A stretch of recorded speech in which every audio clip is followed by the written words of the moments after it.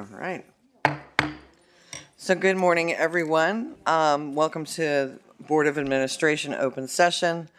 Could I please have roll call? Teresa Taylor. Here. David Miller. Here. Malia Cohen. Michael DeToy. Here. Nicole Griffith for Monica Erickson. Good morning. Frank Ruffino for Fiona Ma. Present. Lisa Middleton. Present. Jose Luis Pacheco. Present. Kevin Palke. Good morning. Ramon Rubacava. Present. Yvonne Walker. Here. Melissa Willett. Here. Dr. Gail Willis. Excused, and let the record reflect that the controller is also excused. With that, we will move into closed session agenda item, the executive officer's briefing. So so I need to excuse everybody, and this session is adjourned for right now.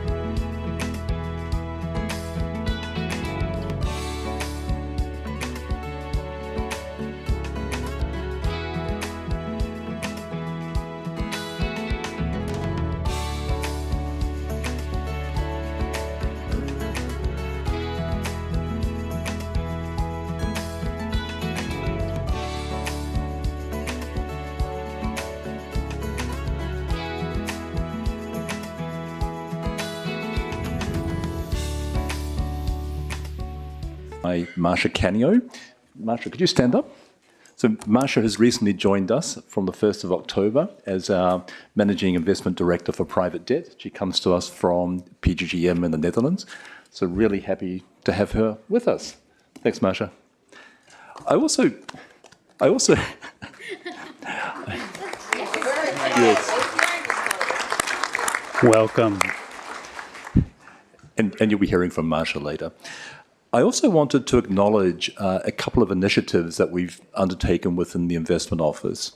We have a series of investment associates. Now, these associates are people who come to work with us part-time. They are sort of doing their undergraduate degrees, and we have around 7 to 10 of those, typically from local universities. We also have been sponsoring a fellowship with Stanford University, and these are graduates who are with us for a 12-month period. And it's really about something that's mutually beneficial. So it's about developing a diverse talent pipeline for ourselves, early career folks, and also it's a really excellent way of contributing to the business in terms of the initiatives that the team members can undertake. Now, quite a few of these people are actually in the audience today, and I'm not going to name them all because there are quite a few of them, and they all have various managers and sponsors. And I'm going to ask all the people who are part of the Investment Associate Program or the Stanford Fellows and their respective hosts to stand up, just so that the board and the audience can see them. And thanks.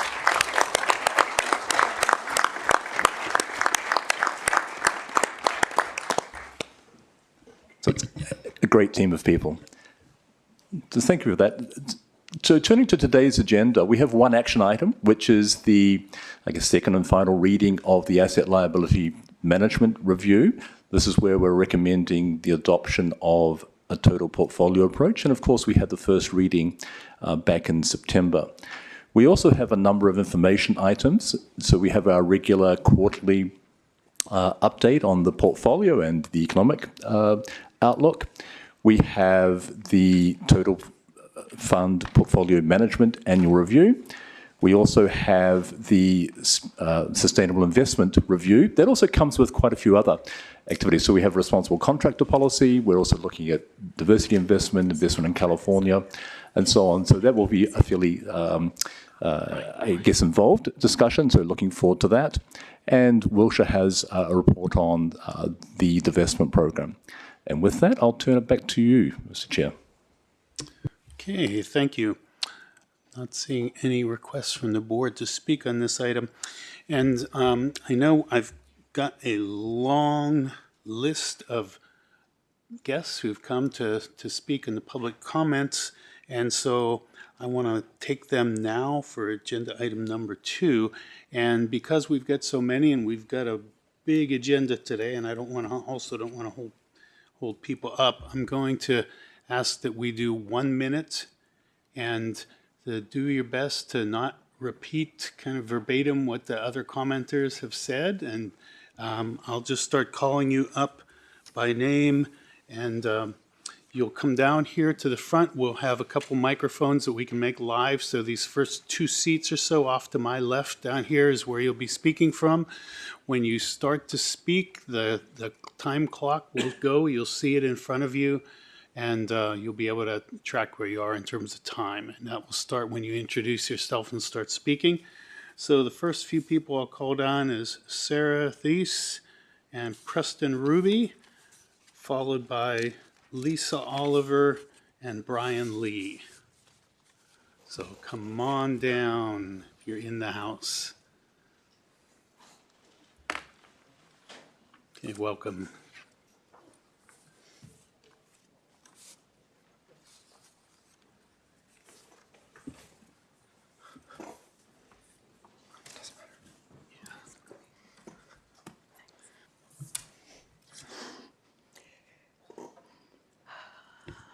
Good morning, esteemed board members, and thank you again for my wonderful retirement. I'm a CalPERS retiree and a member of FFCA, Sarah Thies. So I'm going to talk about attachment 2. Whoops, it's going fast here. Anyway, Basically, I'm questioning using carbon intensity as a measurement of success. Among other things, current emission reporting is almost always complete because of incomplete data on scope 3, and economic indicators have a big impact on the number of variables that can lead to apparent changes in carbon intensity that have nothing to do with environmental performance. Is my time up? No, okay, sorry, okay.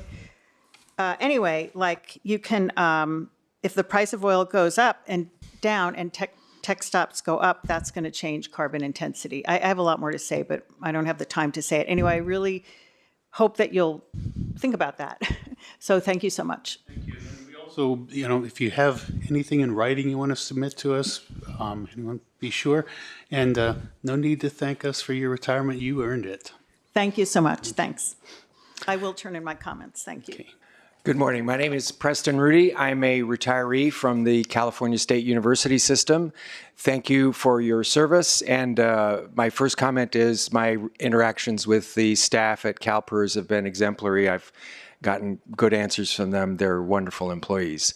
I'm here to encourage you to actually represent the membership and take your responsibility as leaders to do what the state of California has said it wants to do, which is to go carbon-free and fossil fuel-free. There are many other retirement systems that have divested from fossil fuel, and you need to take leadership in this because California is a leader in that issue and has been for many years. Don't let yourself be fooled by the fossil fuel industry, which has billions of dollars to characterize what is going on with climate change and fossil fuels. Thank you. Thank you. Should I go next? Yeah, Okay. go ahead. My name is Lisa Oliver. I'm a retired California public school science teacher and a mother of two and a climate concerned citizen. The fossil fuel industry has been a bad actor in our national energy and environmental policy and politics. They have bought the Republican Party and twice influenced the election of a baby drill president, all the while ignoring the IPCC climate warning: reduce carbon emissions by half by 2030 or suffer climate catastrophe. The U.S. is now the largest fossil fuel producer in the world, and emissions continue to rise. We will overshoot the Paris Agreement of 1.5 degrees Celsius and our track for 2.8 degrees of warming. Climate catastrophe is breaking out all over. To invest in a company and industry is to send a vote of confidence in their decisions. This makes no sense considering the threat to our planet. The energy of the future will come from clean sources. So consider divestment for the sake of our children. Thank you. Next. Hello. My name is Brian Lee. I am a retiree with CalPERS. I have 5 grandchildren. I have asthma. Growing up in San Francisco on a street with 3 bus lines. So I'm 70 years old. I've watched the deterioration of our planet because of fossil fuels, and I believe it is an existential threat. So my request is please stop enabling them for the sake of my grandchildren and for all of us. Thank you. Our next speakers will be Eric Paredes, Mark Tavianini, followed by Megan Elsey and Linda Hayward. So come on down. Thank you.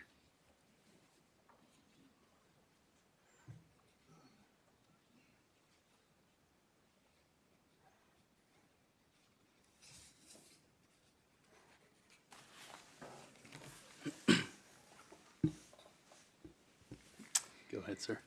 Good morning. My name is Eric Paredes, and I have the privilege of serving as Legislative Director with the California Faculty Association.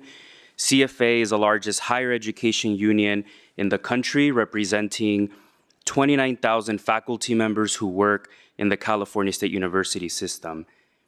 CFA proudly centers anti-racism and social justice in our pursuit of an equitable education for all students in California. And we are committed to fighting forces of institutional racism and promoting anti-racism and social justice principles and practices.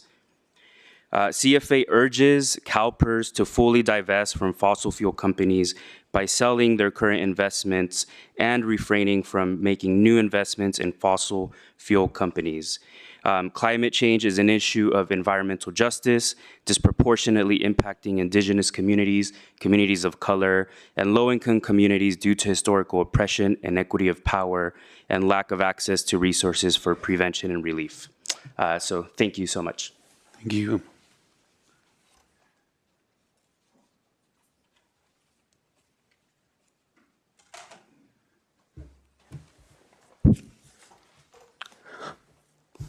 Hello, my name is Mark Tavianini. I am a CalPERS member. And in my nearly 29 years with the California Air Resources Board, I endeavored to do what I could to fight air pollution and reduce the use of fossil fuels. So I'm understandably outraged at what's going on with the so-called EPA doing what they're doing to undermine my work. Now I find I'm also incensed that many of my pension dollars are coming from investments in companies that have sought to undermine the irrefutable evidence that the burning of fossil fuels has and does fuel climate change.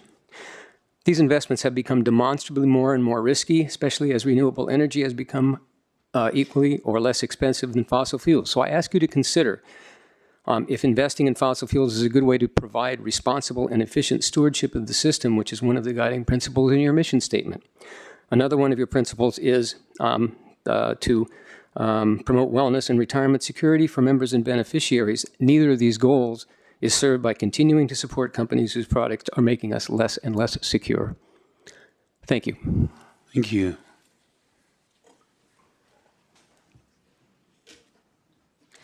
Good morning. My name is Megan Elsey. I'm a CalPERS member and a member of 350 Sacramento, a climate justice organization. My shirt says, you can see it, "Your mom is too hot." So investing in fossil fuels is a bad investment. It's bad monetarily because we are transitioning, as Mark said, to a fossil-free economy, and it's bad morally. Investing in fossil fuels is immoral. I would say it's akin to investing in slavery in the 19th century.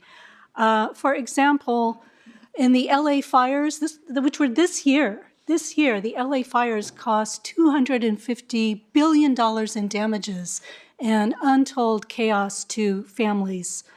Also, investing in biofuels is not a solution. Biofuels are not sustainable because of land use problems and the cost of farm equipment and process and transportation. Thank you. Thank you.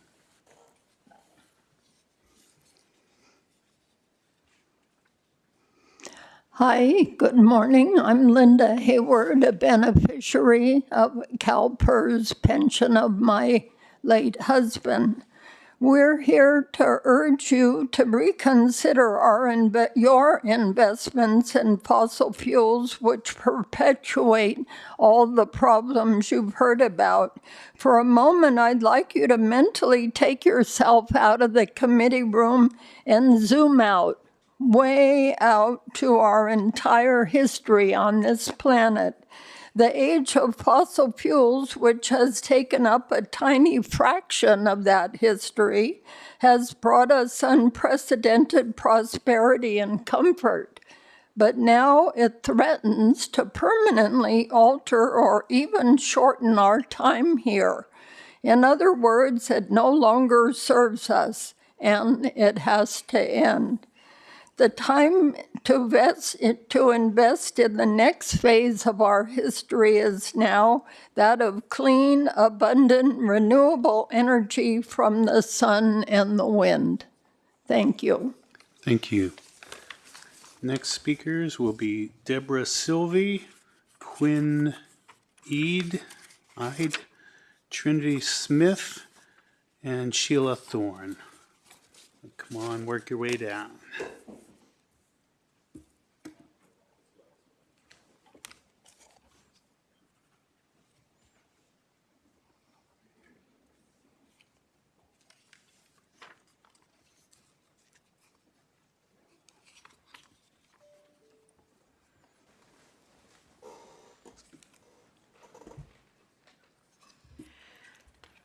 Good morning. I'm Deborah Sylvie, a grateful CalPERS recipient and co-founder of Fossil Free California. I first came to this body in September of 2013 to support the new sustainability initiative you were instituting. Sadly, after 12 years, we've really seen no progress, not real progress on sustainability or on climate solutions since then. Fossil fuels are still the major culprit in the climate crisis, and the industry is digging for even more. Unfortunately, your climate solutions plan fails again to take the major step needed to address climate solutions, excluding fossil fuels from your investments. Thank you very much. Thank you. Hello, my name is Quinn Ide, and I'm the Executive Director at Fossil Free California. Deborah here was one of the founding members of Fossil Free California over a decade ago, as you heard. And it feels like every year that I sit here, every year that we sit here, the urgency rises.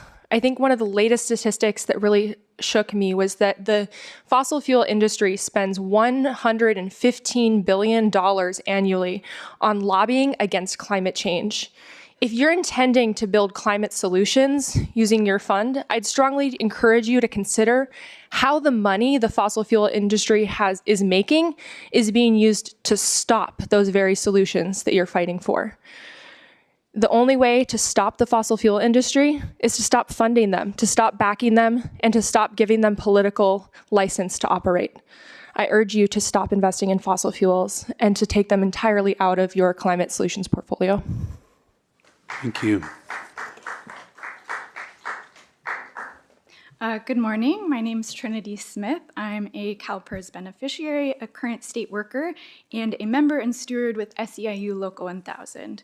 I'm here today in my personal capacity to ask that you publicly commit to divesting our investments from fossil fuel corporations in order to improve investment performance while also protecting the health and well-being of all CalPERS beneficiaries and Californians.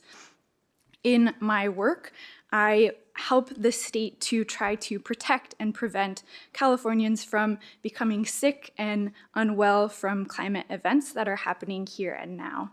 And I know the key to preventing the worst health outcomes for all of us is to end our reliance on fossil fuel industries and corporations. I also know, as someone whose ability to retire in the future is tied to CalPERS investment performance. And I know that CalPERS fossil fuel investments are risky and are holding back our pension fund. Thank you. My name is Sheila Thorne. I'm a retired member of California Faculty Association. I want to make 2 points. First, the fossil fuel industry has lied about its commitments to the energy transition. New research in the journal Nature reveals that the biggest oil and gas companies contribute less than 1.5% to global renewable energy. Shell has abandoned its wind energy commitments totally, and Exxon, Chevron, ConocoPhillips, and Occidental have no actually operating renewable assets, according to the most recent research. Secondly, the fossil fuel industry is fundamentally anti-democratic. It spent $445 million to influence the 2024 elections. It has caused the displacement of millions of people through climate change and then supports authoritarian lawmakers and measures to keep them out of our borders. It fuels fascism. To support democracy, to support working people and unions and California communities, California should divest from this corrupt industry. Thank you. The next speakers will be Laura Leonelli, Ian Rothschild, followed by Sally Callahan and David Malitzer. And then we'll have one phone caller after they, two phone callers, okay.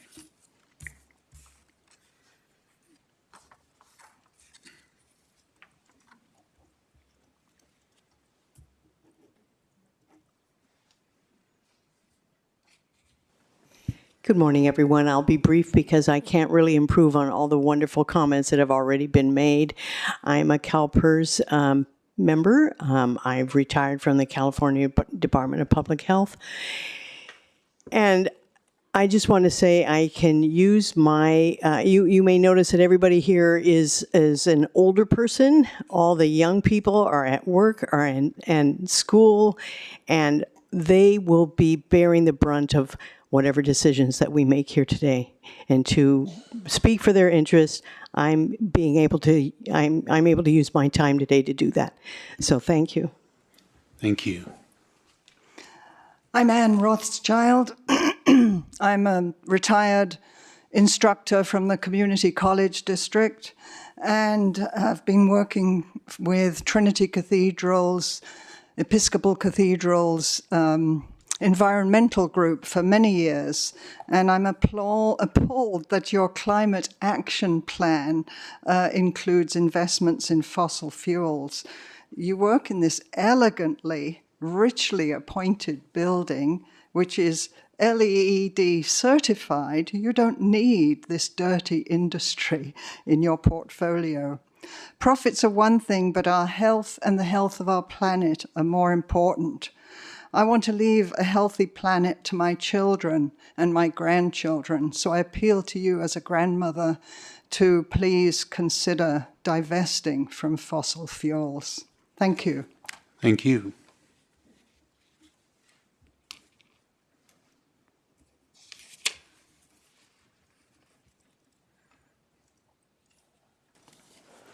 Sally Callaghan, PERS retiree. As lamenters, we mourn the man-made devastation of our world. We physically embody the grief of lost habitat and life. We hope to bypass your social and corporate protections in so doing. I have seen the damage that the oil's done. Gone, gone, the damage done.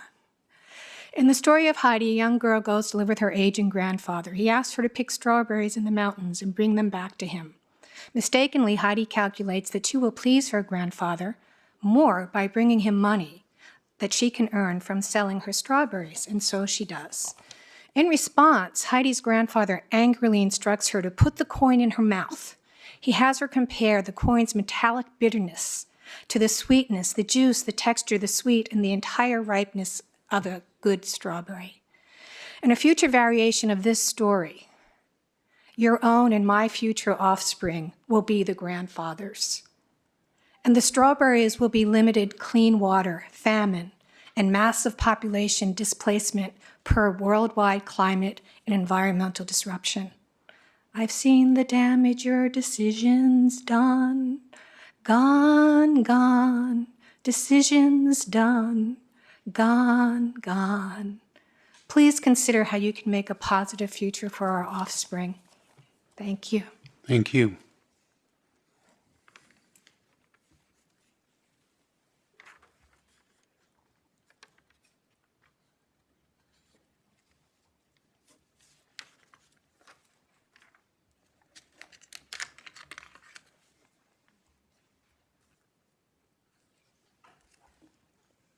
Okay, is David Meltzer here? Oh. Either of those in front of you, sir.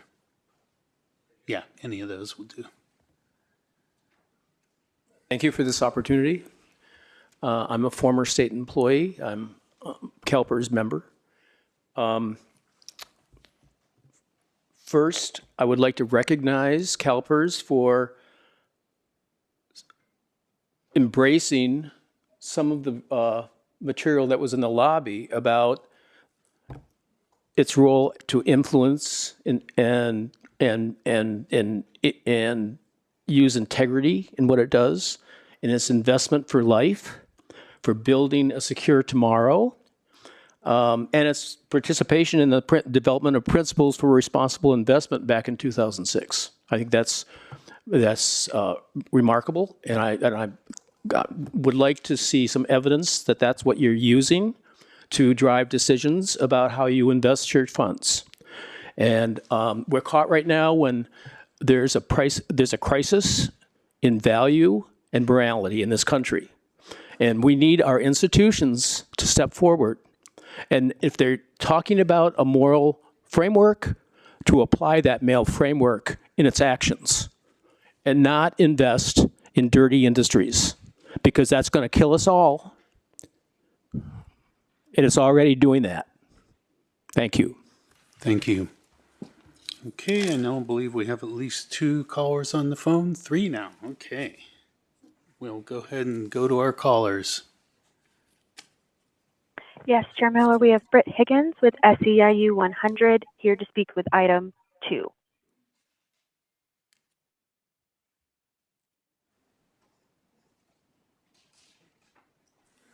Go ahead, Current caller. state employee. Hi, good morning. Yes, my name is Britt Higgins. I'm a public health professional, current state employee, member of SEIU 1000 and CalPERS beneficiaries. I'm calling to urge the CalPERS board to eliminate fossil fuels from the Climate Action Fund and to totally divest our pension funds from fossil fuel companies. Fossil fuels are driving the climate crisis and harming our health and communities now.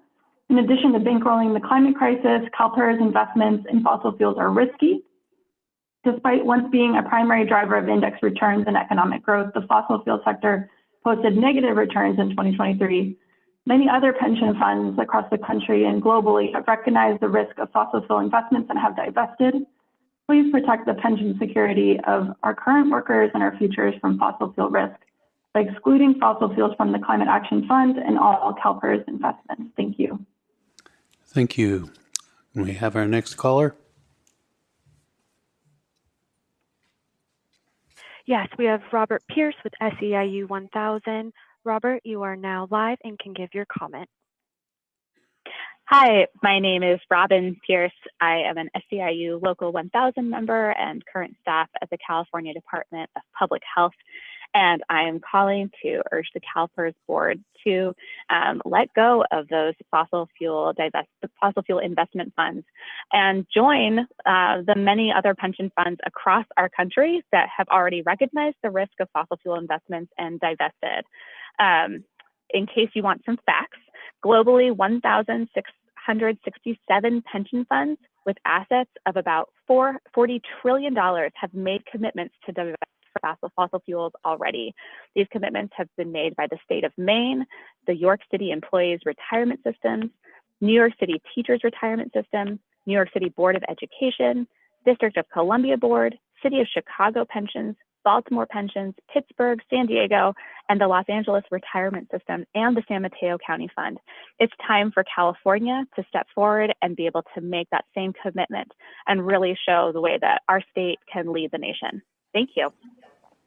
Thank you. Do we have any more phone callers? Okay, any more public comments? Yes, one more call, Chair Miller. One more call? Okay. We have Erica Forsley here to speak on item 2. Erica, you are now live and can proceed with your comments. Good morning. Thanks for having me. My name's Erica Forsley. I am a state employee and CalPERS beneficiary. I urge CalPERS to take our funds out of fossil fuel companies. We know that fossil fuel companies accelerate climate change. Fossil fuel companies know that they accelerate climate change. I'm a health educator on the health and equity impacts of climate change. We can put our money where our mouth is by divesting in fossil fuels. The pension fund has over $27.9 billion invested in fossil fuel companies, more than any pension fund in the country. The state of California is suing 5 fossil fuel companies for misleading the public about climate change, and CalPERS invests our pensions in all 5 of them. Thank you. Have a good rest of your day. Thank you. Is that it for our callers on the phone? Okay, I have 2 more in-person commenters. Megan Shumway and Jeremy Smith, if you would come on down.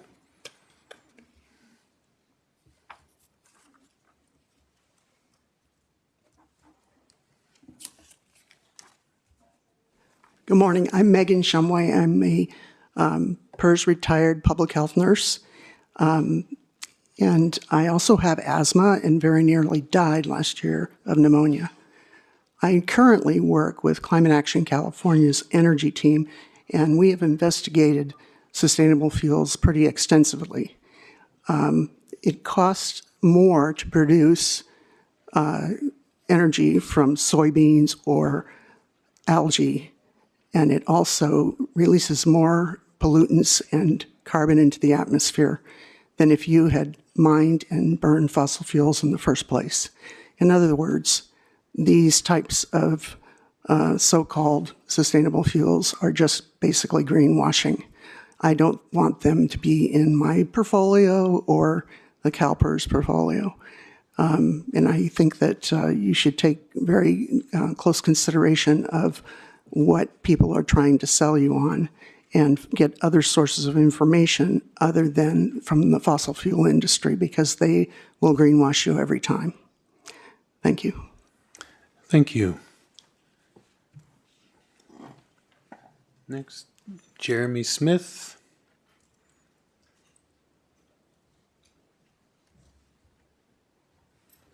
Oh, okay. Okay, I will bring you back for 6E. I've got Dan Fuchs for item 2.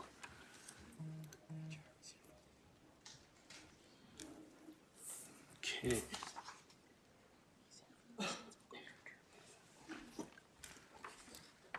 Which microphone do I use?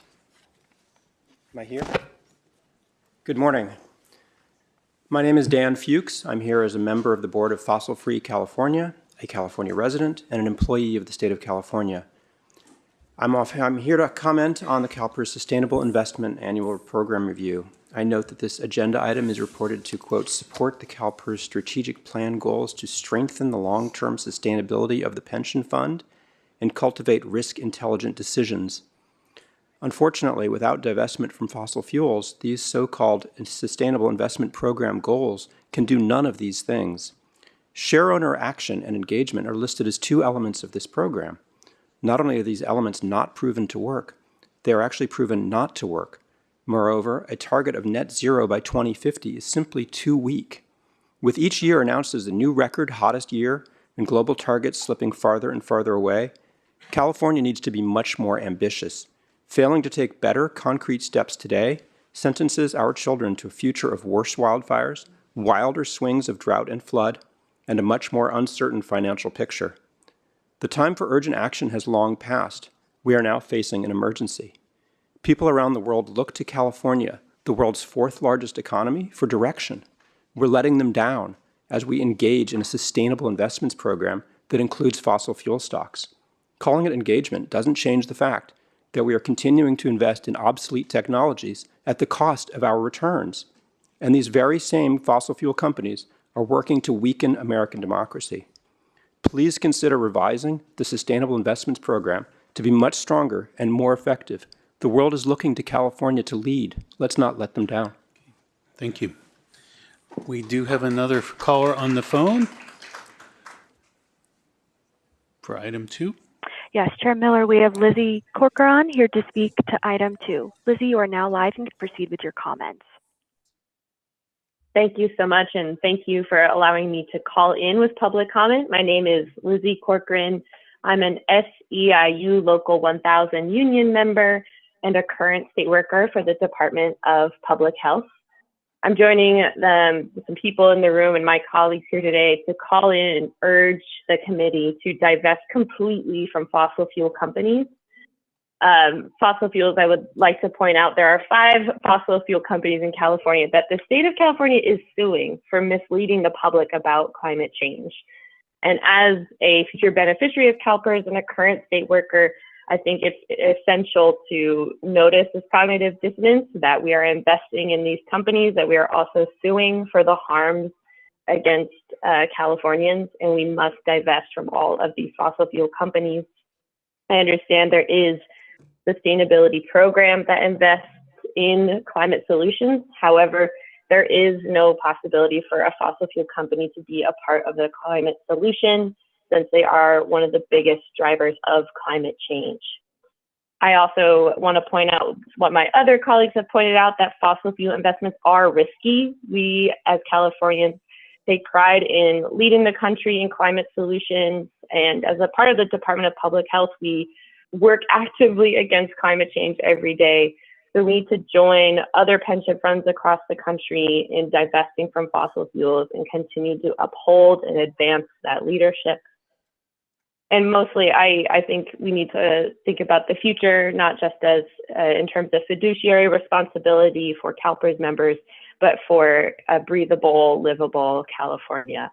And to that end, once again, thank you for taking the time to listen to me, and I urge the committee to divest from fossil fuels. Thank you. Does that conclude our calls? Any more requests to speak in person? Okay.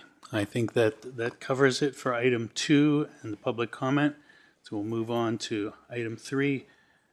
Our action consent items. I do have a request to pull item 4I. Information consent is 4I. Action. Information. Oh. Action consent. Okay, yeah. I'll move approval. Second. Okay. Moved by Pacheco, seconded by Taylor. And then I'll pull the all in favor? Aye. Aye. Any opposed? Abstentions? Okay, the motion carries. So on to... Oh, for this one. Okay, well, we have quite a long list of folks that want to speak on this particular item, item 3, 3A. And so we'll continue with public comment now for item 3A. And I'll call you up to the front. Again, we'll stay with 1 minute, and we'll have Susan McCarthy, Edward Hasbrook, followed by Ruth Radetsky, Nathan Sands, and Mary Jo Walker.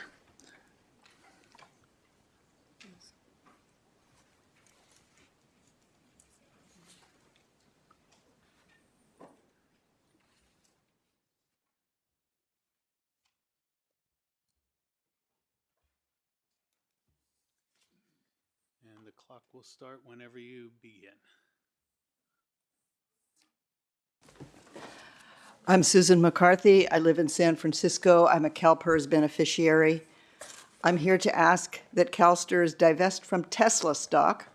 This is an item that we expected to be on the agenda today, but is not, which is why we're commenting now.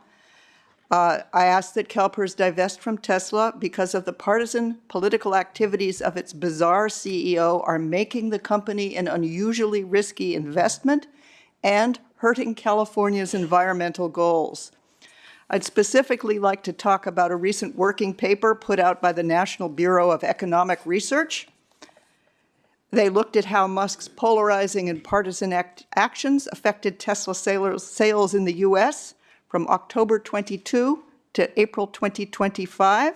They found the effect caused sales of Teslas to go down between 67 and 83%. That's about 1 to 1.25 million cars not sold. The sales of other electric cars went up, but not enough to make up for the gap. This had 3 results. 1, fewer Teslas were sold. 2, more EVs from other companies were sold. But 3, the gap between the Teslas and the other EVs meant that fewer electric cars were sold, and as a result, California will not meet its 2026 zero-emission vehicle target. Tesla is a super risky investment, and it's weird that the CEO of an EV company caused fewer EVs to be sold. I ask that CalSTRS consider divesting Tesla stock as part of your fiduciary duty to California pension holders. And I will note that this morning, Peter Thiel sold 76% of his Tesla stock, so maybe he thinks it's risky too. Thank you. Thank you.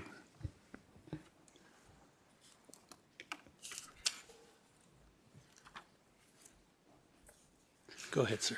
My name's Edward Hasbrook, and I'm here on behalf of an additional 569 signers, many of whom also gave additional personal comments, including 150 CalPERS members on the petition, to which you've already seen more than 1,000 signatures presented at previous meetings, to divest from Tesla entirely now. We are grateful to the members of the Investment Committee for directing the staff to prepare a special report on the valuation and risk of Tesla. We are disappointed that that has not yet been released and that that item is not on the agenda of this meeting for action. We're here to urge the staff to complete that report with all deliberate speed, and to urge you to put this on the agenda for action at your next meeting. Time is of the essence.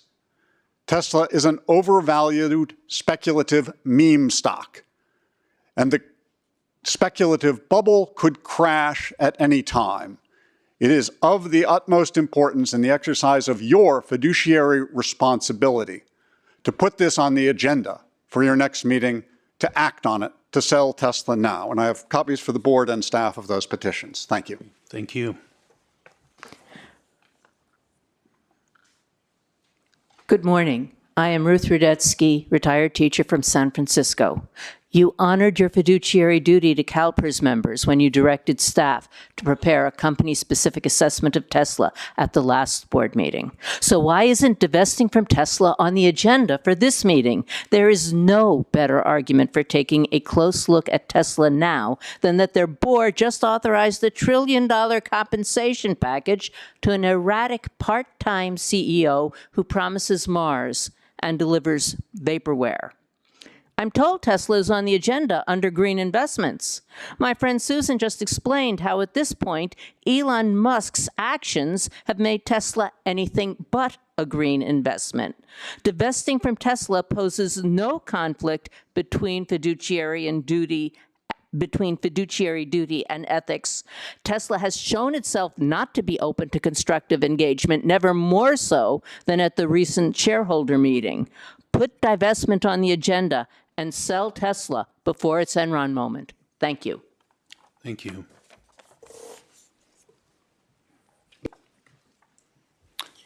Good morning. Oh, are we ready? Yes. Good morning. My name is Nathan Sands, and I am also here to encourage divestment from Tesla. And I won't repeat everything that my colleagues just said. They are 100% true, and I hope you take them into consideration. But I will repeat, please, we want that report to come out and to be released publicly and to be discussed at the next meeting. We really would appreciate that. And I am going to read one statement from a CalPERS member, April Vargas from Montera.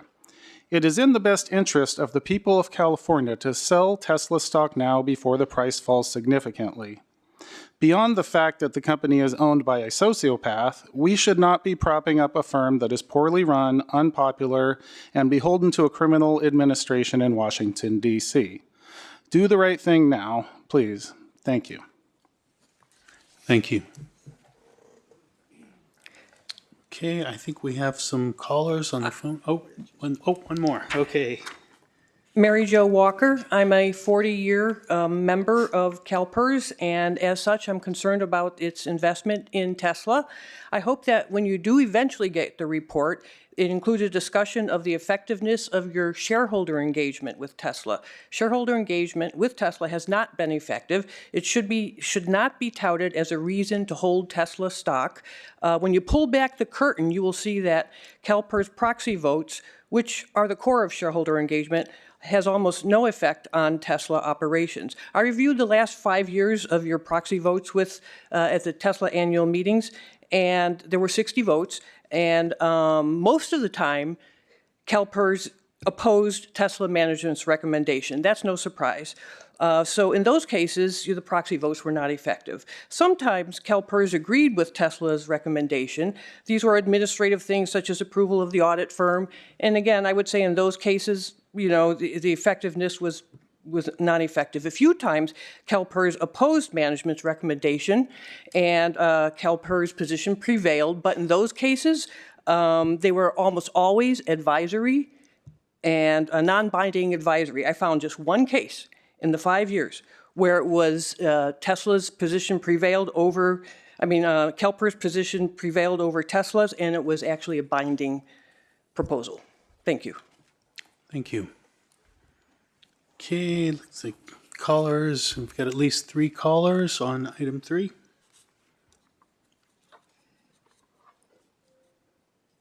Yes, Chair Miller, we have Alexandria Sadler here to speak on item 6C. Alexandria, you are now live and can proceed with your comments. Thank you. I'm submitting public comment. Okay. Hold on, I think We're on item 3 at the moment, 3A, so I think, oh, okay. Okay, I'll hear it. Thank you. Go ahead, caller, sorry. Thank you. I am submitting public comment on agenda item 6C on behalf of the Case Climate Action Committee members, Angel Brock, Rebecca Bond, Dan Fuchs, Hannah Goldsmith, Brian Kimura, Michael Knapp, Farah Mars Nabavi, and myself, Alexandria Sadler. Case is the state union that represents attorneys, administrative law judges, and hearing officers who work for the state of California. We rely on our pension to be there for us in retirement and to be able to live safely in our communities in California now and after we retire. Climate change jeopardizes our dreams of retirement and living safely in California. We have a unique perspective as attorneys and advocates working for the state. No one is above California law. In 2023, the Attorney General sued Exxon, Chevron, and 11 other major fossil fuel producers for concealing and misrepresenting the danger of fossil fuels. There's evidence from as early as the 1950s that these companies were aware of the risks that fossil fuel consumption would cause global warming. These companies have continued to mislead the public through greenwashing, that is, engaging in meaningless, superficial activities to make them appear less harmful to the global environment than they really are. CalPERS is complicit in this greenwashing by including $3.56 billion investments in major fossil fuel producers as part of the Sustainable Investments Fund. We ask that CalPERS remove all investments in fossil fuels from its Sustainable Investments Fund. Thank you. Thank you. Okay, other callers for item 3. Yes, Chair Miller, we have Arthur Hsu here to comment on 3A. Arthur, you are now live and can proceed with your comments. Hi, yeah. So as an interested member of the public, I just want to echo what other people have said about Tesla being an unacceptably risky investment. I feel that over-reliance on index investing has allowed a bubble to form in the stock market. Tesla is very obviously an overinflated bubble. CalPERS opposed the oversized $56 billion compensation package for Tesla's CEO last year, and again opposed the $1 trillion compensation package this year, which, if it goes through, would give Elon Musk, one man, 25% stake in Tesla. That's an enormous amount of our money that is completely under the control and the whims of someone who's proven to be an unstable person who dives headfirst into divisive political conflicts and is not acting in the best interests of his shareholders. And I just think it's a very obvious risk that needs to be looked at, more specifically, more closely, which is what CalPERS has already promised to do and has not yet done. Thank you. One more caller.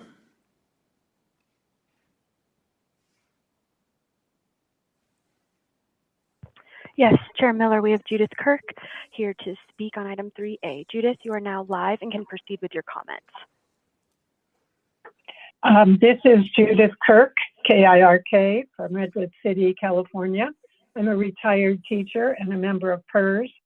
Other people going before me have already spoken about the deception of the fossil fuel industry and the history about that. I don't need to do that. I just want to reiterate that I and all the other members of PERS, retired people I know, do not want our money used to further destroy our planet. Further, green energy is now far less expensive than fossil fuels. Fossil fuel is on its way out. We all know that. Economists confirm it. It is ridiculous to keep pumping our money into a destructive industry. Please stop this. We've been trying to get this stopped for years. Thank you very much. Thank you. Is that the last of our callers? Any other public commenters in person in the queue? Okay, I think that concludes public comment for item 3. Let me see if I can figure out where we are in the agenda again now. So I guess that moves us to information consent, and we have one item 4I that we've pulled from that calendar. So we'll move to 4I, CalPERS for California report. And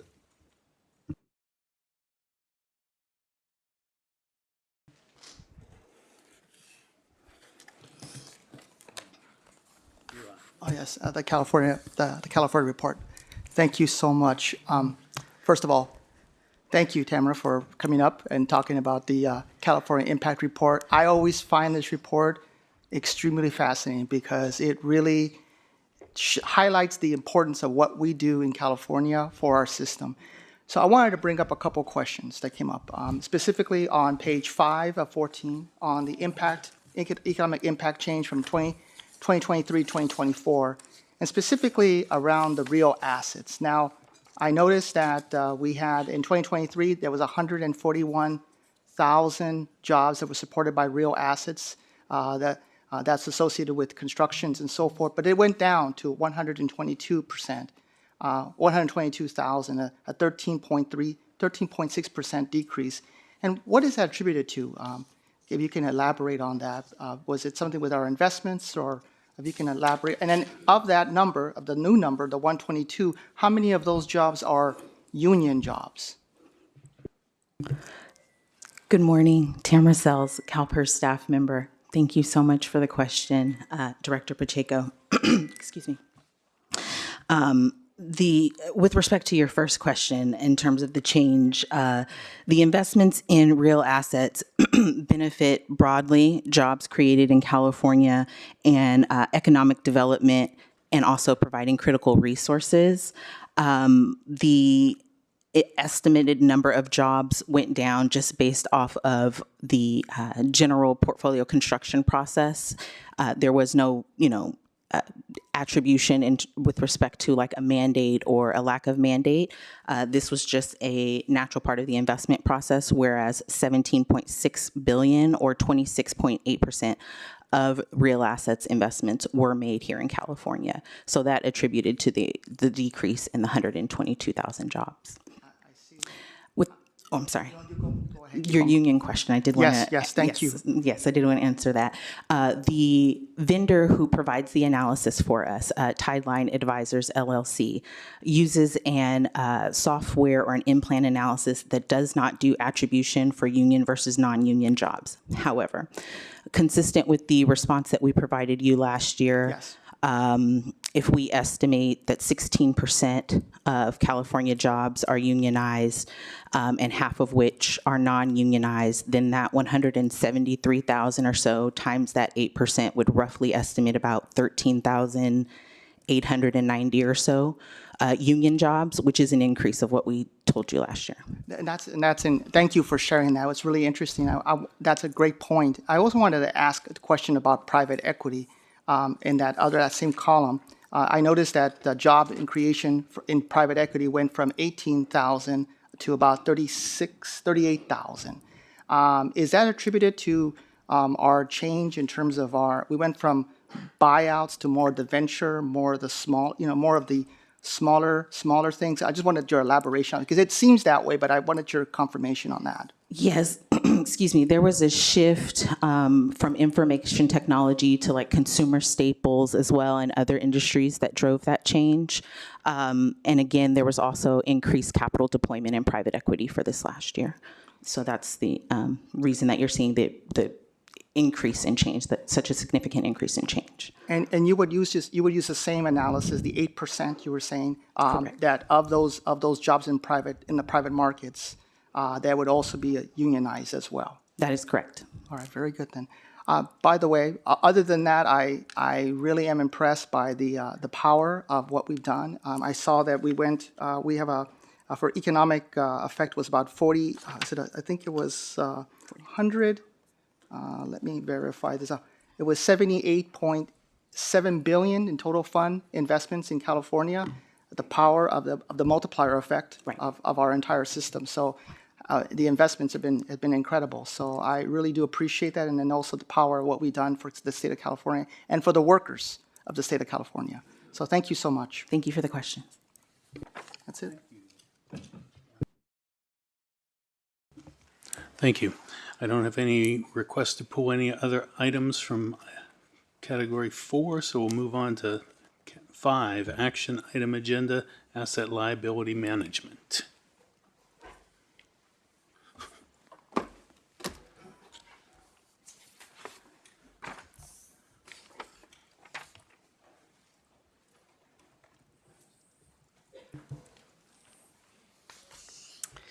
Good morning, members of the Investment Committee. Michelle Nix, CalPERS team member. Today, I'm pleased to start the presentation of the second reading of our Asset Liability Management Public Employees Retirement Fund recommendations.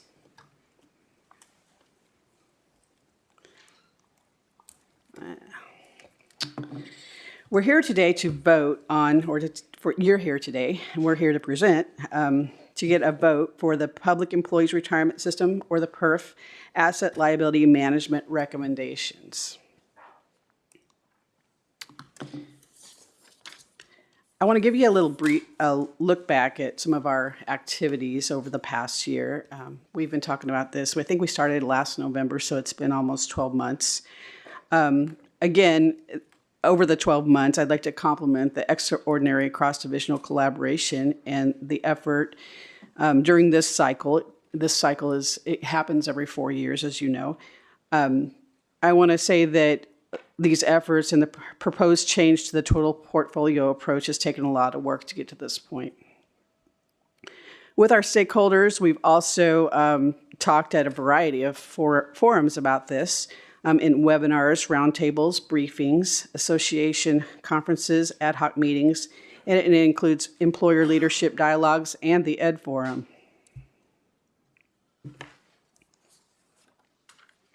Today, we are recommending the adoption of the new investment governance model, a total portfolio approach, which includes the capital market assumptions underlying the expected return estimates, and a new formal total fund risk that is made up of 2 parts.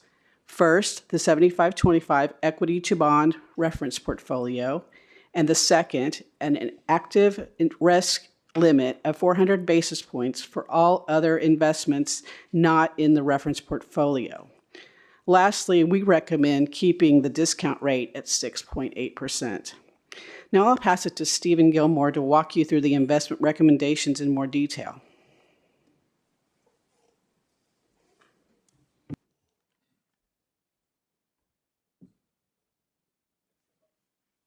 Thank you very much, Michelle. It's always helpful to start with what's changing and what's not changing. And I think at the very high level, it's always worth recognizing that nothing changes to the board's authority for setting the investment risk and the governance model. Nothing changes with respect to the ALM process. We have a 4-year cycle with a review at the midpoint, so every 2 years, nothing is changing there. The board will continue to get the capital market assumptions and expected return analysis, and it will continue to get the actuarial assumptions and deliverables. What changes under TPA is that there's more clarity with respect to the risk. And by that, I mean the board is being asked to approve a reference portfolio, and as Michelle said, that's a 75-25, and that's associated with a degree of risk. And also at the same time, the board is explicitly defining an active risk limit that the management team has. At the moment, it does that via policy ranges for various asset classes. What we're recommending is that they be consolidated into a single active risk limit. And as I mentioned, the board has an opportunity to review these limits, mid-cycle review, and every 4 years. And of course, if there's some event that occurs, the board can review that at any time. Again, it's helpful to reflect on why these recommendations are being made. The first one relates to improved governance. One of the things we've observed through time is that the risk undertaken by the management team, by the board, has tended to change. There has been a tendency to be pro-cyclical. I think with the move to a reference portfolio, it becomes much clearer for the management team what risk is being taken, and the board can easily see if there are deviations from that overall risk level. So improved internal governance is one outcome of this move. In addition, the reference portfolio is very clear. The 75-25, it can be thought of as an alternative portfolio. If we only had a handful of people, it's the portfolio we would construct rather than the portfolio we actually construct with a larger team. So it's a very simple, easy to construct portfolio that you can compare the performance against. And that simplicity goes beyond just having a 75-25. It becomes the primary benchmark for comparing the performance of the portfolio. Right now we have 11 different benchmarks, and it becomes quite hard to see just how the overall portfolios perform relative to all these different benchmarks. The adoption of a reference portfolio will make it much simpler. And that makes it easier to improve transparency, because you, the board, and also the public can see whether the team, the management team, has done a good job of actually beating the reference portfolio. That, of course, will make the management team more accountable. So the board will be very clear on terms of how much discretion the management team is allowed, and the management team will use that discretion with the aim of improving performance, risk-adjusted returns. And it makes, as I said, the management team more accountable for those decisions. Again, the driving rationale for this is to invest the portfolio as a whole. So to think about it as a joined-up process, to think of aligning the overall portfolio decisions with the overall objectives. And the overall objectives, of course, are to ensure that the system is sustainable, so to improve the funded ratio of the system. And I think that this combination of attributes improves the likelihood that we generate somewhat higher returns and improve the funded ratio of the portfolio. Of course, one of the questions that comes up is, what's the board going to see in terms of reporting? The simple answer is you'll see pretty much what you see now, except that we'll also add a more detailed dashboard, which will go into the trust level reviews. You saw a preview of that earlier, but that will be refined through time as the portfolio evolves. Michelle mentioned the recommendations of 75-25 equity bond reference portfolio. As I mentioned, it's very clear what that is.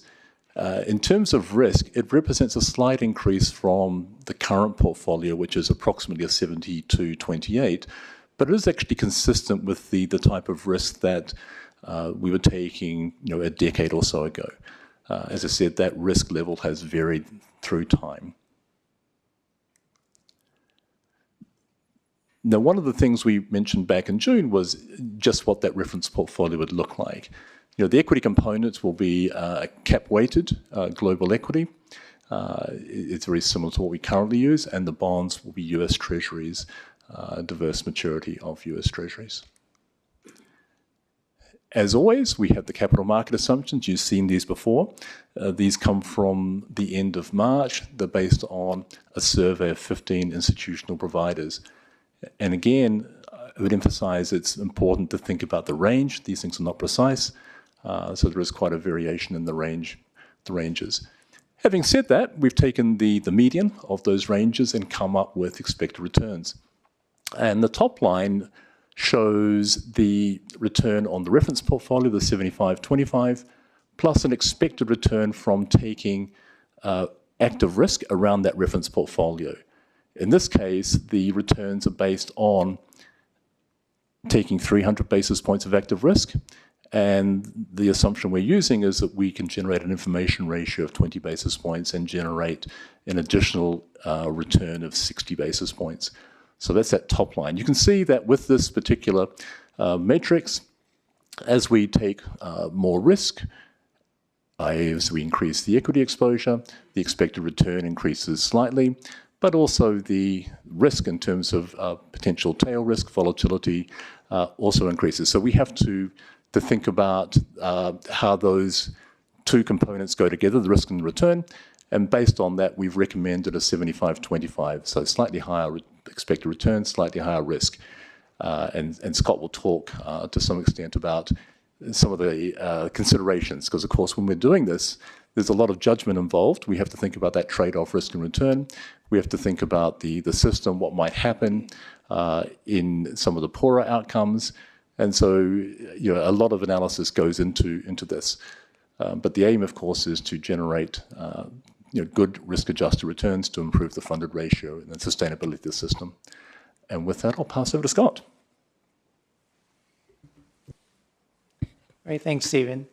So as part of the analysis the Actuarial Office did, looking at these three portfolios, we looked at employer contributions and the funded status. And we looked at where, in this case, the state miscellaneous plan, one of the largest plans in the system, would be after 10 years. And so what we have here is we have the results kind of looking at the employer contributions and the funded status over 10 years for the three separate portfolios. And what you can see is we have the 75-25 kind of highlighted in the middle with each other portfolio off to the sides. And what we see is, I think not too surprising, is as we add risk, and what Stephen's mentioned, as we add risk, the expected returns are slightly higher, and you see that as the average contribution rate kind of decreases somewhat between the 70-30 and working its way up to the 80-20. But as we increase the risk, we also are increasing the volatility. I think that can be seen clearly in the large swings in the employer contributions. You can see particularly the increase in employer contributions. We picked for this example exceeding 40% in any one year. It increases as the equity exposure increases. And I think also the volatility increases as well, because you can see the single probability of single year increases.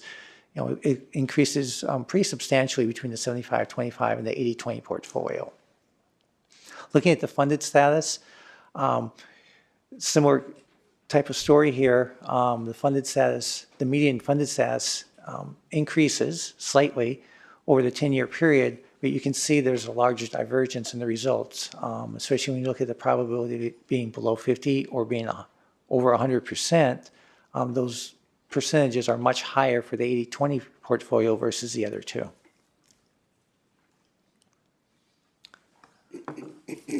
We did a similar analysis for the non-pooled public agency plans. There's 420 non-pooled public agency plans, and obviously there are funded a wide range of funded status and contribution levels. So what we did here is our analysis, we looked at 10-year projections. Again, we're looking at funded status, and we look at the overall contributions over the next 10 years. And what we've, in this case, instead of like putting a particular number here, like it's like we did for the state, we're looking at kind of like a ranges and overall a comparison of the medians among the three portfolios.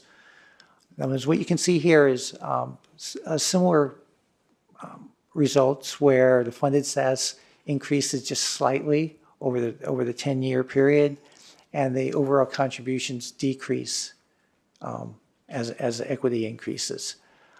For example, if you look at just the miscellaneous on the left-hand side of the graph here, the 70-30 compared to the 75-25, what you're seeing here is the funded status is slightly less. It's 96.9 versus 97.1. So they're very similar in terms of funded status.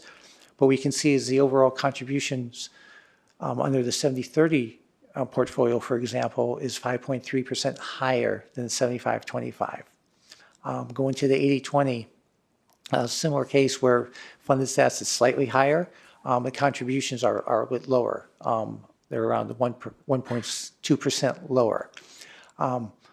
However, when you're looking at this, it doesn't capture the full picture, especially with the volatility on these individual plans, and we can see that on the next slide.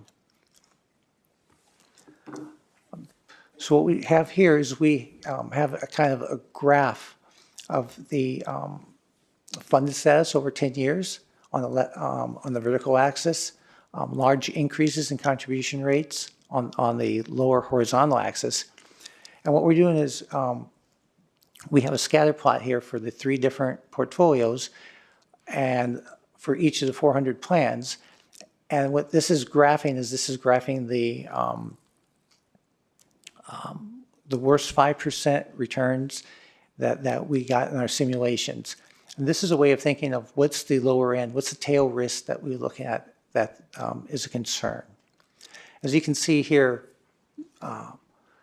we had around 70 plans with the 70-30 portfolio, and that jumped up to over 275 plans that fell below 50% for the 75-25, and then that increased an additional almost 100 plans out of the 420 plans. So as you can see, as we increased risk, there was a substantial increase in terms of volatility and concern with the higher equity portfolios. And when we look at making our recommendations, we're looking at like all these factors combined. As Stephen mentioned, we look at the volatility and on the investment side, but we also are looking at potential impacts on employer funded status and contribution rates as well.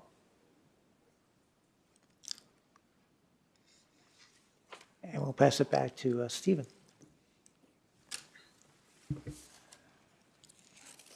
Thanks very much, Scott.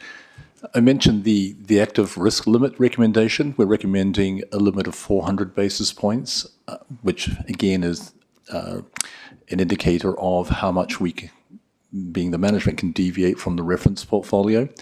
That 400 basis points is a bit less than our estimate for how much discretion we currently have under the existing SAA and the policy ranges, but we think 400 basis points is sufficient. In practice, we expect to use an operating range of 250 to 350 basis points rather than using the maximum 400. And as I mentioned earlier, when we created those projections, we were using 300 basis points of active risk and assuming we would make 60 basis points of excess returns from taking that 300 basis points of active risk. For context, this is a chart just showing the current portfolio active risk, which is approximately 230 basis points, the expected range, and the limit. But you've seen that quite a few times. Scott. Hey, thanks, Stephen. So we get to our discount rate recommendation. So based on the guidance provided in the actuarial standards of practice and with my assessment of where the system is going and what's best for the ongoing sustainability of the program, we're recommending a 6.8 discount rate assumption, and that includes the associated active risk threshold. Now keep in mind that while we do look at the discount rate every 4 years through this formal ALM process, we do monitor where the discount rate is in relation to CMAs and the current investment environment, and if there was ever a concern where there was, we felt there needed to be a change before the regular ALM process, we would bring that back to the board.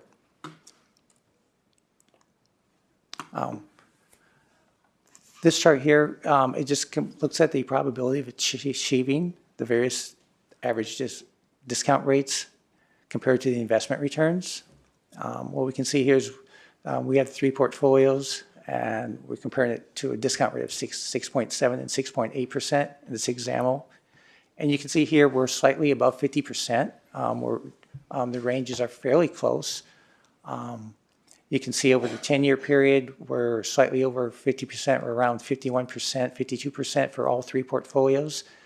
And for the 6.8% discount rate, that jumps up a little bit to 52%, 53% if we were to have a 6.7% discount rate. Our goal obviously is to have that number greater than 50%. And obviously the higher the better. But you can see the numbers are fairly close to one another. but we are in a comfortable range in terms of the 75-25 being over 50% and getting our expected return. And with that, I'll pass it to Amy to talk about the work streams. So just saying, I've asked Amy to lead the total portfolio approach project, and so Amy is overseeing a whole series of work streams, which we of course need to proceed with ahead of implementation of a total portfolio approach. So Amy, what have you been doing? Thank you, Stephen. Excuse me. It's my pleasure to present to the board today. My name is Amy Deming. I am the head of the Investment Controls and Operational Risk team at CalPERS. And as Stephen said, I'm also the project lead for getting the organization ready to implement a total portfolio approach. Today, I'll walk you through the 8 key work streams that form the foundation for a smooth, effective transition to a total portfolio approach.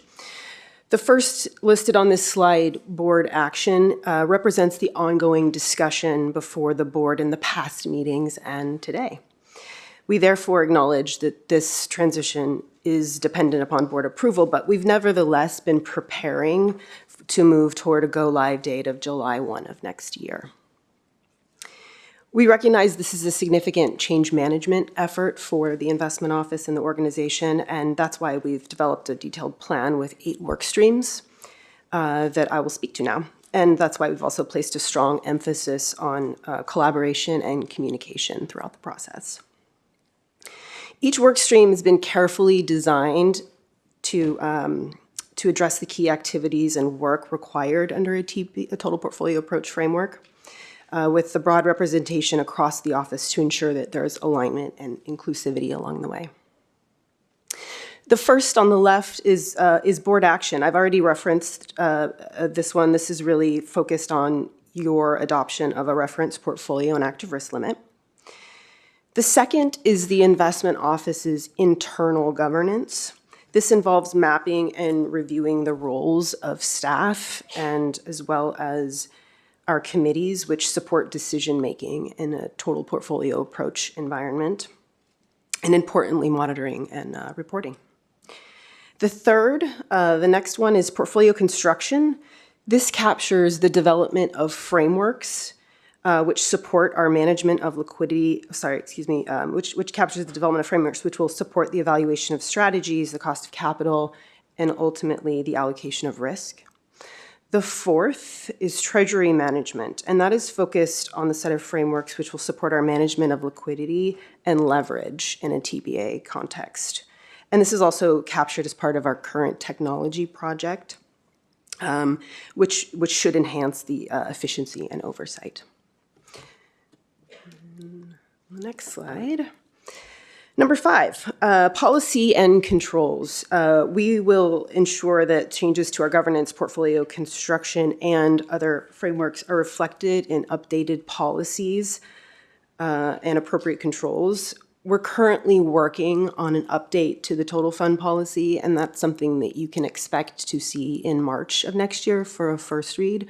We would incorporate any feedback from the board, and the thinking is we would be ready for a second read in June of next year.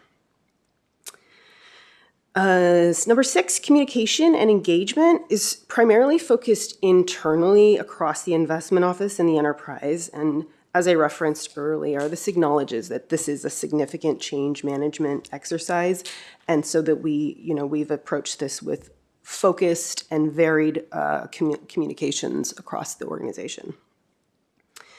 Number 7, reporting is, as Stephen mentioned before, reporting is about ensuring that we, for management purposes and for the board, that we continue to be transparent, comprehensive, and informative with our reporting. And last but not least, number 8 is implementation. So this is essentially the body of work where we, with all of the various functional outputs of all the other work streams, that we're operationally ready to go July of next year, assuming that this is adopted. So With that said, each of these 8 work streams are well underway under Stephen's leadership and also under the guidance of our Total Portfolio Approach Steering Committee, which is comprised of several leaders within the investment office. And so everything's well underway. And with that, I guess you can open it up for any questions. Oh, Michelle.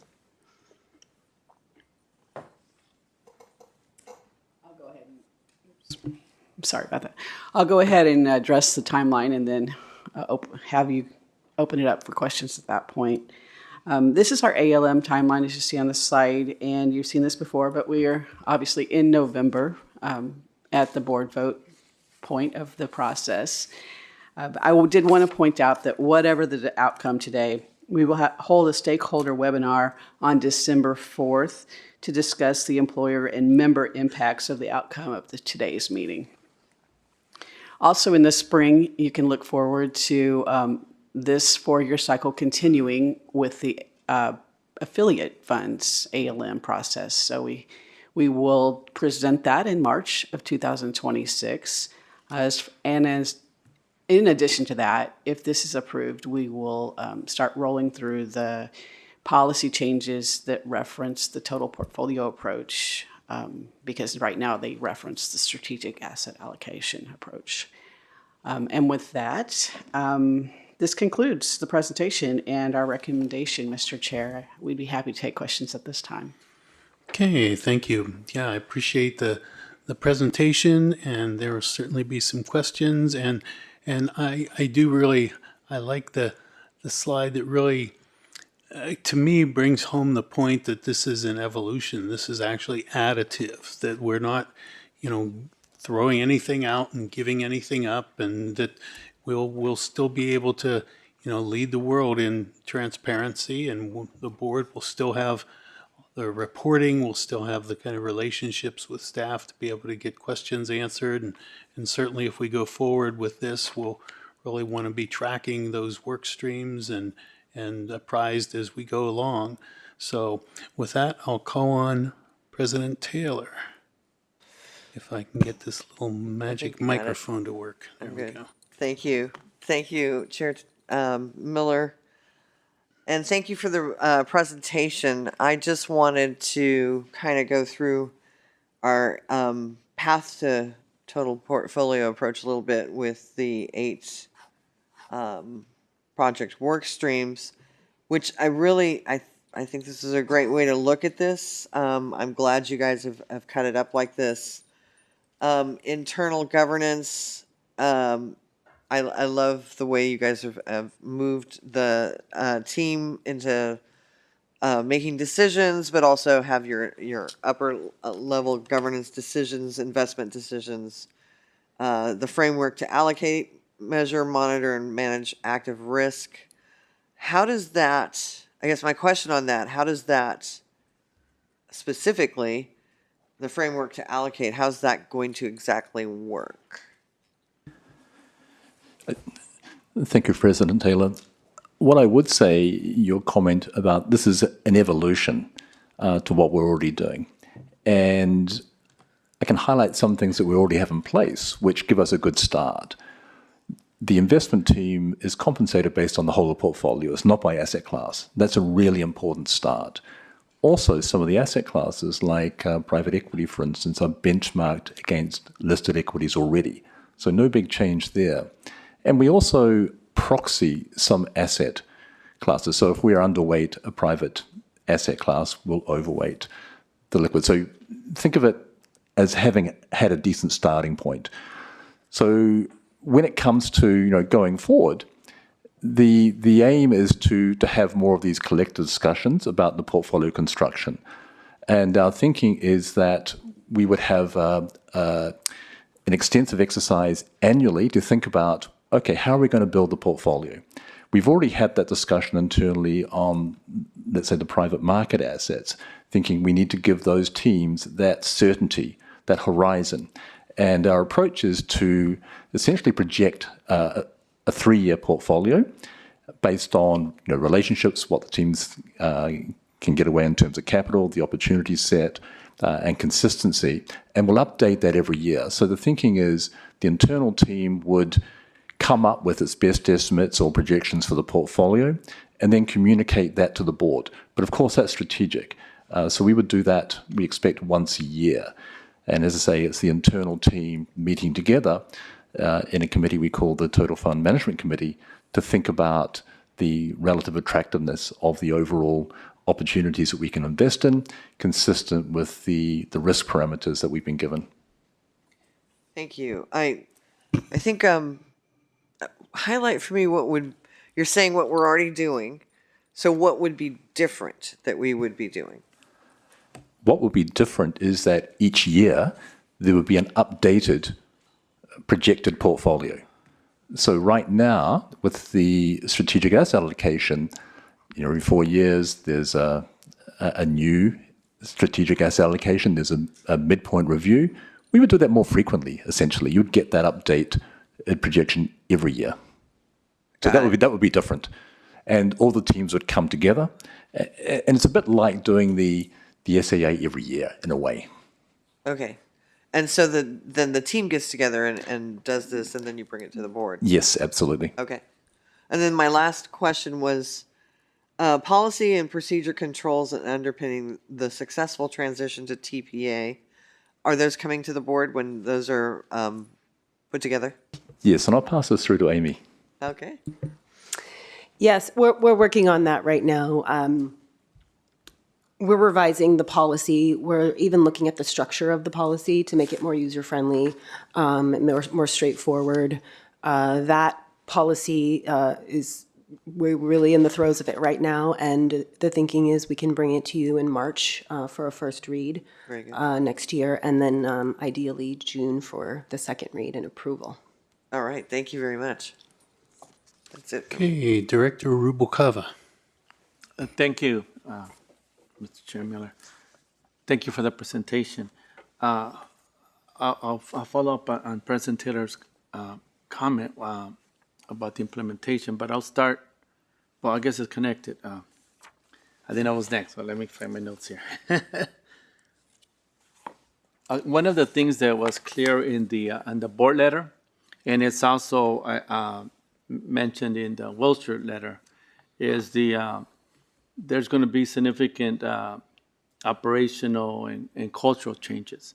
So in the work stream, is that addressed in the number 6 box, the communication engagement? And is that where, because it's a big cultural realignment, to use somebody else's term. And so how are we doing that, and will we be ready by July 1st? So it is primarily box 6, but it's actually all of the boxes. And I would characterize the total portfolio approach as really more of a mindset, where we're thinking about the whole portfolio and relying a lot on collaboration. So there are other initiatives underway to try and improve that collaboration. For instance, we have a culture club, which Amy is one of the co-leads of, which has been working on this. So lots of elements, to this process. Amy, I don't know if you want to add a couple of comments on that. I think that you're right to say that it touches all of the boxes, but I do think that you're zeroing in on number 6 is key. We've been doing something that's a bit new in the investment office, which is an internal roadshow to communicate TPA, to get everybody understanding everything and bringing them along and making sure that we're sort of co-creating what TPA is for the investment office with every program in the group. So I think there are a number of things going on that touch on what you're speaking to. Thanks for the question. One thing that was clear on all these documents is that was highlighted as significant. It's key, so I want to make sure we are attentive to it. The other thing is, following the President's comment, is about the implementation. And I think it's a question I asked in September, is how is the investment decisions made? And I think you sort of explained a little bit about how there's that annual I mean, there's a 3-year projection and a report and allocations and stuff. So you can elaborate a little bit because, and you mentioned how it impacts, I think the example you used, how it impacts private equity. So that would be of interest to me because this board made a decision to sort of, made a decision to not have another lost decade and be consistent.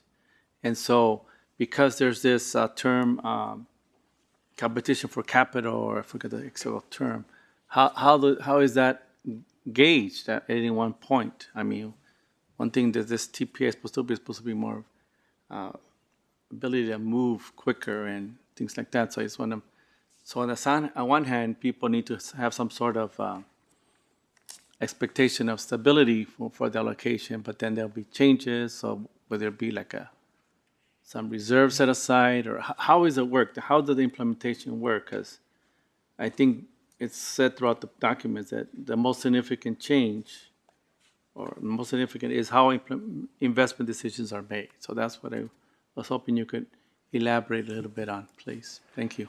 Probably the most important thing there is a better integration of the top-down thinking and the bottom-up thinking in terms of what we're seeing on the ground.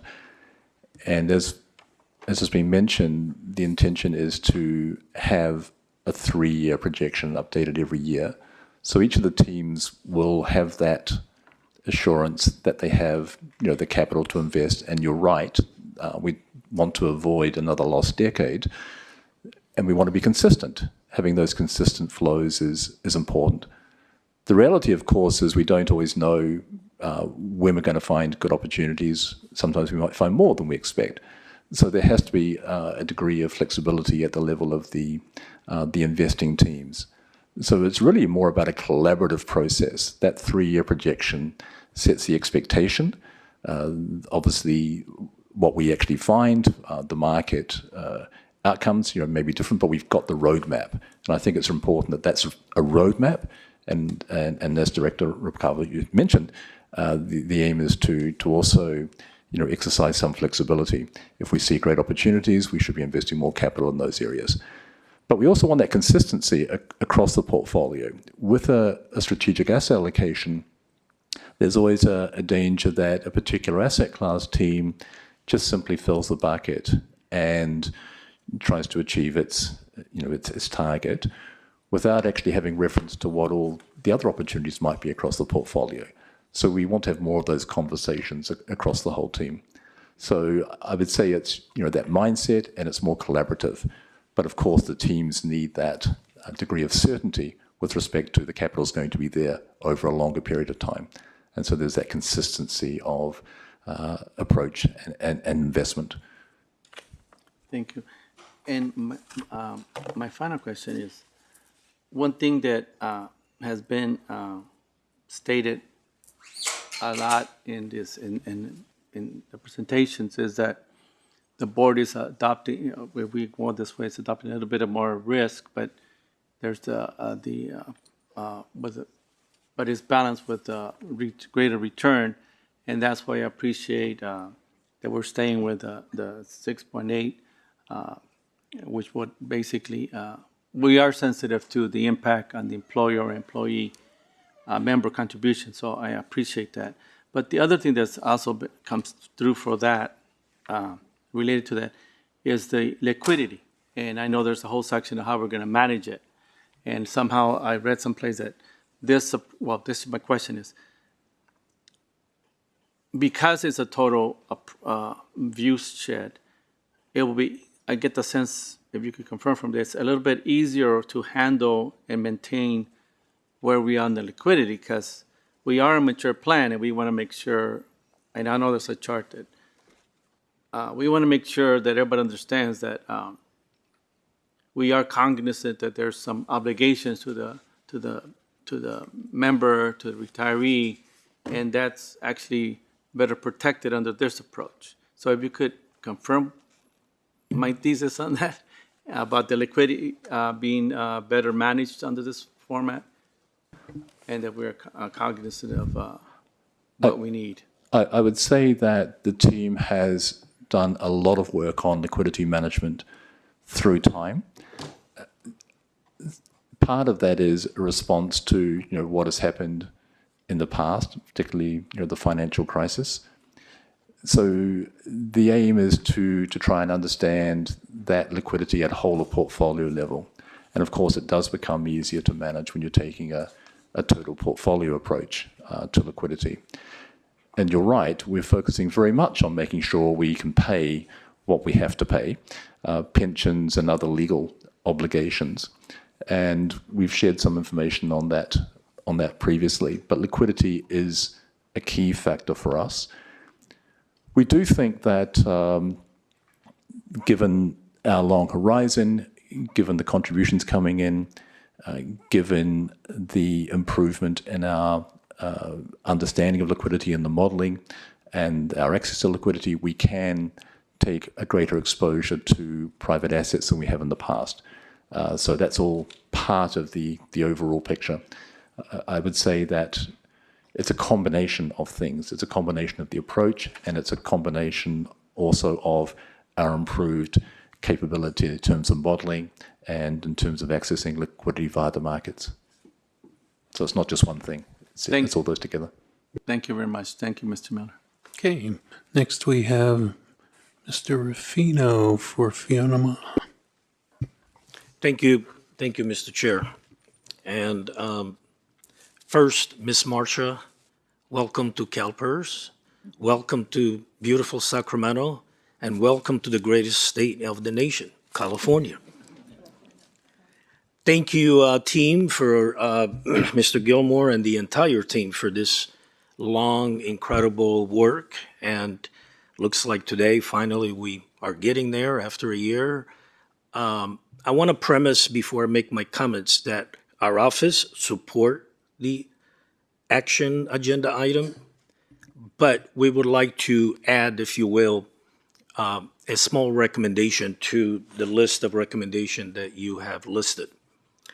And so as we consider adopting the total portfolio approach, which of course has been said, which represents a significant shift in how CalPERS manages and evaluates the total fund risk, and giving the material shift in governance structure and the importance of ensuring TPA delivers the improved outcomes it is designed to achieve, we would like to propose that the board adopt an additional recommendation, the final language, for inclusion in our action today. And if it's necessary, I will make a motion, Mr. Chair, at the end of my comment. So that as part of its adoption of the total portfolio approach, the Board of Administration directs staff to conduct a formal review of the efficacy of the total portfolio approach compared to the prior strategic asset allocation governance model. This review shall occur no later than 2 years from the effective date of the TPA transition and will evaluate, at minimum, the following: performance outcomes, risk management and volatility, governance, accountability, transparency, and stakeholders' impact. The review shall be presented publicly to the investment committee and include recommendation regarding whether to continue, modify, or revert any elements of the TPA governance framework. And the staff shall include annual interim updates with the trust level review to keep the board informed on implementation progress and risk posture under TPA. Now, I note and I anticipate you're saying, well, we do that under the ALM. And I note your slide 5 that says no changes to the ALM process. And I say, thank you. I say we fully appreciate that the ALM cycle itself is well established and includes regular updates. However, the review that we are proposing serves a different purpose. ALM evaluates long-term assumptions and the balance between liabilities and expected returns. It does not compare governance model head to head. The shift from our traditional strategic asset allocation to TPA is a material governance change, and it deserves its own outcome-based evaluation. One that looks specifically at, one, how the TPA model performs relative to the old SSA approach. Two, how effective the new reference portfolio and active risk limits are. Three, whether transparency and accountability actually improve under TPA. And finally, but not least, and whether risk and contribution stability remain in line with expectations. This isn't about questioning the LM, it's about complementing the LM with a focused assessment on the new governance structure. The purpose is very simple. It simply gives this board, our stakeholders, and employer partners a clear and transparent evaluation on whether the shift to TPA improves outcomes. That's simple. So it is our opinion that our targeted 2-year review is good governance and consistent with our fiduciary duty. And Mr. Chair, I'd like to propose that would be a... I think, Never mind. yeah, Okay, you'd I'll have wait. to make a motion after we have a motion on the floor and everything. So then you could try to amend that, and we could have a discussion of that. Yeah, but I'll Okay, rely perfect. on Mr. got Carlin it. and the team to advise us at that point. Very well. Thank you. That's it. Okay, next I have Director Pacheco. Thank you. Thank you, Mr. Gilmore, for your presentation. Thank you, Ms. Nix and team for all your presentations. I really appreciate everything you've done on this. It's been about a year, I think a year and a half of our education of going through this process. But I think it's been a very engaging and robust process that we've had in terms of us asking the questions and then you providing us the best answers possible to the question. So I have a couple of questions that I want to ask, and it's more basic questions. I mean, first one is, we're proposing the recommendation is to go from 75 to 25% in the reference portfolio, but currently we're at 72-28. Does that add more risk today, given the increased valuations of our public equities? And if you can elaborate on that, of that risk, because we are at a high valuation in terms of right now, in terms of our public equities. So Mr. Gilmore or someone team can elaborate on that, it'd be great. Yes, it does add a little bit more risk, but I think the 75-25 should be viewed over a longer horizon. It's always very hard to time the market in terms of adding risk, taking risk away. So think of it as looking through a cycle. The discretion that the board will be giving, or is giving management now, and will give management under this, allows management to take risk down if it so chooses. But think of the 75-25 as the longer term risk that is being taken. Are you meaning, when you mean longer term risk, are you meaning more like 20 years, 30 years? 40? Oh, I mean through time. Because one of the challenges we faced in the past is obviously being pro-cyclical, taking risk up at the wrong time, taking it down at the wrong time. Now, I know some people will say that things look relatively expensive now, but they can remain expensive for a very long time. Often when things look overvalued, they stay overvalued for years. So it's actually very hard to time those big picture moves or the trades. So think of 75-25 as a tolerance through time. Mm-hmm. And because the management team can take some active risk, it could take risk down or up within the active risk limit that has been given. talking about active risk, with respect, we haven't come to it yet, but in the trust review, for instance, we've had an increase in our active risk has been increasing over time.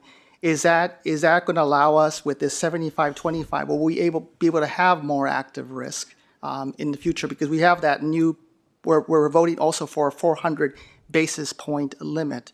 So the expectation is we will take more active risks through time. And that's one of the things that I've been very aware of. The board has encouraged us to take more active risk, and I think this framework will end up with the management team taking more active risk with the aim of generating additional excess returns. Very good. So that's a reasonable expectation. My second question, and thank you, Mr. Gilmore, for that. My second question is regarding the shift in our delegation authority in terms of we are, I read some of the other TBAs around the world in New Zealand, the Canadian system, and everyone has their own version, their own slide, and we're going to have our own, basically our own flavor in North America. And in one of those aspects of it, based on what we've heard, we are going to no longer be able to chime in on allocating for the particular asset class, like in real assets or in public equities or so forth. And now we're going to be looking at it from a total portfolio, the whole gamut. Can you just elaborate more on that and where, if that's something we should be concerned about, because it brings up a governance process as well. Well, you will see each quarter an updated report on the portfolio. So we will report that in terms of asset classes, in terms of the actual exposures, and in terms of risk usage. And you will see annually the expected portfolio that we're building towards. So you will get that as board members, as investment committee members. So you can always comment on those allocations. But the process behind coming up with those allocations is to be thinking about what is the best portfolio that we can construct to achieve our objectives. And of course, we're using asset classes to construct that portfolio. So you will see the same information that you currently see in terms of the report on where the portfolio is at, but you will also get an annual update on where we think we're going to be in 3 years' time. All right, good then. And then the last question, and it has come up a bit with respect to the Wilshire letter, with respect to the Wilshire team had mentioned the implementation challenges and the shifting of that also, but more importantly, the cultural changes among the particular teams. How will you be able to encourage or develop the collaboration or the thing? And I know you've done good work with respect to the Culture Club and so forth, but as we move forward, having the resources in place to make that implementation possible. And I know the work streams are going to be done by Amy as we move forward in the coming year. But I just wanted to know if one of you can elaborate on that. Yeah, I think we're all participating in the work streams. As I said, it's really a mindset, and I do think the road shows that the teams have been conducting with all of the individual asset class teams have been very helpful. The discussions we have on whole of portfolio at our total fund committee meetings are also part of that. We've already taken some decisions within the existing delegations to alter some of the allocations. So we're seeing that. We're seeing more innovation in terms of people and teams stepping up and doing things more innovatively. It's just part of the process. We've been using the opportunistic allocation that we have. I expect to see more of that under the total portfolio approach. So it's a journey. And I think we have a lot of the enabling conditions in place, which I've talked about before. I think it's always difficult when you make these sorts of changes. I've seen it in other places, and I think in terms of technically, we're quite well prepared. I think also in terms of mindset, we're seeing that evolution and people coming along and seeing some of the advantages, because it can be empowering for the team members as well. And it does become a collective thing, so we need to have that collaboration and transparency across the team members. But so far, so good. and Mr. Gilmore, thank you for that question. That kind of adds up to one more thing that you just brought up. In terms of this philosophy, this new TBA philosophy, it's basically our TBA. It's not New Zealand's, it's not the Canadian.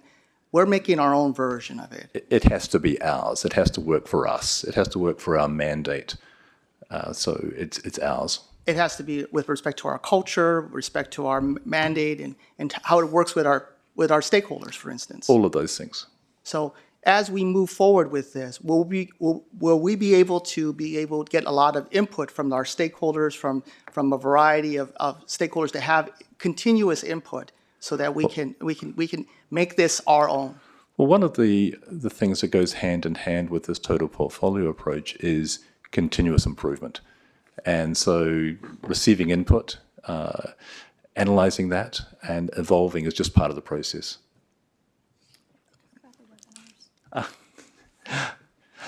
Marcy's reminding me I should talk about some of the webinars that we have. So we will have that outreach, also talk to stakeholders more generally, publications and so on. So always willing to receive that feedback and that input. Oh, that's a great question, because having the input through like for instance, the webinars, the roundtables that are with the stakeholders. For instance, in January, you'll have the stakeholder forum, an opportunity for stakeholders to be able to chime in and bring in their input on what's happening. Would that be a welcome?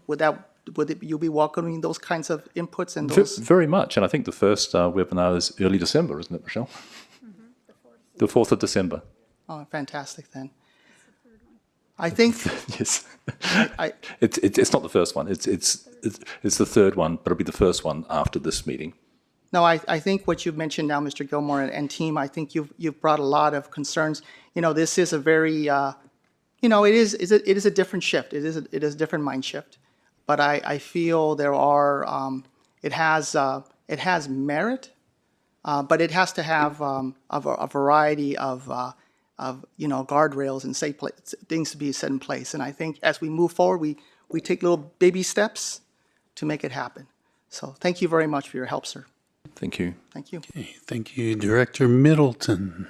All right, thank you, Mr. Chairman. Stephen, I do have some questions for you, but I'd like to start actually with a couple of questions for Scott, if I could. One of the slides that you had, Scott, indicated, if I'm reading it correctly, that in 10 years you expected funded status to reach 97% for miscellaneous employees, 95% for safety. Is that an improvement in terms of time over previous projections? And if it is, to what extent does TPA play a part in that improvement?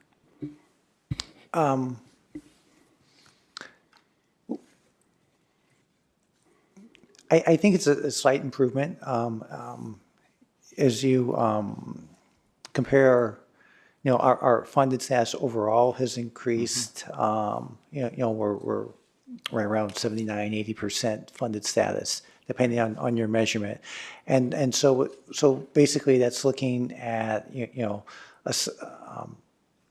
increase, our funded status improve over 10 years. We've generally been around 1%, you think about 1% per year increase, but as you think about an exponential curve, it kind of accelerates as we get closer towards 100%. And that's kind of what you're seeing here is the rate of a year over year kind of gets quicker and quicker as we get better funded and we approach that 100%. So I think we're looking at a better view than we were a few years ago, and that's encouraging. As to TPA versus SSA in terms of where it is, that's hard to differentiate. From our perspective, we're looking at what's the volatility and the expected returns of various scenarios that are given to us on the portfolios, and we got this large amount of data that comes to us that we analyze. And, we didn't really get into the differentiate between old method versus new method. We just kind of worked with what we had in front of us. I can appreciate the difficulty. Performance is a fundamental reason for making a change of this nature, and it's one of the things that as we move forward, we certainly would want to be taking a hard look at whether or not we are achieving improved performance improvements in the timeframes to ultimately get to 100%. Yeah. But in saying that, I want to say I'm very complimentary of the pace and the rigor that has been attached to that pace as we have tried to make these changes. That's how you make sure that we're taking on risk at appropriate levels. Stephen, thank you. I know this has been a tremendous amount of work, and I'm very favorable to the direction that we're going. As I understand it, one of the things from a board standpoint this should provide to us is a much greater focus of the board in its oversight role on total performance as opposed to whether or not a particular asset allocation target has been reached or is being met. Is that correct? That is correct, because each asset class will be making a contribution to the whole, and that might mean that a particular asset class is more concentrated than it would otherwise be if it was a standalone portfolio. So yes, focus on the whole.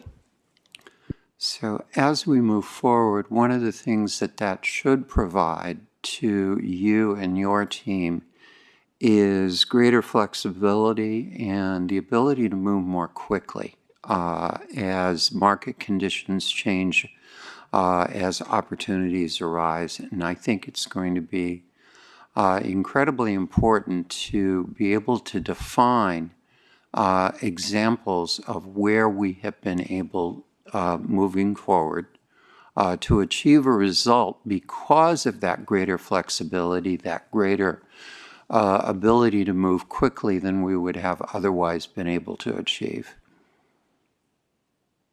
Noted. I think given the change of mindset, we're already seeing some of those things, but we can report back on that. Great, thank you. Lastly, Mr. Chairman, and to all, and this is going to be an issue that's, I think, much more going to surface in the Performance, Compensation, and Talent Management Committee. But our compensation models are absolutely critical to the achievement of the goals that we have here. And I fully understand, I don't appreciate that we have the restrictions, but I understand the legal restrictions on our Chief Investment Officer and our Chief Executive Officer being able to provide direct advice to the board on the compensation models of our team. I hate to use the word untenable, but I believe it is. And the success of everything that we have done over the last year is dependent on our ability to find a legal solution that allows this board to receive direct advice and have direct conversations with the two most critical performers to the effort that we are about to undertake. Thank you. Thank you. President Taylor. Yes, thank you, Chair Miller. I'd like to thank my colleagues for some really prescient comments and questions. So I would like to make a motion, but before I do that, I kind of want to take care of this suggestion motion that Frank for Fiona wants to make. And I guess part of that is a question to you, Stephen. My thought, first of all, is that it could probably be done by direction from the board rather than adding to the motion. But secondly, can we even compare even in 2 years, at 2 years, or would it be better for 4 years to compare TPA to SSA, or would we need to adopt a pretend SSA to compare it to? Excuse me. Look, I think 2 years is a very short time horizon to be thinking about financial performance, but there are other elements like transparency and what the board's getting, and it makes sense to check in. Okay. But this is really about long-term performance. And different organizations that are following a total portfolio approach will have different outcomes. But conceptually, if you're trying to optimize the whole portfolio, it should be superior than to optimizing asset class by asset class. But it requires collaboration. So 2 years, I think, is too short for performance, but it makes perfect sense for the investment committee to be checking in on progress to date in terms of some of the other elements. So, and I think there's an expectation we would be doing that anyway, Yes. right? So Frank's specific push, I think, was performance to compare it to what might have been the return for SSA versus TPA.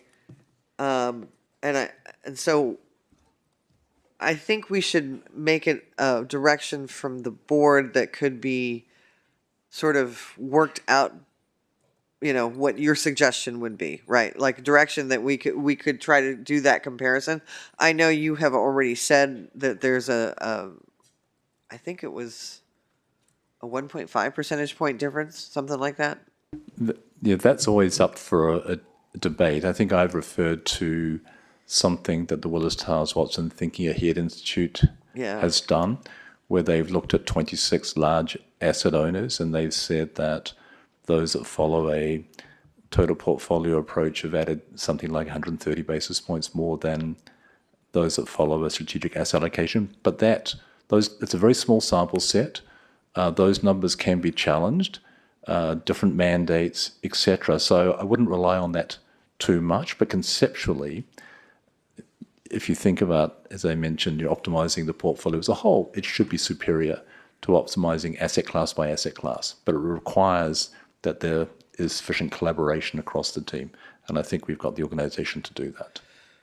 Okay, so I'm going to make a suggestion to Frank that we do this as a board direction, and that we kind of give it a little soft curves rather than such directives. I can go ahead and make the motion, and then you can ask David to go ahead, Frank. Go ahead, Frank. Mr. Chair, if I may just clarify, since you mentioned performance, it's not necessarily about performance. It was not about performance. It's about governance and efficacy.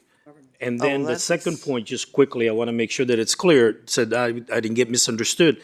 This is a one-time sort of governance check that we are suggesting. I just want to clarify. We should do that regularly, I think. Isn't that what he was talking about, that we should do on the 2-year check anyway? Yeah, correct. And I know that, as I said earlier, we have the LM and we have plenty of opportunities. I just want to formally make sure, because since giving, what are we doing? That we formally have a check-in and one-time I think check-in performance. that's something that could be committee direction for that 2-year check-in.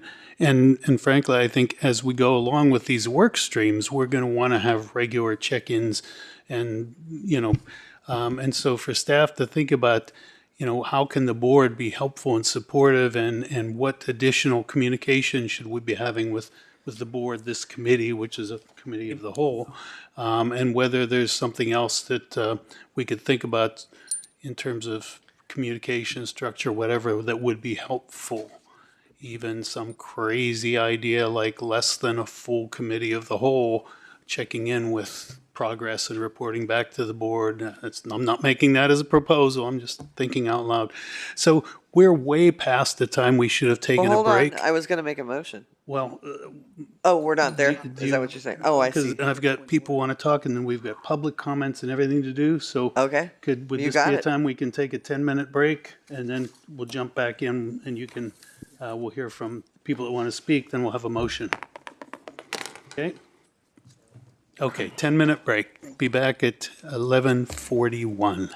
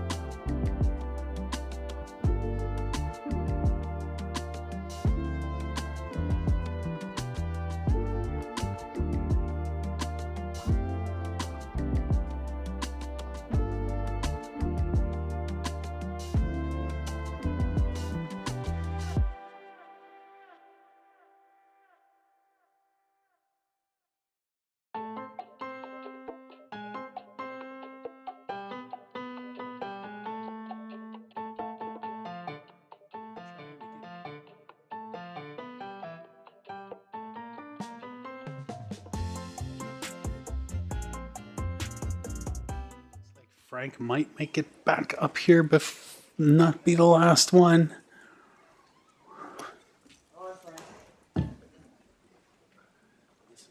It's like, you did it.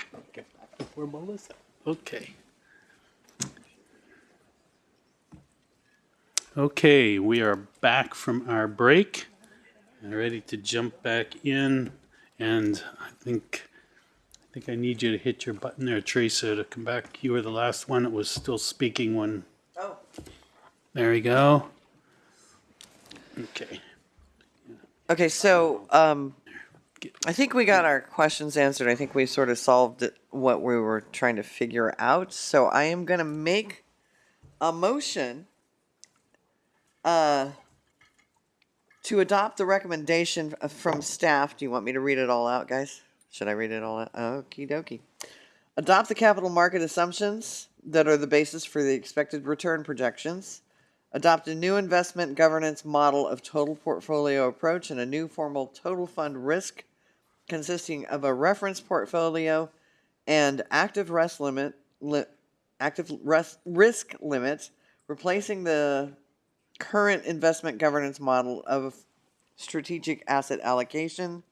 Adopt a reference portfolio with a 75-25 mix of equities and bonds, respectively. Adopt an active risk limit of 400 basis points for management's non-reference portfolio investments. No change to the current discount rate of 6.8% if adopting the recommended 75-25 reference portfolio. Okay, moved by President Taylor, seconded by Director Pelkey. Okay, I'll open it up for discussion on the matter. I've got Director Pacheco. Yes, and thank you, Chairman Miller. I would like to also add I would like to entertain the amendment that Frank the treasurer has brought up that I think will be important. I think direction is okay, but I think making it a part of the amendment as well onto the motion would be stronger. So, Frank, do you remember? I didn't capture it was about governance and so forth. Can you just again elaborate on that, please? Okay, so we have an amendment. Do we need a second for that amendment? We need a second. Okay, Frank seconds the amendment. Let's have some discussion on the matter. Frank, I'll need your button. You should read the actual amendment into the record. Oh, Teresa. Chair Miller. Pardon me? There's been an amendment proposed. Does the maker of the motion accept the amendment? No. No. Chair Miller, you should have the amendment articulated into the record first. Okay. Yes. So, so I didn't write it down. Frank has it. Well, I think can I say what I think it was and see if that'll do for the record? Okay. So, Mr. Pacheco is proposing an amendment that would incorporate the recommendations that the Treasurer's Office put into the record already. Will that do, or does Frank have to articulate them? I think Mr. Ruffino should articulate the amendment into the record. Ooh, loud earmuffs. Oh, is it on? Nope. One more time. There we go. You're on, Frank. All right, thank you, Mr. Chair. So the amendment was simply to propose that the board add a recommendation for inclusion in today's action item, that as a part of the adoption of TPA, no later than 2 years, the Board of Administration directs staff to conduct formal review of all efficacy of the total of TPA compared to the prior strategic asset allocation governance model. And who was it seconded by, please? I second it. You did? Yes, ma'am. I'll second it. You made the motion. No, I you made the motion, but yeah, sorry. Wait, Second. sorry. Yeah. Okay. Okay. Any further discussion on this?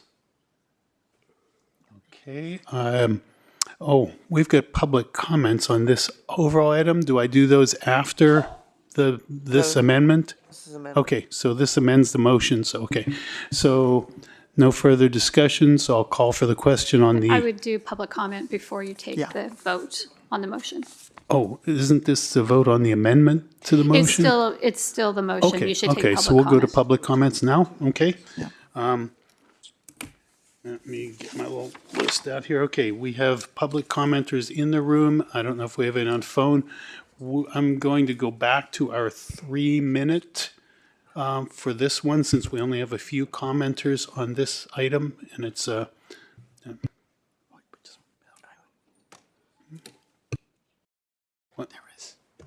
Yeah, so our commenters will have 3 minutes on the clock for this one.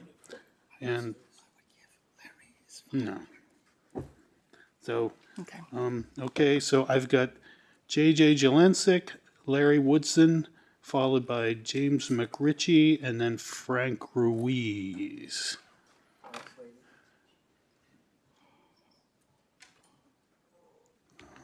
Let's see, do I have 6? I have him for 6E. Oh, I had him for 6E, okay. And Mr. Swaby, I guess. I take it my request for 4 minutes was denied. You know, we bumped it back up to 3 because we're trying to really, yeah, so we'll have to see. Yes. Yeah. I would give them personal privilege. Yeah, well, You've been talking about it for a year. A few extra minutes won't make a difference. Yeah. It'll make a difference. But we'll leave the clock at 3, and then we'll see what happens. How's that?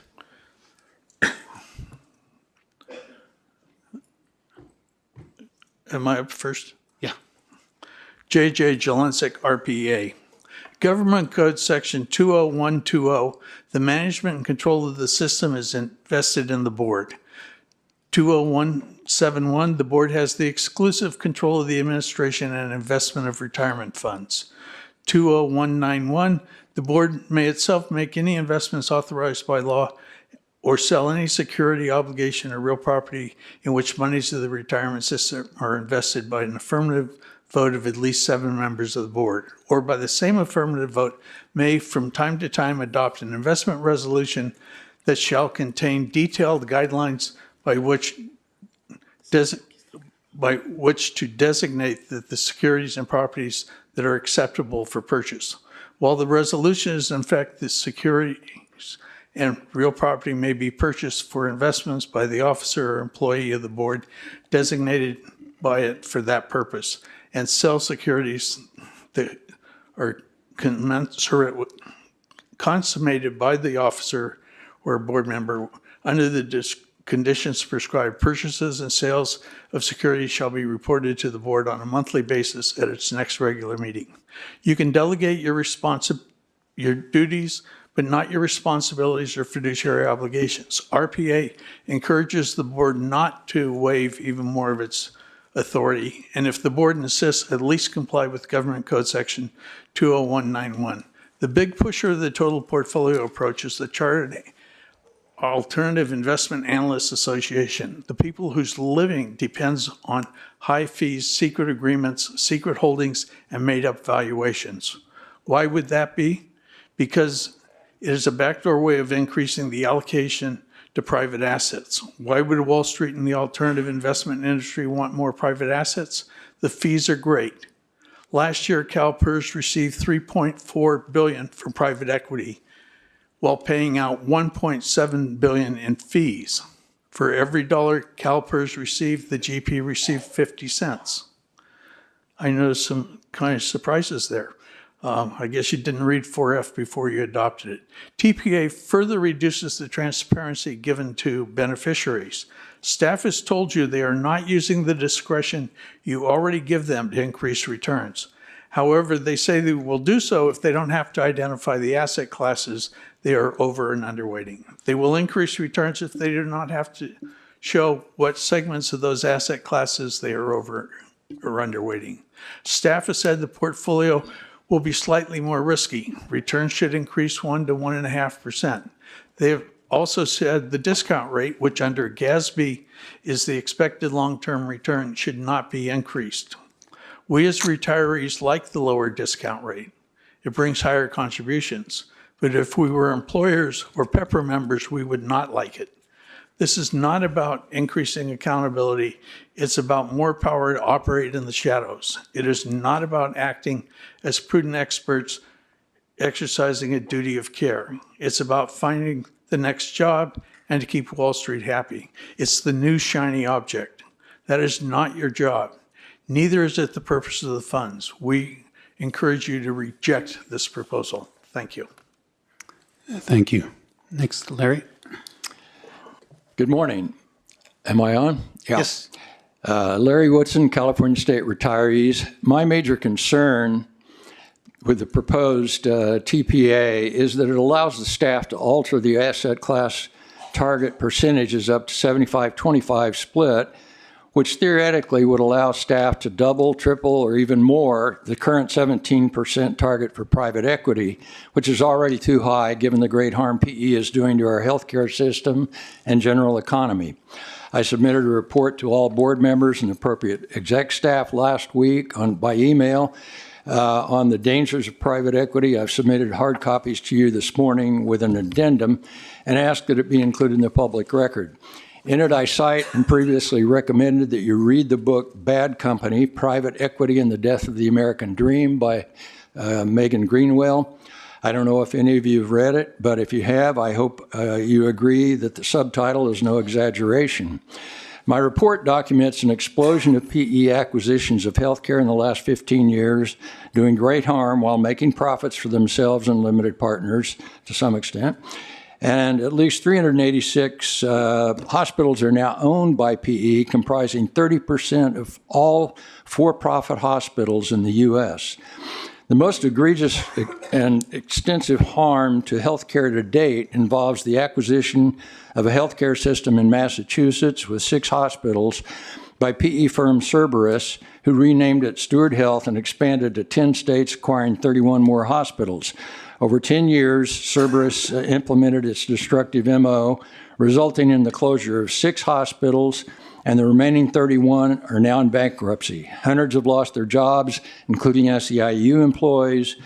I was able to document that CalPERS invested nearly $480 million in the very Cerberus fund that played a part in the demise of 37 hospitals in 10 states. The second section of the report documents the lack of transparency, validity of PE valuation, self-reporting by the GP with no third-party audits and almost no SEC oversight creates the climate for great GP overvaluation. I consulted with an internationally recognized critic of PE who's written extensively about its dangers and how the IRR, internal rate of return, is a misrepresentation of the true rate of return. Lastly, we are happy to have Mr. Gilmore as our new CIO. His track record and credentials are impressive. In New Zealand, the public pension fund did well under his 5-year leadership, averaging 8.64% return for his 5-year tenure in difficult times, compared to CalPERS 7% for the same time period. And the New Zealand fund did that in spite of having only 3% of their portfolio allocated to PE during that time. We believe CalPERS could do the same without any investment. And I'll just add, a pretty knowledgeable investor by the name of Warren Buffett hates PE. He calls their IRR calculations dishonest, explaining how they game them. He criticizes their use of high debt and speaks of the negative impacts on their acquired businesses. Thank you for the consideration of my comments and the report. Thank you. Next speaker. Hi, I'm Jim McRitchie. Long-term, it is on, right? Yeah, you don't have to press anymore. Long-term CalPERS member and advocate for responsible governance. Reiterating, objections to TPA. It sounds efficient, but in practice, it means staff could shift billions between public and private funds, including into opaque or leveraged private equity and credit funds. I've got 3 major concerns. First, it makes CalPERS more dependent on models and assumptions that are hard to verify, especially for private assets that aren't priced daily. Second, it reduces transparency with a single total fund benchmark rather than 11 asset class benchmarks. The board and public will have less insight into where performance comes from or non-performance. Third, it increases the chance that illiquid or high-fee assets grow beyond prudent levels before warning lights go off. Before adopting TPA, CalPERS should finish and test at least 3 unfinished work streams: governance, portfolio construction, and treasury and liquidity. Those define who decides what, how risk is measured, and how we meet cash needs in a downturn. Adopting TPA is like approving takeoff before installing the flight instruments. We also need to recognize a potential conflict of interest with the consultant, Wilshire Advisors. CalPERS' main investment consultant is owned by 2 private equity firms. That doesn't mean they're conflicted in every recommendation, but it does warrant an independent review before relying on their advice for this fundamental change. Finally, CalPERS isn't just an investor. We're also one of the nation's largest health insurers and a stakeholder in the real economy. Some private equity strategies, raising prices, cutting staff, loading up companies with debt. Many of them also have long-term consulting contracts. So even when they're sold back into the market, they still owe that. I want to make sure that CalPERS sets up guidelines or guardrails. I know you have guardrails with regard to labor practices, but I'm not familiar with guardrails on all these other things. What we don't want to do is drive up healthcare and undermine the economy, even while we're making profits in private equity. In short, TPA may help manage risk, but only if it's underpinned by strong governance, transparency, and independence. Let's finish the control systems, verify consultant independence, and align TPA with CalPERS' mission to earn returns and sustain the economy our members depend on. Thank you. Thank you. Next we have Mr. Swaby and Ruiz. Come on down. And will we have any phone callers on this item? Okay, we will. Okay.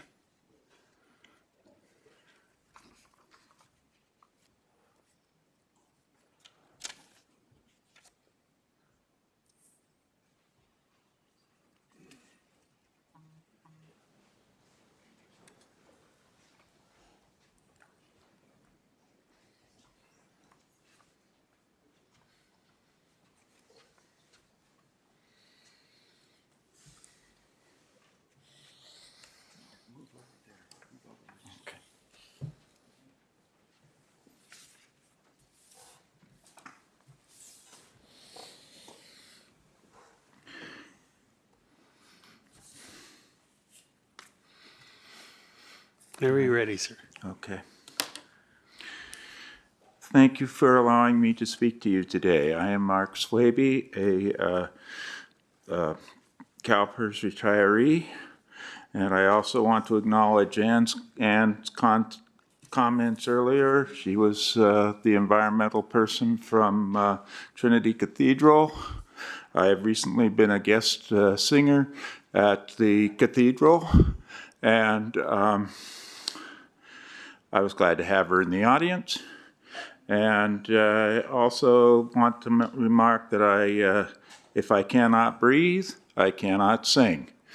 From item 2. So I'm going to return now to item 5A. CalPERS executives, I have 3 issues. CalPERS executives have failed to report totals in dollar amounts for private equity investments. They've failed to group them by customized investment accounts, co-investment contracts, and standard private equity contracts with their general partners to the CalPERS board for fiscal year 24-25. CalPERS executives also failed to report changes in financial position in dollar amounts including sales, new investments, profits, losses, return of principal, or no net changes in all private equity accounts. Again, neither grouped by customized investment accounts, co-investment contracts, nor the standard private equity contracts, not to the CalPERS board, nor to the 2.3 CalPERS members in any open CalPERS meeting. CalPERS executives have also failed to provide totals and dollars amounts on CalPERS cash contributions to general partners and administrators, along with the cash distributions from the general partners and administrators back to CalPERS, so that again, the CalPERS board and 2.3 million CalPERS members may easily read them, find the differences between cash contributions to general partners and the cash distributions from them. In conclusion, considering that these three are material failures, I respectfully ask the CalPERS board to vote no on 3 CalPERS executives' recommendations. I ask them to vote no today on the adoption of Assets Liability Management, ALM. I ask them to vote no on adoption of the total portfolio approach, the TPA, because they aren't reporting. And number 3, I want them to vote no on an allocation of approximately $90 billion to private investments and contracts for fiscal year 2025. Thank you. Thank you. Next speaker. Your answer. Thank you for allowing me, Frank Reese, a CalPERS retiree, an opportunity to address the CalPERS board, guests, and CalPERS staff. So, who will go to jail first? Yes, who will go to jail first? In Alice in Wonderland, the caterpillar, Absalom, asks Alice this question: who are you? To which Alice says, I don't know. I don't know. Is this the problem with the CalPERS board as well? Who are the CalPERS board members? Are they a board that fulfills its fiduciary duties of making money for the PERF and protects the pension fund for its 2.3 million plus beneficiaries and survivors? Or are they a board that hands over their decision-making authority to CalPERS executives? The answer will decide who goes to jail first. The CalPERS board members who abrogate their duty and hand over their power to CalPERS executives, or the CalPERS executives who underreport the financial facts from the board. A board that does not know the difference between honest, factual reports and marketing lather that underreport the numbers or don't report the actual numbers and accepts presentations spouting marketing blather as if they were billions definitely does not know who they are. Is the CalPERS board a group of decision makers who do not understand the marketing percentages and inflated valuations, yet votes for something that is as upside down, inside out, substandard deviation world of private equity nightmare as Alice's Wonderland dream is a nightmare? The CalPERS executives in the annual comprehensive report for fiscal year 24-25 private equity performance review, a copy has been submitted to the board, over 400 contracts. And this is the last page, which you have in your hand. No totals, no totals. How many board members have credit cards or bank statements where totals are not provided? Would you do business with a credit card company or a bank that does not tell you what your totals are, does not tell you how much you are in the red or in the black? Think about it. Well, this is the second year that CalPERS executives failed to provide totals for a private equity list of contracts. Why? Is the CalPERS board going to allow that? Where are the totals for the co-investments and the customized investment accounts, CIA, broken out from this long alphabetical list, over 400 contracts? What are the CalPERS executives underreporting? Also, we are still carrying contracts from 2008 that are not making money, but losing money for CalPERS. Why? A CalPERS board that in court says we didn't know what we were voting for, or votes for CalPERS executives who did know and used marketing percentage presentations to sell projected percentages as if they were billions to get TPA, ALM, and billions more into a private equity approved. CalPERS board members. Yeah, tell them to vote no. The only thing I want to say, if you don't understand TPA, ALM, or why billions are going into a high-risk, low-return investment, you must, as a board, vote no. Please vote no on TPA, ALM, and billions more. Thank you for your attention. Thank you. Okay, I don't think we have any other in-person commenters on this item, but we have a couple on the phone. Okay, let's go to our phone callers.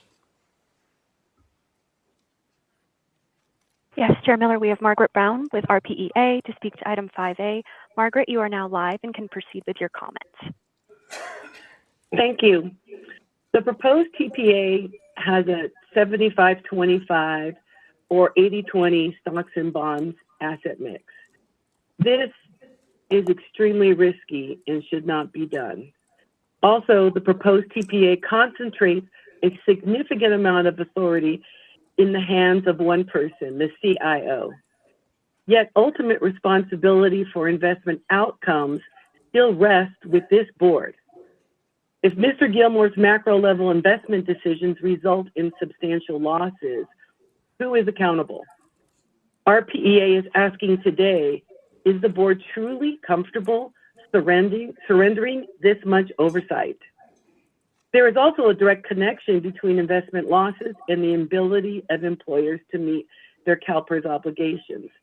When employers cannot afford to make the required payments, the consequences fall on retirees and employees in the form of pension cuts.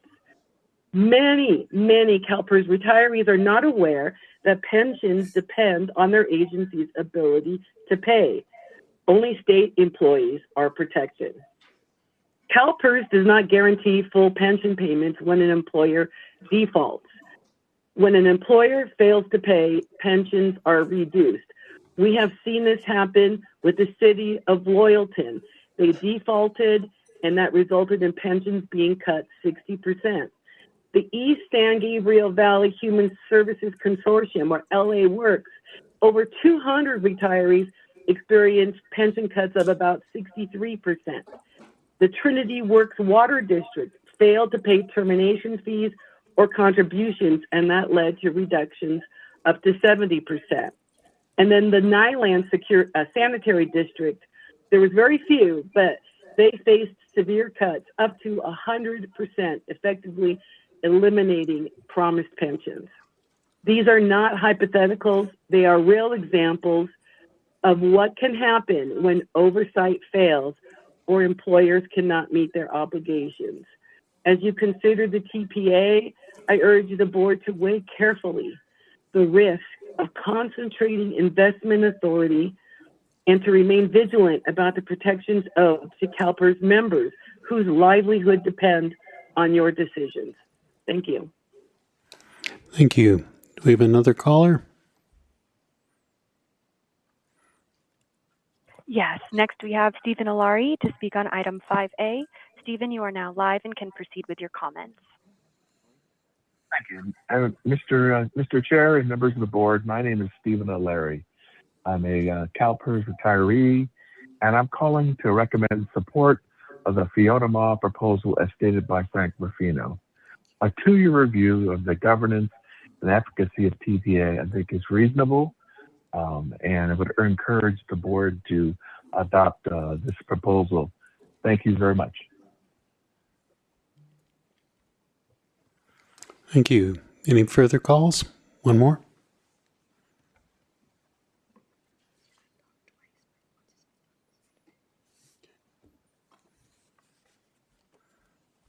Nope. Okay, no more on the phone. We have one more person to speak in person. It looks like Brandon Barney. Brandon, come on down for this item.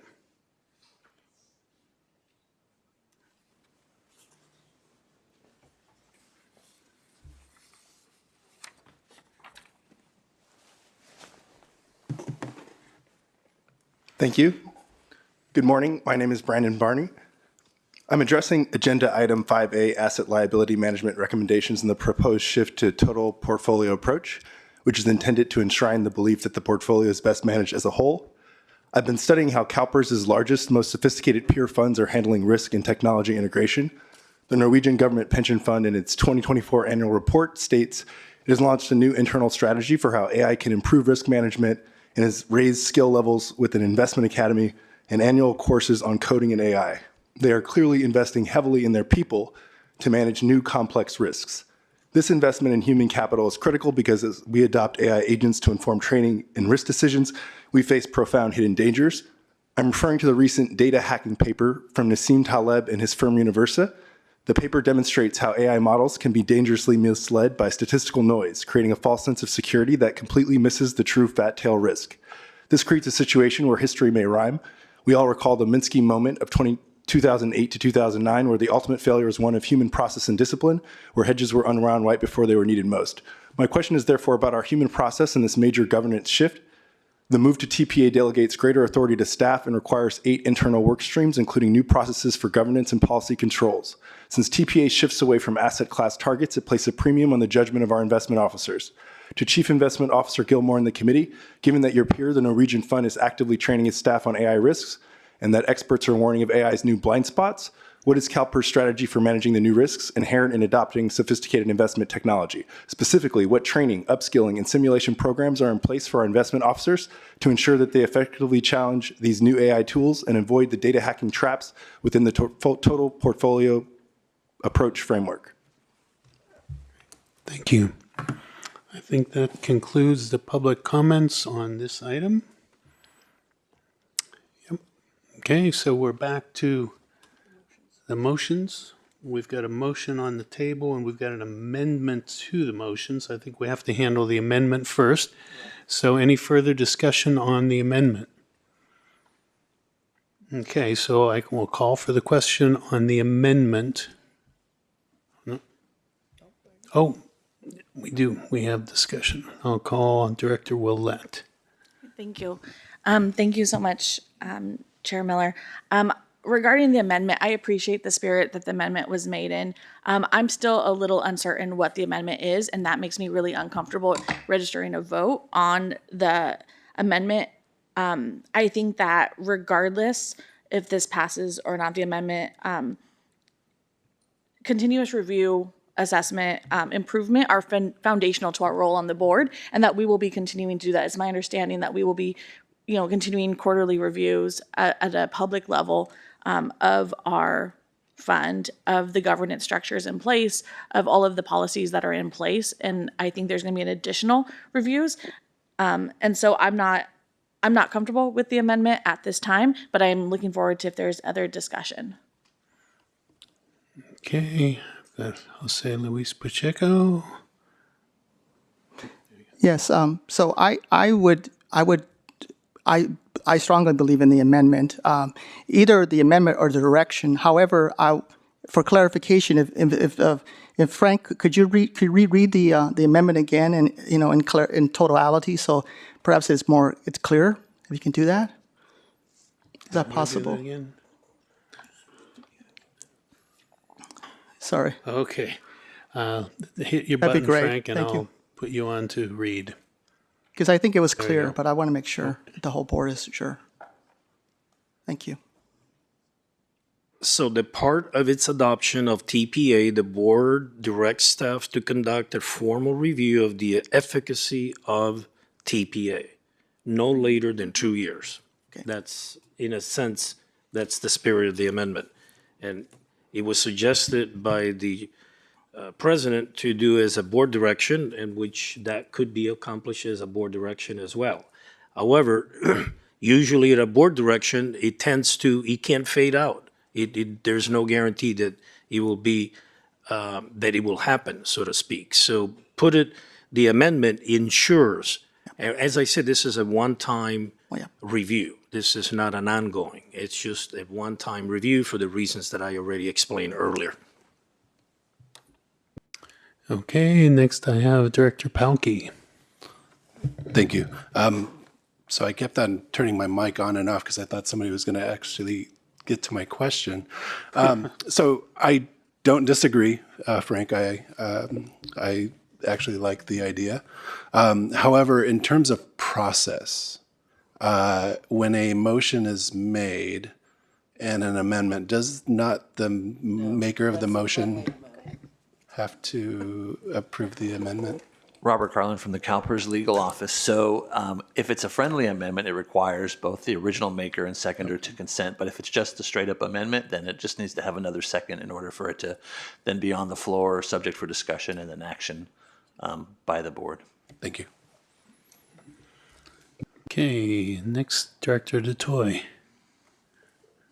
Thank you. I'd like to hear from staff on this motion. What would be different than, what we would already do in our annual look backs? As you said, you're going to be constructing a portfolio, essentially an SAA of what, the year forward looks like.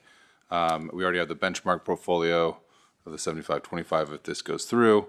So with the substitute or the friendly or the substitute motion that's on the table, what would be different truly compared to an SAA look back for the last 2 years on a TPA success, or we'll go success? No, there's going to be no failure. It's actually quite a hard question for me to answer. I think that when Director Ruffino made the comment, he was talking about transparency. So I think the board would probably want to know that we're transparent in terms of reporting, but that's the same with the strategic asset allocation anyway. So I'm not sure just what the difference is. And when the question of efficacy comes up, as I mentioned before, 2 years is a very short time period to be thinking about performance. So I'm not quite sure exactly what the amendment's getting at. But of course, it makes perfect sense for the investment committee to be checking in on the governance and the process through time. Of course, that's what you do as a governance body. And then, I'm kind of confused where we are, because I feel like a lot of this data would be present, as more so probably in closed session versus an open session report for the board members. So I just want to take get your 2 cents on it all, or if there's a work stream that we haven't seen yet, some dashboard that we haven't seen yet, that would kind of quell some of the concerns. What you will get, of course, in closed session, because it's strategic, is our projections on where the portfolio is going. And the proposal is we update that every year, and you will get quarterly reports on where we actually are. So that will come through. And of course, the proposal also is that we develop a more comprehensive dashboard associated with the total portfolio approach. And we have done some work on that. We did some work on that in July, but we need to refine that work, and we'll come back with recommendations on that as part of the process. I think also, as Amy mentioned earlier, we're also looking at this as an opportunity to maybe refine some of the policies, because I think they've grown through time, and some of those policies are quite lengthy, and we think we can make them more consistent across asset classes to make it whole of portfolio. But we need to come back to you on that as well. Thank you. Director Middleton. Right, thank you. Question, I think, for Mr. Carlin, but I'd like to understand exactly what is the difference between a amendment and staff receiving direction through board direction. I would mostly, from my perspective, Ms. Middleton, I would say it's more form over substance. I think staff is going to understand the request from the board either way. So an amendment is just the board taking formal action, as opposed to simply having it be direction from the chair of the committee, for example. But I think, in effect, staff will be obligated to comply with the board's direction in either scenario. Right. One question I have as follow-up. If we do it as board direction, does it become easier to modify that direction over time as needed? I don't think it becomes any easier in either scenario. It really comes down to the specificity by which you either make a motion or give direction, but I think either is equally effective. All right, thank you. Yeah, I'll just make a quick comment in that regard. To me, whether it's committee direction or a motion, if it's not happening, it's on us to make sure that it happens. So, yeah, so that's just my comment.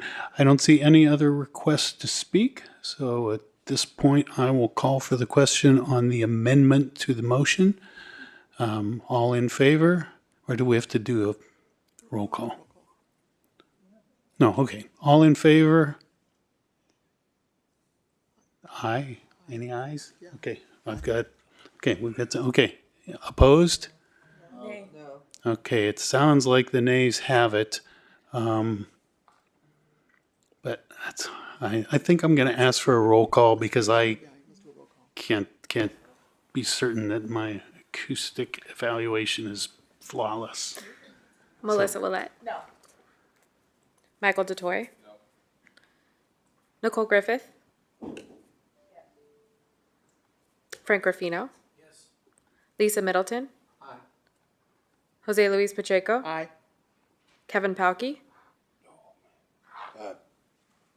No. Ramon Rubalcaba. No. Teresa Taylor. No. Yvonne Walker. No.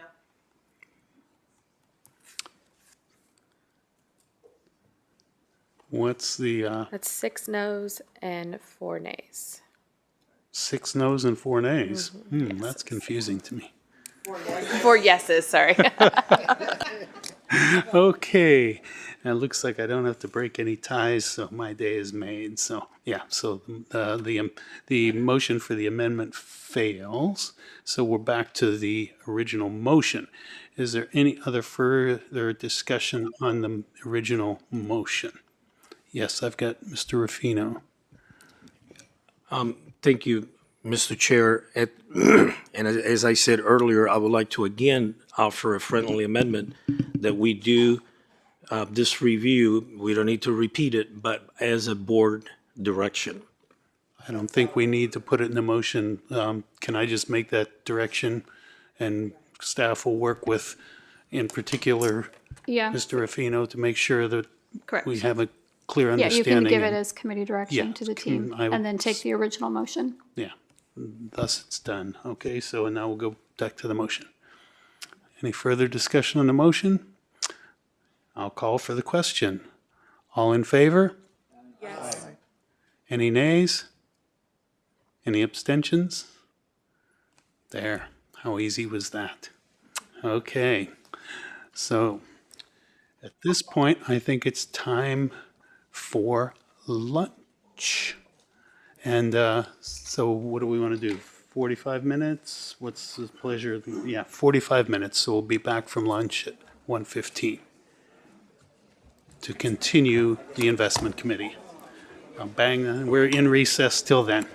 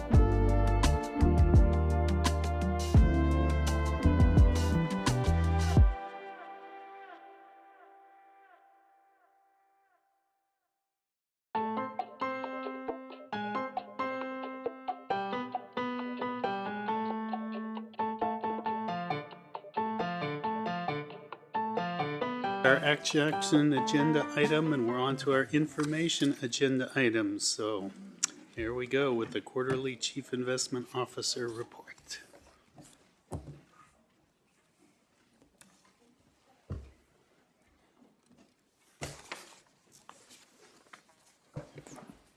Thank you, Chair. I'll keep this fairly brief because I want to pass over to Lauren to talk about what's been happening economically. The numbers you see here, the 4.7% fiscal year-to-date return, represent just the 3 months from the end of June. Strong return based on the performance of the listed equity market. Although that's very short term, much rather focus on the 10-year return, 8.2%, so well above the discount rate, obviously improves the funded ratio. And as at the end of September, the assets under management in the PERF were 585 billion, but of course we also have the affiliate funds at around 38 billion, so well over 620 billion managed by the team. The fiscal year-to-date number you see in terms of value add is negative for that short period. Again, it's really a function of the strong performance of equities. However, the 1 year to date value add is positive, around 56 basis points at the portfolio level. And as you can see from here, the allocation to actively managed, around 64%, the allocation to privates, 32%, but has been gradually increasing through time. And with that, I'll pass through to Lauren to tell you what's been happening in the world. Thank you, Stephen. Good afternoon, board members, chair and president. Lauren Rosborough-Watt from the Investment Office. So I'm here today to talk to you around the drivers behind the Q3 2025 portfolio returns and to discuss where we are today if there's been any material differences. As Stephen mentioned, the third quarter was another positive run for the portfolio, driven by returns to public and private equities, with private debt printing double-digit returns over a 1-year duration. And the chart that you see up here are market-related returns, not our portfolio returns, so just a clarification over the differences. So just to recap some of the macro drivers, because they are broadly unchanged from when I spoke to you last in June. And that, as you recall, there was a market surprise, a negative surprise with the Liberation Day announcements of tariffs on April 2nd. But subsequent to that, the macroeconomic impact has been relatively muted for a number of different reasons. There have been some temporary suspensions. There has been negotiation to lower tariff rates. There's been some sector and goods concessions, some bilateral concessions. There's been preemptive purchases by businesses and consumers, so we saw a bump up in Q1 GDP. Some businesses have chosen not to pass on the full impact of the tariff immediately going through. We've also heard anecdotally that there's been some some changes in the administration or designation of some imports into the US that make them eligible for a lower tariff rate. In addition, in the third quarter, US AI and technology-related public stocks continued their substantive CapEx spending. There are variable figures. One that we have is spending year-to-date on CapEx for the Mag 7 for Q3 was $458 billion US. Now, if we annualize that, that's around 2% of nominal GDP. If we think of that in real terms, so we take the price effect out, for the first half of this year, AI-related or AI and tech-related CapEx spending is estimated to contribute between 0.6 and 1.3 percentage points to GDP. Now, to put that into context, the average quarter-on-quarter seasonally adjusted annualized rate for GDP for the first half of the year was 1.6%. Much of this spending has been supported by earnings, so free cash flow coming from some of the major players. Indeed, earnings growth, according to FactSet, the Mag 7 earnings growth increased 14.9% year-on-year to Q3. Now that's over double that was seen in the S&P 493 over the same period. Further supporting asset returns was the Federal Reserve. Short-dated interest rates declined. Now, when I spoke to you last, there was an anticipation of rate cuts. We've seen that. The FOMC have reduced rates 25 basis points in September and another subsequent in October. Short-dated interest rates are now 1.5% below their peak at the end of 2024. This has supported public credit returns and also fixed income returns more broadly, as both short-dated rates and long-dated interest rates have fallen.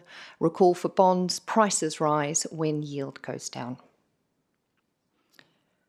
Last quarter, I spoke about a softening labour market, so just a brief update on that. The government shutdown has meant we don't have official labour statistics. There will be the September release coming out at the end of this month, and unfortunately the October release is possibly not going to be released at all due to a lack of data availability. But non-official or unofficial data suggest a continuation of the softening of the labour market. And recall I spoke about labour supply also shrinking, and as a result, economists anticipate the unemployment rate to remain relatively low. It's currently 4.3. Expectations or forecasts for the end of 2026 are around 4.6%. So given the softening of the labour market, we're still seeing a relatively low unemployment rate, and that bodes well for total nominal income, like private consumption nominal income. So what does this mean in terms of our scenarios? Thank you, Michael, appreciate that. For 2025, the government shutdown does mean a Q4 GDP number is expected to be quite weak, anywhere between 0.8 to 1.1% down. Let me clarify, lower than what was originally expected. So still a positive number for Q4, but much weaker. But this is only temporary.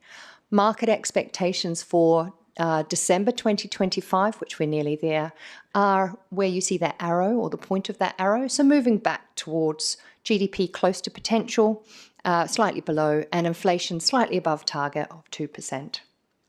If we think about market expectations now for 2026, the vast majority of expectations are for growth to be around potential, so around 1.8 to 2%, and for continued disinflation, although very slowly. So by the end of 2026, inflation expectations for inflation are around 2.5%. This looks relatively benign, and typically, as you know, transitions are really so uneventful. Now, while I can't predict the future, I wish I could. Any market response to the surprise depends on what the surprise is, how large the surprise is, and what the starting point is. And so I guess in some ways just to think around where we are today. For capital market asset values, broadly speaking, are rich, as Director Pacheco mentioned earlier. So I'm just not predicting, of course, but I am saying that it looks like this good news of continued earnings growth and a continuation of reduction in the federal funds rate has largely been priced in. Now, what does that mean? That typically means negative news may well have a larger negative impact than positive news may well have a positive impact. That said, we are talking about the very short term. We're talking about today and looking in the very short term.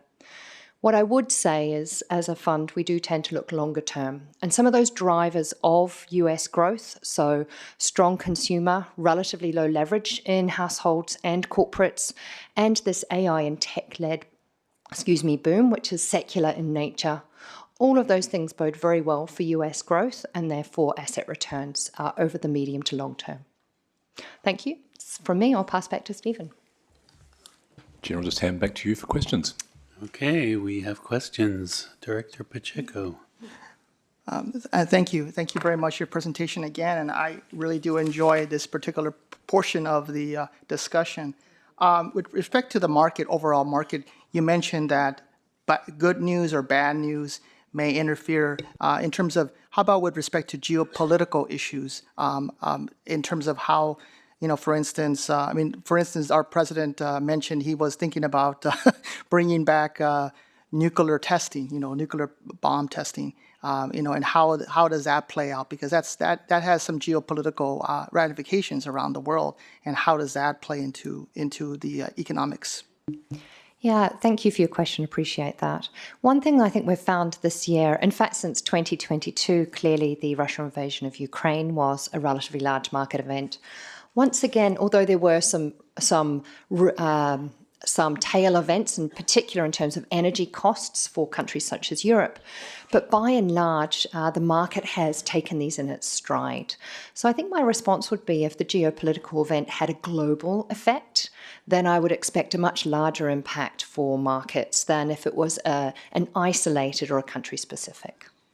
Thank you for that question. And in terms about energy costs and so forth, I've been reading in the news this, as you mentioned in your discussion, this boom with the AI and with respect to data centers and so forth, and the huge consumption of energy that's being and the demand of that. How does that play into this scenario that from our economic scenario in your understanding of that?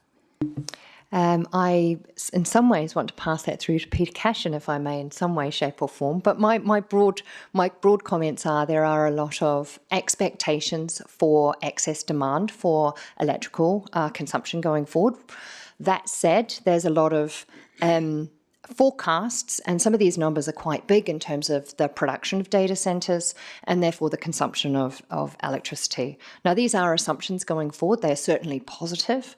What we have read is that a lot of these, and I say a lot of, I don't have statistics on this, but that there's a desire to move to renewables in order to speed up the process of that electrical consumption. And then one last question. You mentioned that the inflationary rate right now is at 2.5. You think 2.5%, and if I recall, having it about 2% or less that's the ideal optimal inflation target with respect to the Federal Reserve Bank. When do you think we could get to that point? Or yeah, so current inflation, there's two inflation measures that we have in the US. There's the PCE and the CPI. Both are above 2.5 right now. Okay. Economists are anticipating it to see disinflation towards that 2.5% at the end of 2026. You're absolutely right. Target is 2%. We would need some negative surprises in order to see inflation falling. Some of those factors could well be oil prices, for example. That tends to be a bit of a swing factor. The major driver of CPI inflation is housing costs, which we are seeing declining, but still remain relatively elevated. And they are anticipated to continue to fall over 2026. So you would need a relatively large negative shock a recession, for example, in order for those revisions to be lower for inflation. And with respect to the housing, would you consider that is that more of the supply side, or is that supply or demand issue on the housing? I think it's a latent supply side type issue, and also we saw prices rising very rapidly in terms of housing costs in the post-pandemic world, and that just simply takes time to work through the system. I would imagine so. Thank you so much for your comments. I really do appreciate it. My pleasure. Okay, next we have President Taylor. Hi, Lauren, thank you for your presentation. I think I wanted to highlight the part where you were talking about the labor markets. The shutdown gave us no data, but the labor supply has been reduced. So a lot of that falls on the immigration issues going on right now, which is people not going to work either because they have they're too scared to leave their homes or for whatever other reason, which is what is keeping our unemployment rate down, right? So it isn't just immigration. There's also the loss of jobs completely from like 350,000 federal workers. But this all trickles down. So I expect to see a problem. I mean, in grocery stores and in a lot of places where our folks work, right, or our food supplies, because of they're not being able to go out and to the farms and pick. So what's the result of that in terms of the whole market as an overall market? Because what we're seeing in places like Los Angeles right now is a huge loss in revenue, and that could translate over quite a bit of the United States if Los Angeles isn't giving money to the feds, and Chicago isn't giving money to the feds. I mean, this is going to translate into a problem. So where do you see that having an impact? Yeah, thank you for your question. It's a very pertinent question, in fact. Obtaining data on non-legal labour force is actually very difficult to do. There was a study that estimated that for the non-legal side, the sectoral impact was actually expected to be positive for those people who are still working in the market. In other words, real wages for those areas, because there's less supply. I know, hang on, let me finish. Would go up. However, there's a recent Fed Minnesota paper that came out that said, in fact, that we're not seeing that happen this year. So exactly to your point. On the legal side, what we can see in the data, or until the data ceased, we have had a reduction of foreign-born workers in the US market. Around 1.4 million less foreign-born workers are participating in the labour market. To put that into context, there's around 160 or 170 million people in terms of employed. So it is relatively small, but it is notable. Estimate around half of those are lower due to immigration, and half of that is due to a softening of the labour market more broadly. The other thing I would point out is that female participation rate in the labour market has declined quite markedly, in particular over the last few months. There's a number of posited reasons, hypotheses for that. Male participation rate hasn't fallen.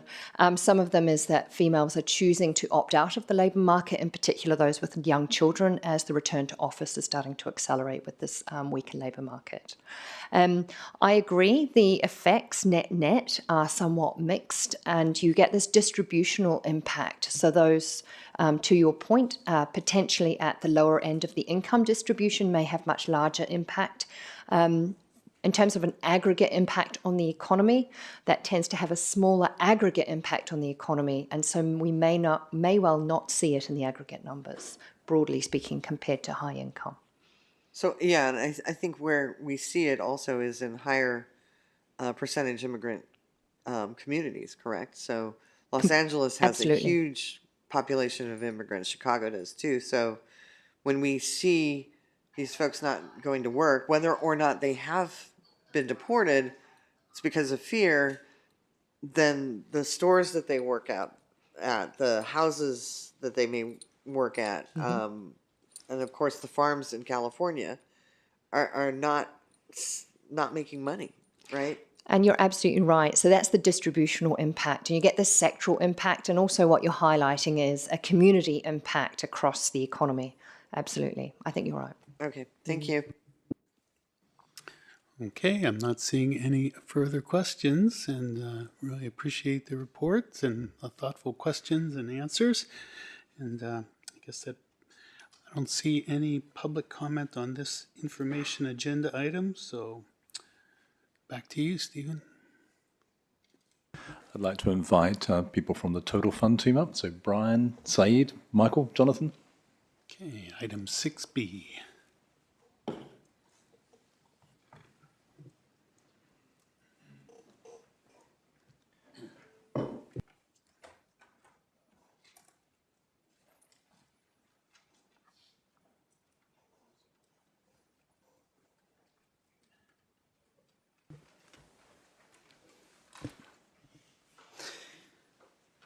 All right, afternoon.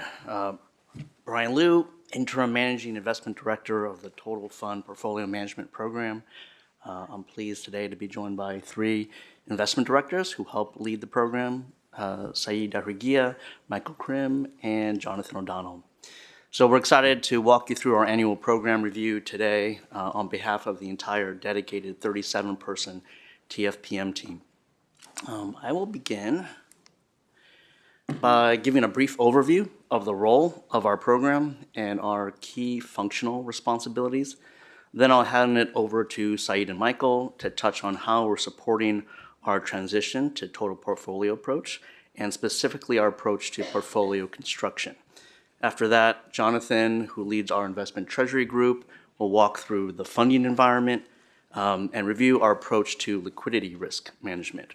We recognize that liquidity risk is an important consideration as we help support the total portfolio investment process, and we specifically wanted to touch on that a bit more with you today.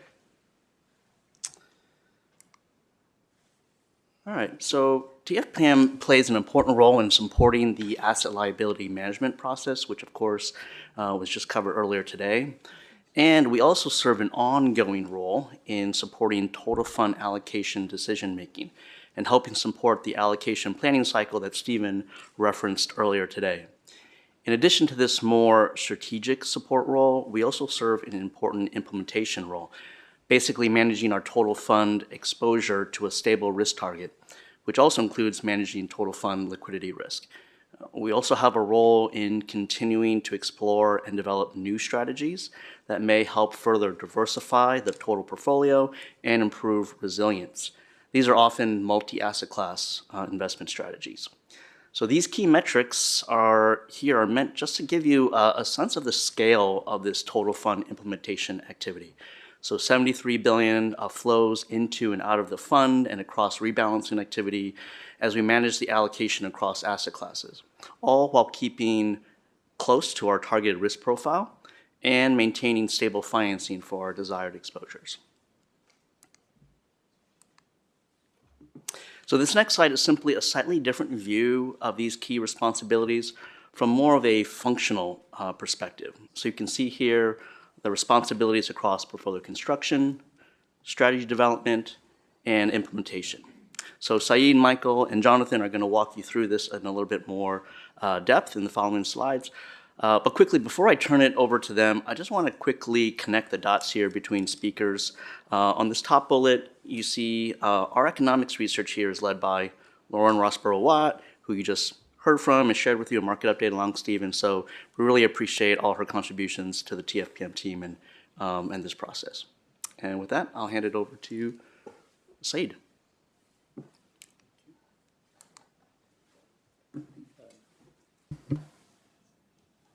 Is it working? Oh, yeah. Good afternoon, board members. Saeed Darigiha, Investment Director with the Total Fund. Out of the 8 work streams that Amy walked you through earlier, the Total Fund is responsible and heavily involved in the portfolio construction, number 3, and treasury management, number 4. Our goal in the next few minutes is simple, to give you a clear sense of how we are approaching portfolio construction. Go to the next slide, perhaps. When you zoom out, portfolio construction has 3 pillars. I'll speak briefly about the first, investment strategy analysis, which serves as the building block for the next pillar, risk budgeting.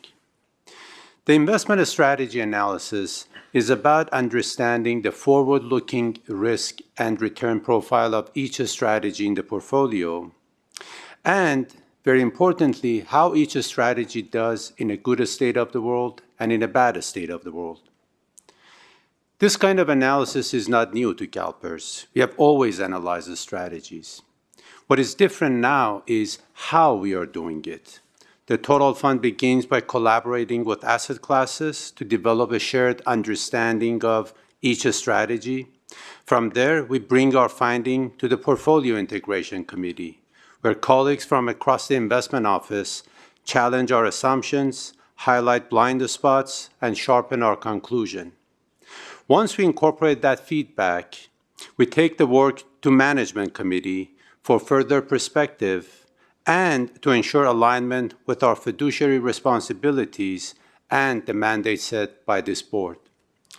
At the heart of this process, there is a simple truth. No one is smarter than all of us. This collective wisdom around each strategy becomes the foundation for the next pillar, risk budgeting. Michael, hand it over to you.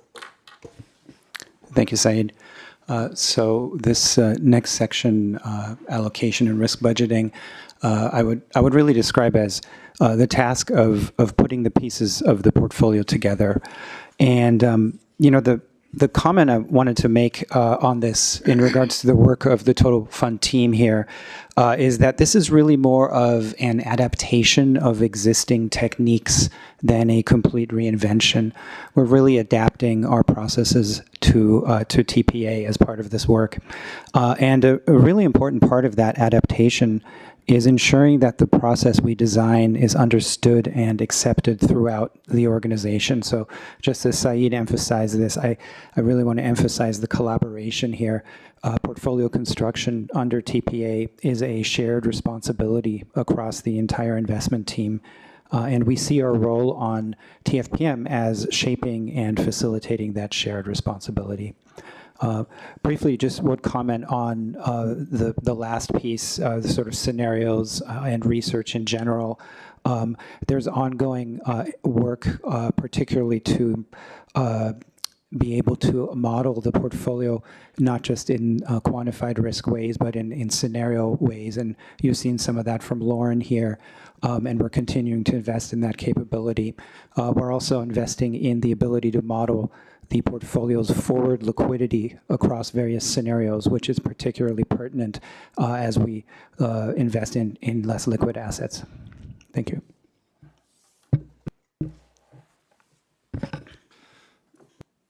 All right, I think it's on. Thanks, Michael. So my name is Jonathan O'Donnell. I represent the investment treasury group within Total Fund Portfolio Management. I'm excited to see this conversation moving from earlier today about talking about liquidity and how it isn't a super important issue for CalPERS as a whole. And that's what my team focuses on. We focus on the day-to-day liquidity management for the portfolio, of which financing management is for the PERF is part of that. Only after we ensure that our liquidity house is in very good order, then we can look to see what type of opportunities there are that we can take advantage of from our balance sheet, of which we think there's quite a few. It is important to note, and this is a very important piece that I want to make sure we convey, that we operate under a principle that liquidity is a heartbeat issue that requires the most prudent management that we have. You should see this as a recurring theme over the next few slides. So talking about where we are in the markets, we're actually in a really interesting time from the funding markets and markets generally speaking, as the Fed's really kind of in a tricky spot, kind of balancing the growth and inflation trade-off, at the same time winding down the quantitative tightening that their balance sheet, that they've been doing in their balance sheet for the last year plus. Both of these things are important because they do affect the amount of liquidity that's inherent in the financial system. So they're variables that we need to consider when we're looking at liquidity and funding from the portfolio. So from a thematic perspective, these trends that we just talked about, the Fed open up a lot of pockets of opportunity that I think the team is really well positioned to take advantage of, given the work that we've done over the last 5 years plus in solidifying how we manage our balance sheet. The key to successfully navigating these markets is to continue diversifying and expanding our funding sources, all while keeping that continuous improvement mindset so we keep getting sharper and sharper on the risk management aspect of what we do. So next slide. Concentric circles, yep. Okay, so this slide was presented to the committee back in June, I believe, by one of my colleagues. I'm going to try and tie this slide with the next one to contextualize how we approach liquidity risk management. The main objective here for me is to instill a degree of confidence with you that we take liquidity risk management very seriously and that we have it very well managed. So starting from the outside and working in, we always begin our liquidity risk management conversations with an explicit statement of zero tolerance for missing pension payments. Most important. We've developed really good, excellent, I would say, views of our known cash flows in the portfolio, and we have really solid models around the unknown cash flows that can hit our portfolio from time to time. And then what we do is we layer on risk management buffers on top of those cash flows to doubly ensure that we can meet our obligations over time. So now I'm going to jump around a little bit, go to the middle, the blue circle, the projected portfolio. So the strategic structure of the portfolio dictates how much available capacity we have to operate with. That projected portfolio structure balances the maximum amount of illiquid assets, say in private markets or active strategies, et cetera, with the amount of liquid assets from public market strategies that we can use for financing. So it is that balance, and it will expand and contract over time. As the projected portfolio, the middle blue circle, becomes more or less liquid, our liquidity operating range shown in the middle circle in the available capacity, will expand or shrink depending on that posture. So it'll tell us how much cash or how much liquidity we can use to support portfolio operations over time. But it's also important to note that that margin of safety around the outside is constant. We don't compromise that depending on the structure of the portfolio. Next slide, please.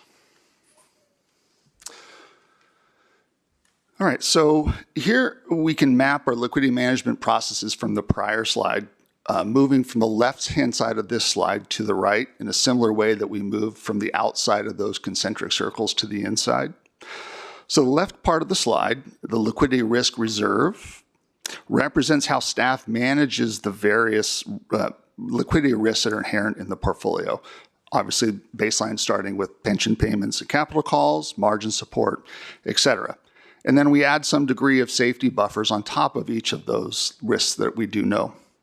In the middle of the slide, the readily accessible liquidity rectangle represents how much liquidity we have on hand to cover those risks on the left, and also, importantly, to take advantage of other opportunities that may come up in the markets. So I wanted to note that back at the July offsite, I believe it was the July offsite, we proposed a liquidity reporting metric on the dashboard that Stephen mentioned to you guys earlier that shows the amount of liquidity that we have above and beyond the risk reserves, so the left-hand side of the slide, the amount of liquidity we have above those, and that we're calling the surplus available liquidity metric that will be available to you guys over time. So then the right-hand side of the slide corresponds to that center circle of the concentric circles from the prior slide. And it represents the portion of the portfolio that we can liquefy as needed to support activities on the left. The amount of liquid portfolio assets that we can rely on are a function of that balance between the liquid and illiquid assets in the strategic portfolio. So that's all I have to talk about right now. Okay, great. Thanks, Jonathan.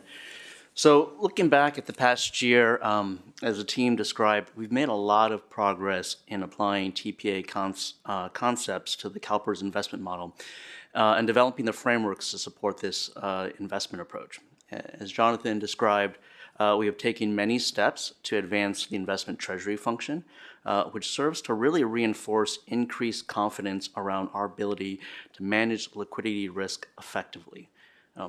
While we also did make progress on building out automated analytics and dashboards, this is an area where we still have a lot more that we want to do, which leads us to the next slide.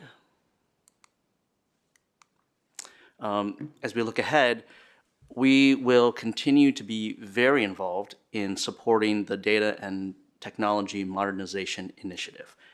Especially as we move towards TPA, we believe data and tech will be really a key enabler to helping all of us better manage multidimensional risk, our balance sheet, liquidity, and trade-offs across the total portfolio. While much of our focus, upcoming focus is going to be on TPA portfolio construction and all the related work streams, we also plan to continue to diversify our liquidity platform, looking at other diversifying funding channels, including private markets.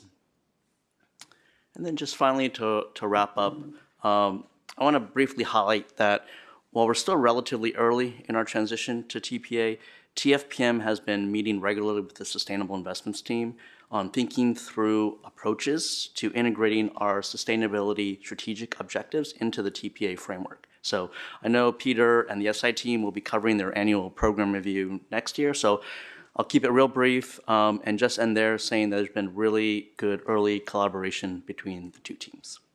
And with that, I'll open up to questions. Okay, excellent. Very encouraging reports from everybody. Thank you. And we'll start with Director Pacheco. Thank you. Thank you very much. And thank you, gentlemen, for your presentation. Again, I do appreciate this. And I do like what you guys are doing with respect to Treasury and in liquidity. My first question is actually on the initiatives, on the key initiatives looking ahead. You mentioned that you want to continue to build out the macroeconomic scenario analytics. How do you see that playing out with respect to the data technology modernization initiatives? And are there going to be additional dashboards, or are there going to be are you going to incorporate machine learning or AI into that mix?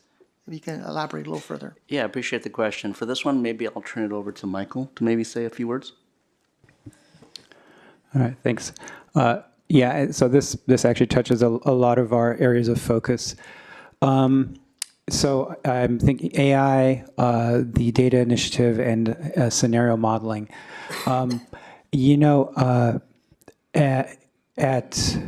At first glance, these are things that we're kind of all looking at independently, actually. I think there will be integration points at the future, but maybe to start with, on the scenarios, there's a lot of opportunity to build that into our portfolio construction process. And some of the analytics there are going to be similar to the kinds of things you were looking at with strategic asset allocation and the ALM decision, just at a more granular level. Now, that is an area that is very open for AI type of work. There are techniques that we're working with one of our vendors on looking at using AI to improve the optimization process for portfolio construction, for example. At the same time, it's still very exploratory. And there's some element of still kind of trying to figure out, how AI is kind of best going to be used right at this point. On the data and technology initiative, this is a huge impact for all of our team. It touches almost everything that we do. It particularly touches the parts of the team that Jonathan is responsible for. It is, every day it is about what's in the portfolio and what could be in the portfolio. So it's a huge area of focus for us. Thank you. Thank you for that question. My next question is back on page 8 of 16, the liquidity risk management and the outer limit, the operating risk range, and then the portfolio projections. And that margin of safety, and I believe one of you gentlemen put together this, it's actually a very nice illustration of liquidity risk management. How have we started exploring what we're going to include in the margin of safety? Just to understanding of that, if you can explain it, because we do have the availability, the capacity of liquidity to help us with investments and so forth. But I'm just wondering, what is that? What's the triggers with respect to the margin of safeties? Absolutely, and give credit where credit due. I did not create this slide. I believe it was you, Michael, or somebody on your team, so thank you very much. So yeah, the margin of safety obviously is the most important component. And really, if you look at the next slide, where we talk about the liquidity risk management, liquidity risk reserves rather, all of those things on the left of this, those 5 buckets, are what comprise the margin of safety. The margin of safety will change depending on the risk that's inherent in the market risk that's coming up, or what our strategy looks like, and who needs funding internally for private markets or for leverage strategies, et cetera. So those buffers will shift over time, and they tend to grow as the markets become more risky. And so it's going to be dynamic then. Yes. They're not fixed or anything like that. Correct. And they will be part of the investment policy that moving forward, or So we have a number of models that we use to manage liquidity, and the entire framework that we have is governed by our PRP. What is it? The policy-related procedure. So there is some work that we need to do from an enterprise perspective in terms of of policy revisions to sync up what we do versus what, say, FINO does, for example, and what we report to you over time. Ideally, yes, the components of the liquidity risk reserve and the way that we actually manage liquidity will be part of the policy going forward.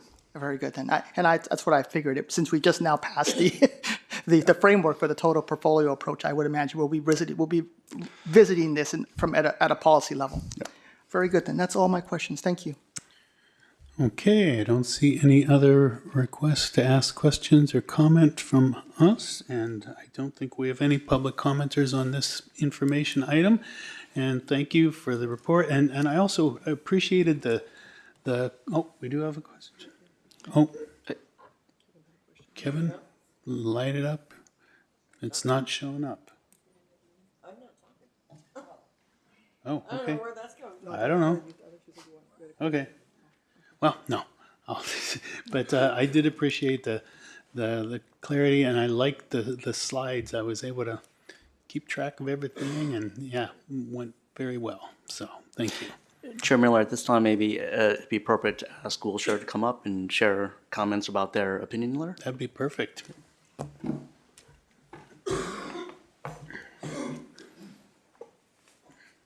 Welcome.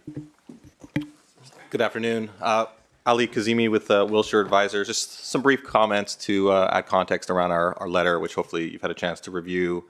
As you've heard and reflected in our letter, TFPM remains a cornerstone of the asset liability management and total fund allocation strategy. They walked through some of the achievements, so I'll highlight just a few. Executing over $73 billion in portfolio allocation adjustments, managing over $45 billion in financing operations, all of that really ensuring a stable risk profile and supporting both strategic and active exposures. In terms of the overall team, as noted, they currently operate with close to 40 full-time employees with several open positions. Most notably, the MID role remains vacant. However, despite that, the interim leadership has maintained what we view as strong stability and performance. The team's quality and external partnerships continue to be strong and contribute to the overall structure efficiently. Our overall team score remains strong, with the future improvement expected when leadership continues to be defined and roles are further clarified. In terms of the support for the TPA, obviously congratulations to the board and staff on that moving forward today. TFPM has played a pivotal role in advancing that initiative, contributing to board education, reference portfolio development, and cost of capital modeling, to name a few. These efforts are central to CalPERS long-term asset liability management and investment decision-making, and so more to come there, obviously, going forward. In terms of some of the functions that have been mentioned already and our scoring, from a portfolio implementation standpoint, we improved that scoring to third decile with notable enhancements in the liquidity management and funding channel diversification space that Jonathan touched on already.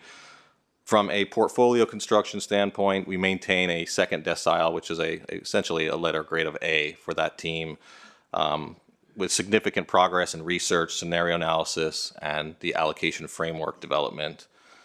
From a strategy development standpoint, we've seen less emphasis this year in that space due to a lot of the work being done to support TPA.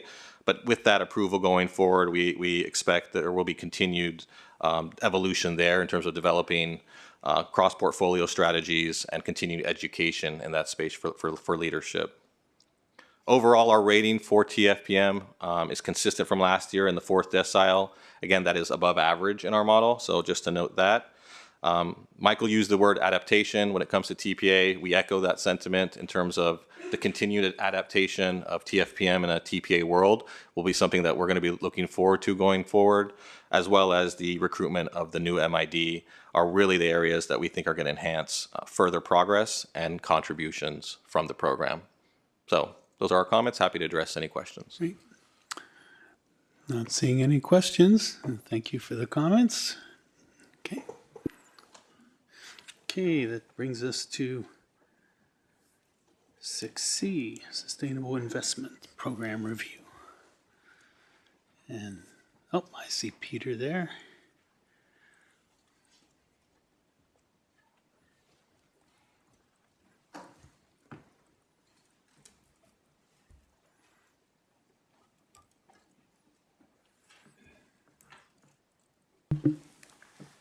Good afternoon, Peter Cashin, Sustainable Investments.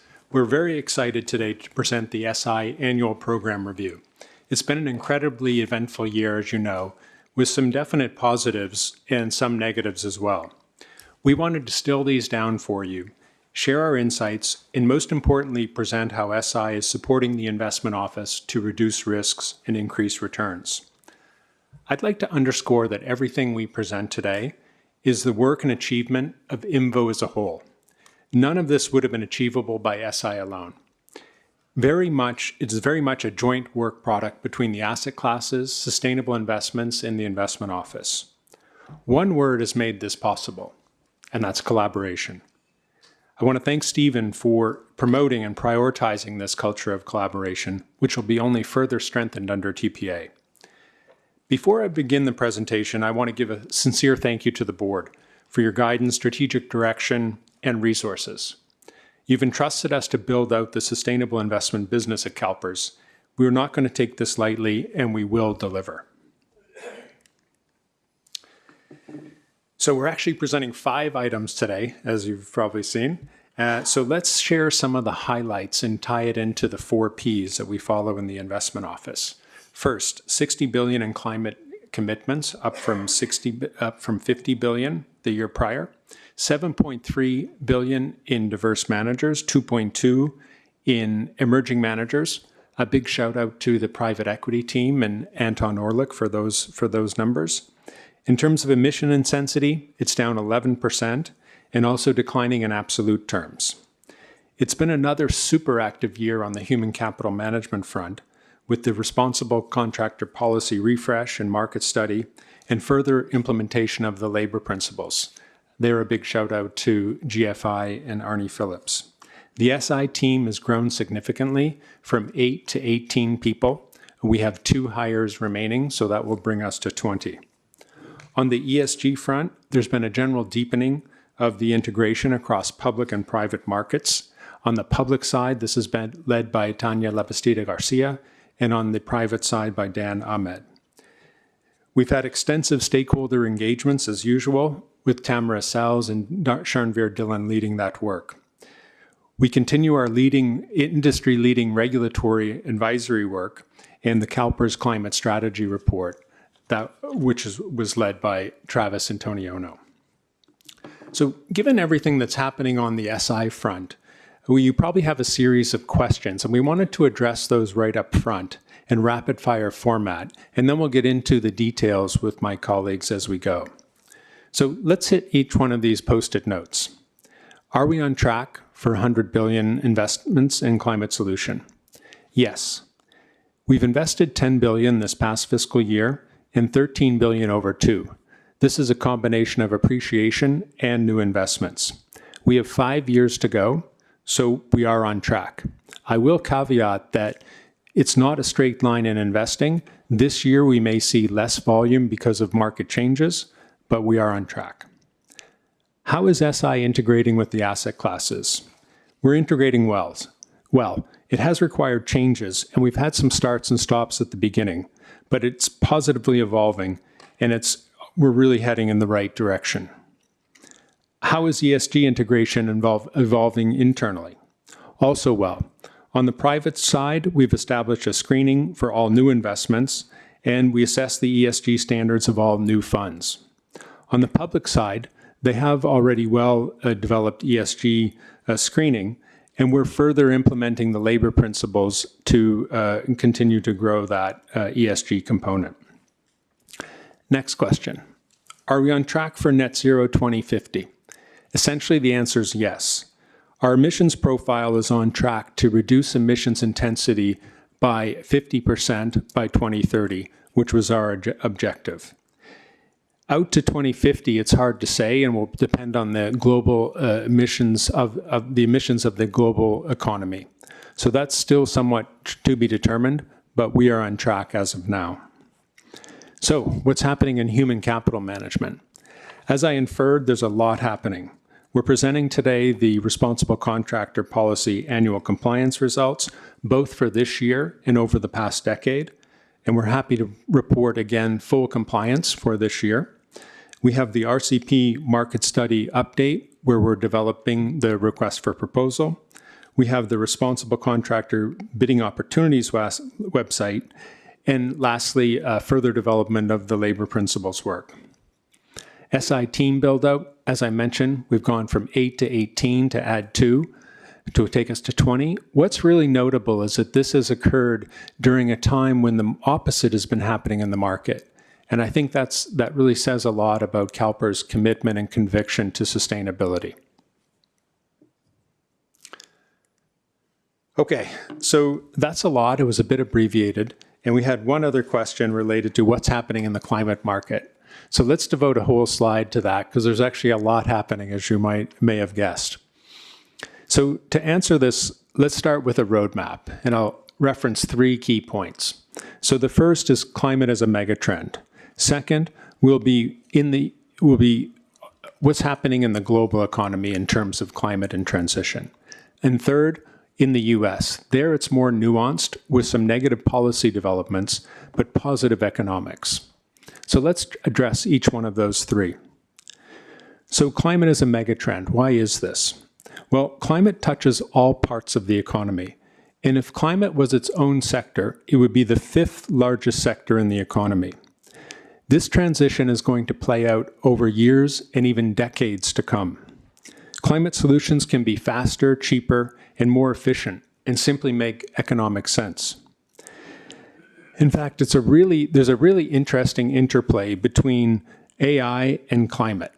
As we know, artificial intelligence, deglobalization are the other key mega themes. And this is playing out very closely between AI and climate. So AI will both be a driver of electricity consumption, and renewable energy will be the key provider of that incremental energy need. A second is the application of AI, and this is towards driving energy efficiency. I think this is a really exciting time to be investing in AI. This first stage that we've seen have been the NVIDIAs, the Palantirs, the Mag 7 have benefited in terms of valuation growth with AI. The second stage will be companies utilizing and leveraging the AI to become more efficient and reduce emissions. It's key that we not miss that, and we target and identify those companies that will benefit and those that will not.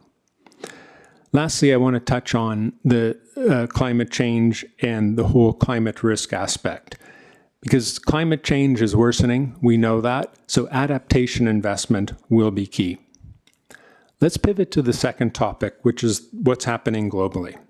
So globally, in terms of climate transition, it's full steam ahead. The rest of the world is frankly quite mystified by the US approach and the climate denialism. To quote Patrick Moynihan, "You're entitled to your own opinions, but you're not entitled to your own facts." And let me share some facts.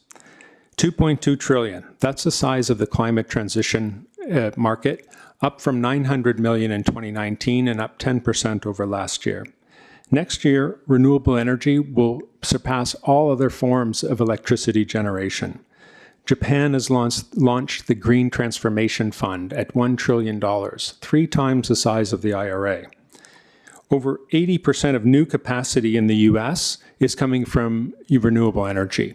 And the ratio of investments between renewable energy and fossil fuel is 2 to 1. So double the investment going into renewables.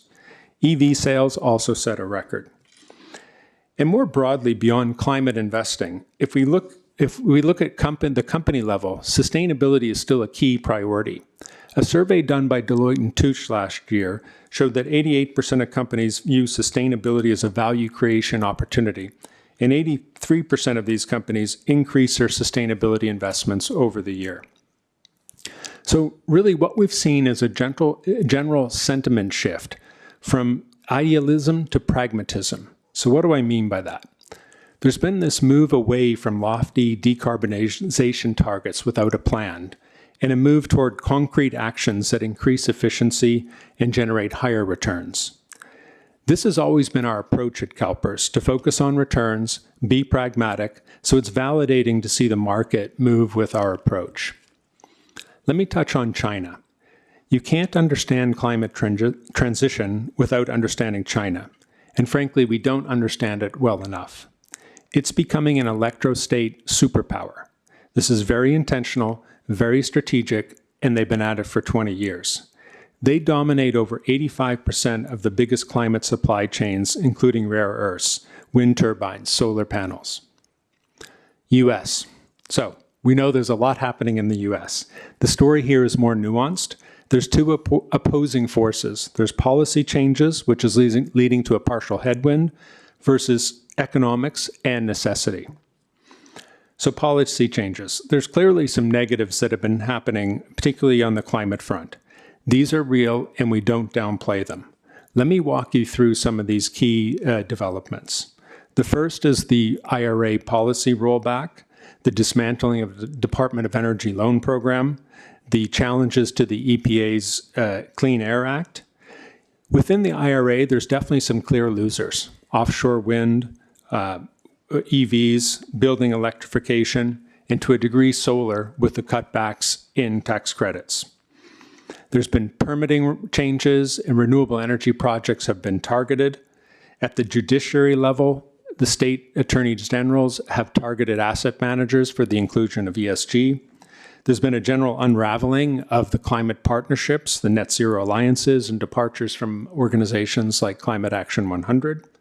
Tariffs have negatively impacted cost structure, particularly with imports from China. So these are big challenges leading to change. These are big challenges for climate because it increased cost structure, regulatory hurdles, and there's fewer incentives. But to paraphrase Mark Twain, the reports of the death of climate transition are greatly exaggerated. And let me share why. If we look beyond the headlines, we can see what's happening in the here and now and what will transpire going forward. So let's start with performance on the equity market side. The S&P Global Clean Energy Index rose over 50% this year versus less than 20% for the MSCI World Index. Within segments of the equity market, including energy efficiency, nuclear, and battery storage, that also similarly exhibited outperformance. And one of the reasons for this is simple economics. The demand for electricity is increasing dramatically, and renewable energy is the cheapest and the fastest to market. This increase in demand is coming from AI and data centers, manufacturing, electric vehicles, and heat pumps. And at the same time, we have the supply that's been cut back, in part because of the IRA changes. So guess what happens when demand goes up and supply goes down? Prices also go up. Now, this is a negative for consumers, but it's actually a positive for providers and developers. In some markets, we've seen retail electricity prices up 50%. As we heard from Bayo Ogunlesi from GIP this summer, there's a greater than 400 gigawatt shortfall in electricity generation between now and 2030. About 110 gigawatts can be made up from traditional fossil fuel. That balance of 300 needs to come from other sources, and renewable would be the key.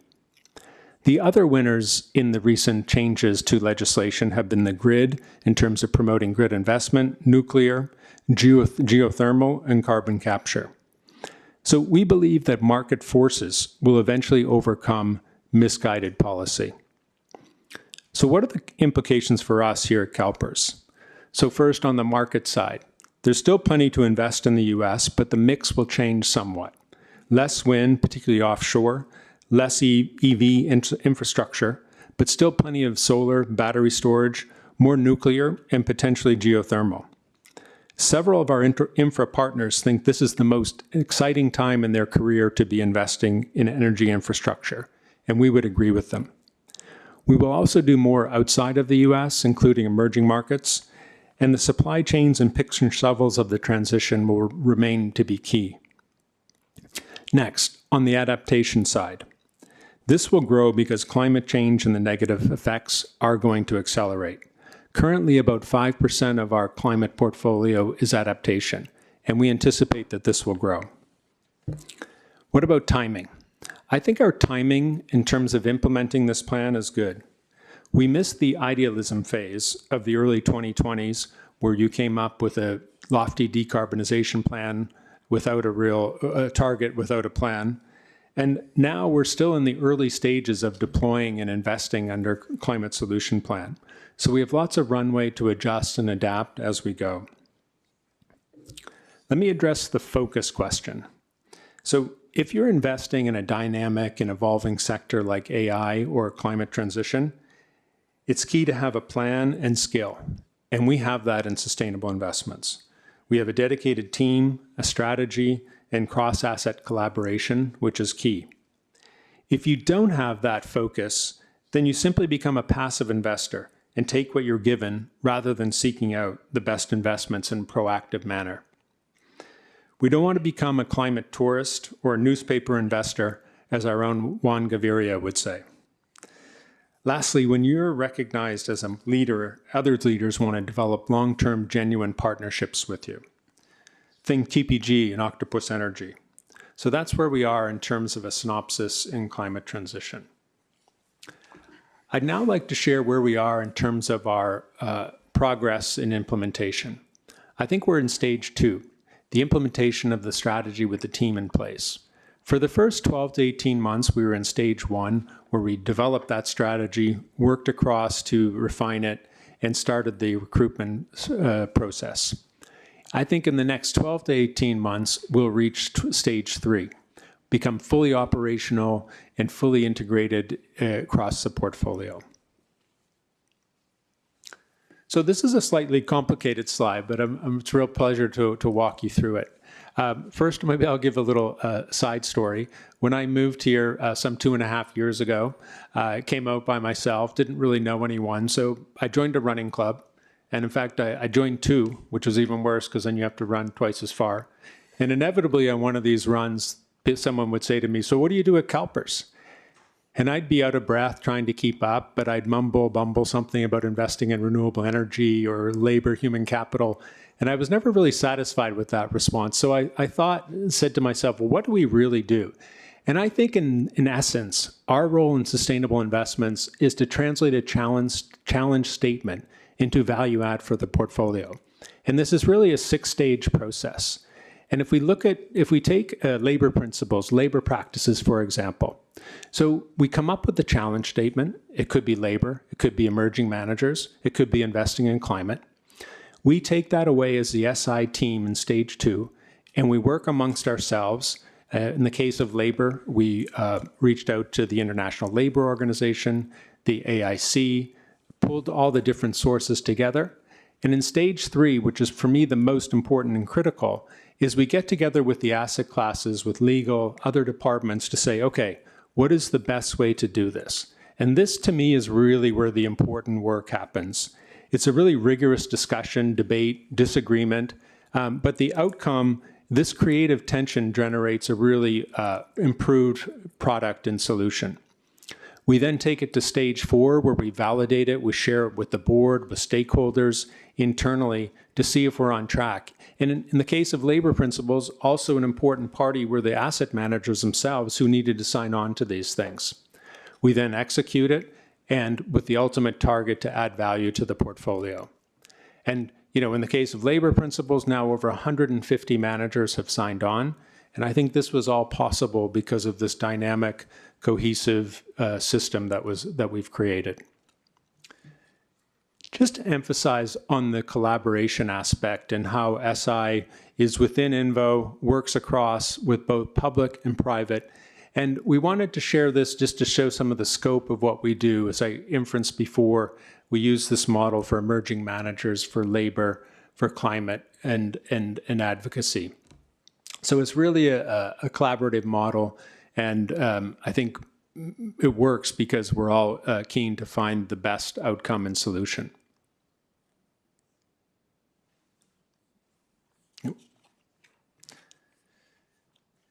So you're familiar with this slide. We've presented it 2 years ago, I guess probably this week. And that is really our key 5 objectives behind all of our sustainable investment work. From this, we've developed KPIs to track each of these 5, and we have 11 KPIs. We're pleased to report that we're either on track or have met each of the KPIs once again this year.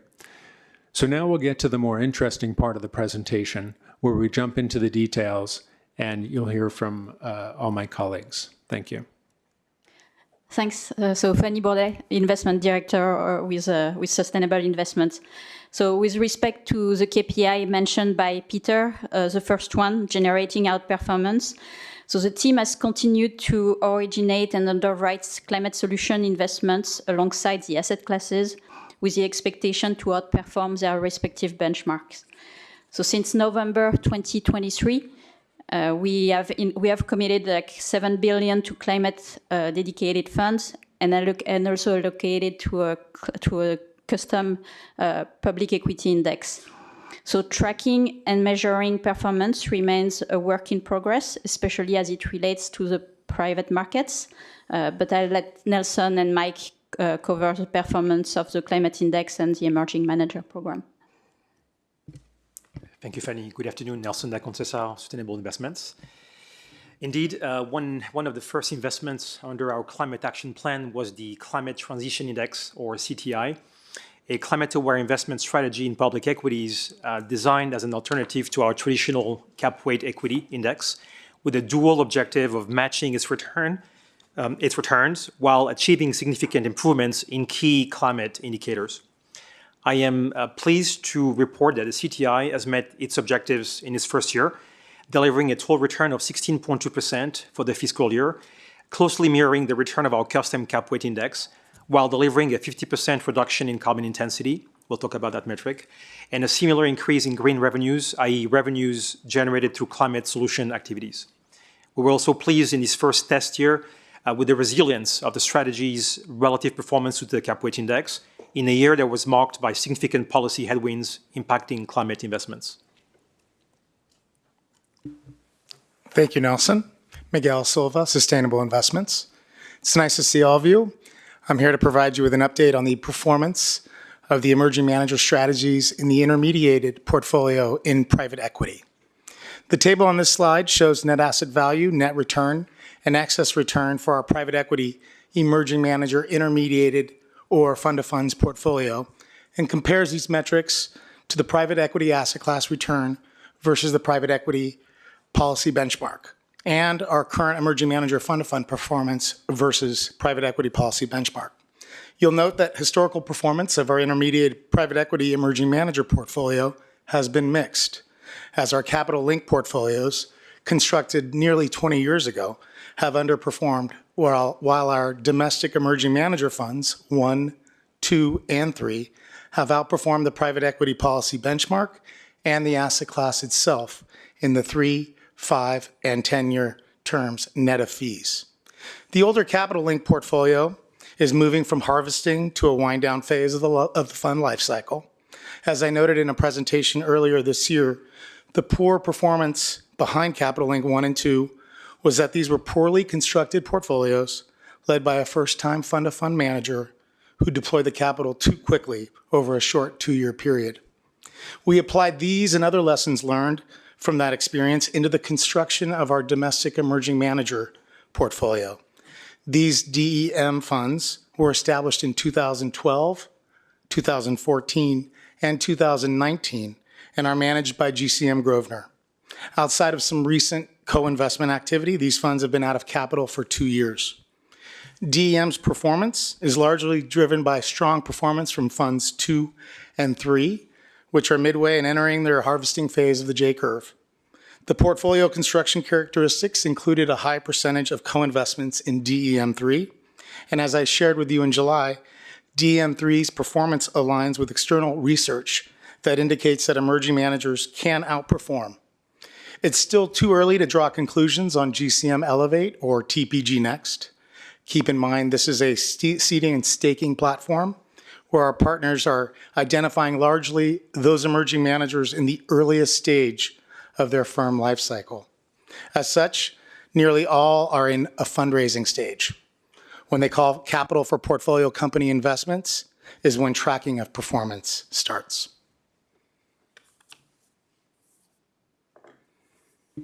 So with respect to increasing portfolio resilience, it is a key objective, and we now have a team of dedicated professionals who have been working on better integrating ESG in the due diligence and asset management processes. So on the private side, Dan Ahmed led the development of an ESG integration roadmap, which is now being successfully implemented. So the team further started a comprehensive review of existing partners' ESG programs. On the public side, Nelson's team has focused on building a more resilient portfolio through several initiatives, and the team further developed a labor principle scoring framework, which Nelson will cover. Thanks again, Fanny. So in the next two slides, I'm going to highlight two areas of risk where the SI's ESG integration activities carried out with the asset classes are expected to improve portfolio resilience. The first area focuses on labor-related issues, and the second on climate risks. So on the labor principles on this slide, last November, maybe just to repeat what Peter mentioned, last November, SI was really pleased to announce that all or majority of our managers in private and public markets had attested to their alignment with our labor principles. This year, I'm happy to share that as part of our broader ESG integration initiative in public markets, SI has developed a quantitative labor scoring framework designed to systematically integrate labor principles throughout the investment cycle, from the pre-investment phase when evaluating potential new investments to the post-investment phase when monitoring existing holdings. This framework is currently being tested with our US corporate credit team and was developed with corporate governance, Drew's team. At a high level, this framework consists in mapping our labor principles to measurable indicators, 60 of them, 60 plus of them, across the 5 underlying pillars of our labor principles: collective bargaining, forced labor, child labor, discrimination, and health and safety. These indicators measured at each company level are then processed, signed, weighted towards updating, towards a score that we plan to update on a weekly basis. The most extreme values of these scores, or the tail, will signal cases of higher likelihood of weak alignment with our labor principles and will be further reviewed.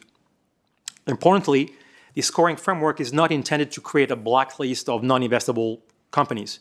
Instead, it provides additional insights to help our investment professionals to conduct a more comprehensive risk-return trade-off analysis of investments and to monitor labor risk in the portfolio. Finally, we expect this initiative to enhance portfolio resilience, not only through the integration of those scores into our portfolio management process, but also by informing our corporate engagement prioritization. We believe that close collaboration between SI, the asset classes, and corporate engagement will serve as a powerful driver of portfolio resilience. Moving to the next slide, and climate risk. So I'd like to first reiterate here that it is our belief, and we heard the very numerous and poignant comments. I'd like to first reiterate that it is our belief that climate change presents a long-term systemic risk to the fund, and that therefore strengthening portfolio resilience along that dimension is a core fiduciary of ours. Our approach to building climate resilience is supported by 3 pillars: risk management, stewardship, and investment. Regarding risk management, conducting a detailed risk profile assessment to identify the risk drivers and quantify the potential impact of these risks is a crucial step. There is no unique metric or framework to do that. We use several of those. One of the frameworks, and I will focus on the center component of this slide, one of the frameworks that we use is MSCI's Climate Value at Risk, or Climate VAR. This framework provides an assessment of the potential financial impact of both transition and physical climate risks on the portfolio under different scenarios. Focusing on the public markets portfolio here, the Climate VAR framework is telling us that under a 3-degree warming scenario, more and more likely, hopefully not, but more and more likely, the portfolio in aggregate would be exposed to an estimated cumulative loss of about 5.4%, or $15 billion in today's portfolio value terms. The Climate VAR analysis also tells us that in both the 3-degree and 2-degree scenarios that we highlighted here, physical climate risks, whose main drivers happen to be extreme heat, coastal flooding, low river flow, is the largest and stickiest contributor to the expected losses. While this is an insight that we're seeking to further integrate in our portfolio risk management, it is worth noting that also that mitigating physical climate risk is in a globally diversified equity portfolio is challenging. Firstly, information about companies' physical locations of operations is still pretty poor or weak. Secondly, complex global supply chains create interdependencies across the portfolio holdings, which makes physical risk insulation or hedging very challenging. It's not all about location. In contrast, in real assets, real estate, infrastructure, where physical impacts are often more immediate and localized, managing physical risk is far more tractable and actionable. Today, new investments in real assets include climate physical risk assessments. In real estate, our portfolio undergoes a periodic physical risk assessment using a custom version of the climate VAR, whose results are shared and discussed with our managers. Shifting to the left side of the slide, to assess the alignment of our portfolio with global warming scenarios, whose impact is then analyzed with the climate VAR, we use another framework, the implied temperature rise, or ITR, which is a forward-looking metric based on corporate commitments to decarbonize. The latest read of this metric indicates an alignment of our public markets portfolio in aggregate with a path of 2.7 degree warming above pre-industrial times. This bottom-up corporate-based assessment of our global portfolio is consistent with the latest forecast from the UN Environment Programme that just released its new report, that is putting the world on a 2.8 degrees warming path with a 90% probability range of 2.2 to 3.9 degrees Celsius. While 83% of our portfolio's companies have made some form of climate commitments, only 38% of them have commitments that are aligned with a trajectory of warming below 2 degrees. It is our belief that this gap can be greatly reduced through corporate engagement, our other channel, including the work by our colleagues in global equities, led by Drew, to bring companies into dialogue, pressing for science-based, credible transition plans and strategies. Last but not least, we believe that the most effective way to build climate resilience in the portfolio is to invest in the transition itself.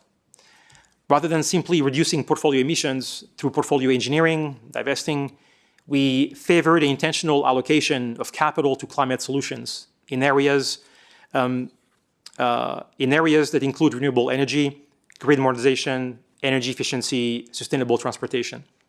These investments serve a dual purpose: financial resilience and real-world impact. Financial resilience because these investments are expected to appreciate in value as the transition in physical risks intensifies. Real-world impact because these investments as a whole directly contribute to global decarbonization and adaptation, reducing systemic climate risk in our portfolio over time. Those are the reasons why investing in climate solutions is the foundation of our net zero strategy or climate action plan. Yeah. So as mentioned earlier, our climate solution. Okay. Our climate solution exposure is 59.7 billion today, up from 50 billion last year. So this is primarily driven by public equity and real assets, which combined represent nearly 85% of the total. So mitigation assets, which includes among other energy efficient buildings or renewables, represent 86% of the total. And with that, I'll pass to Travis to cover the climate report. I will go back to slide 18. We missed a slide, but back to the pathway to net zero, and you made a zoom on the climate solutions. What I want to mention is that as we look at our climate action plan, we really follow progress towards that along 3 dimensions, and this slide had those 3 dimensions.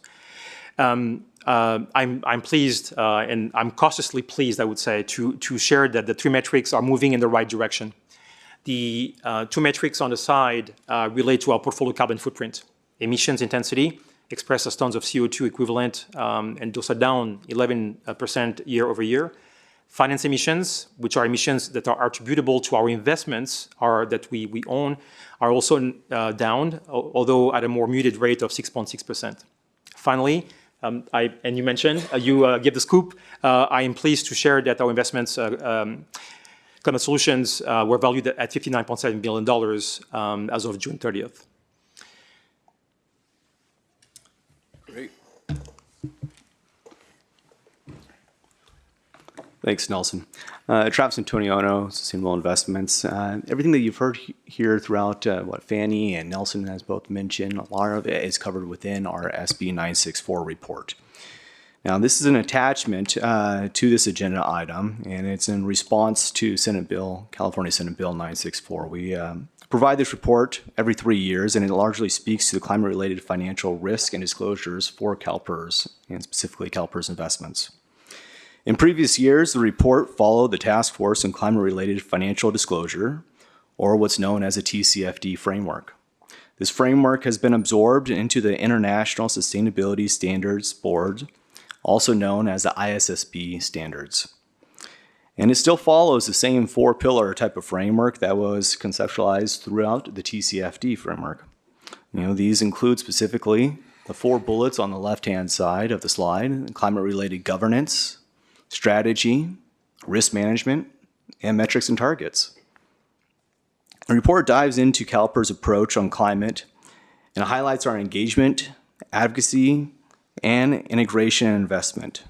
All of these activities are supported by partnerships, and this includes both our external managers as well as many other organizations in which we partner with.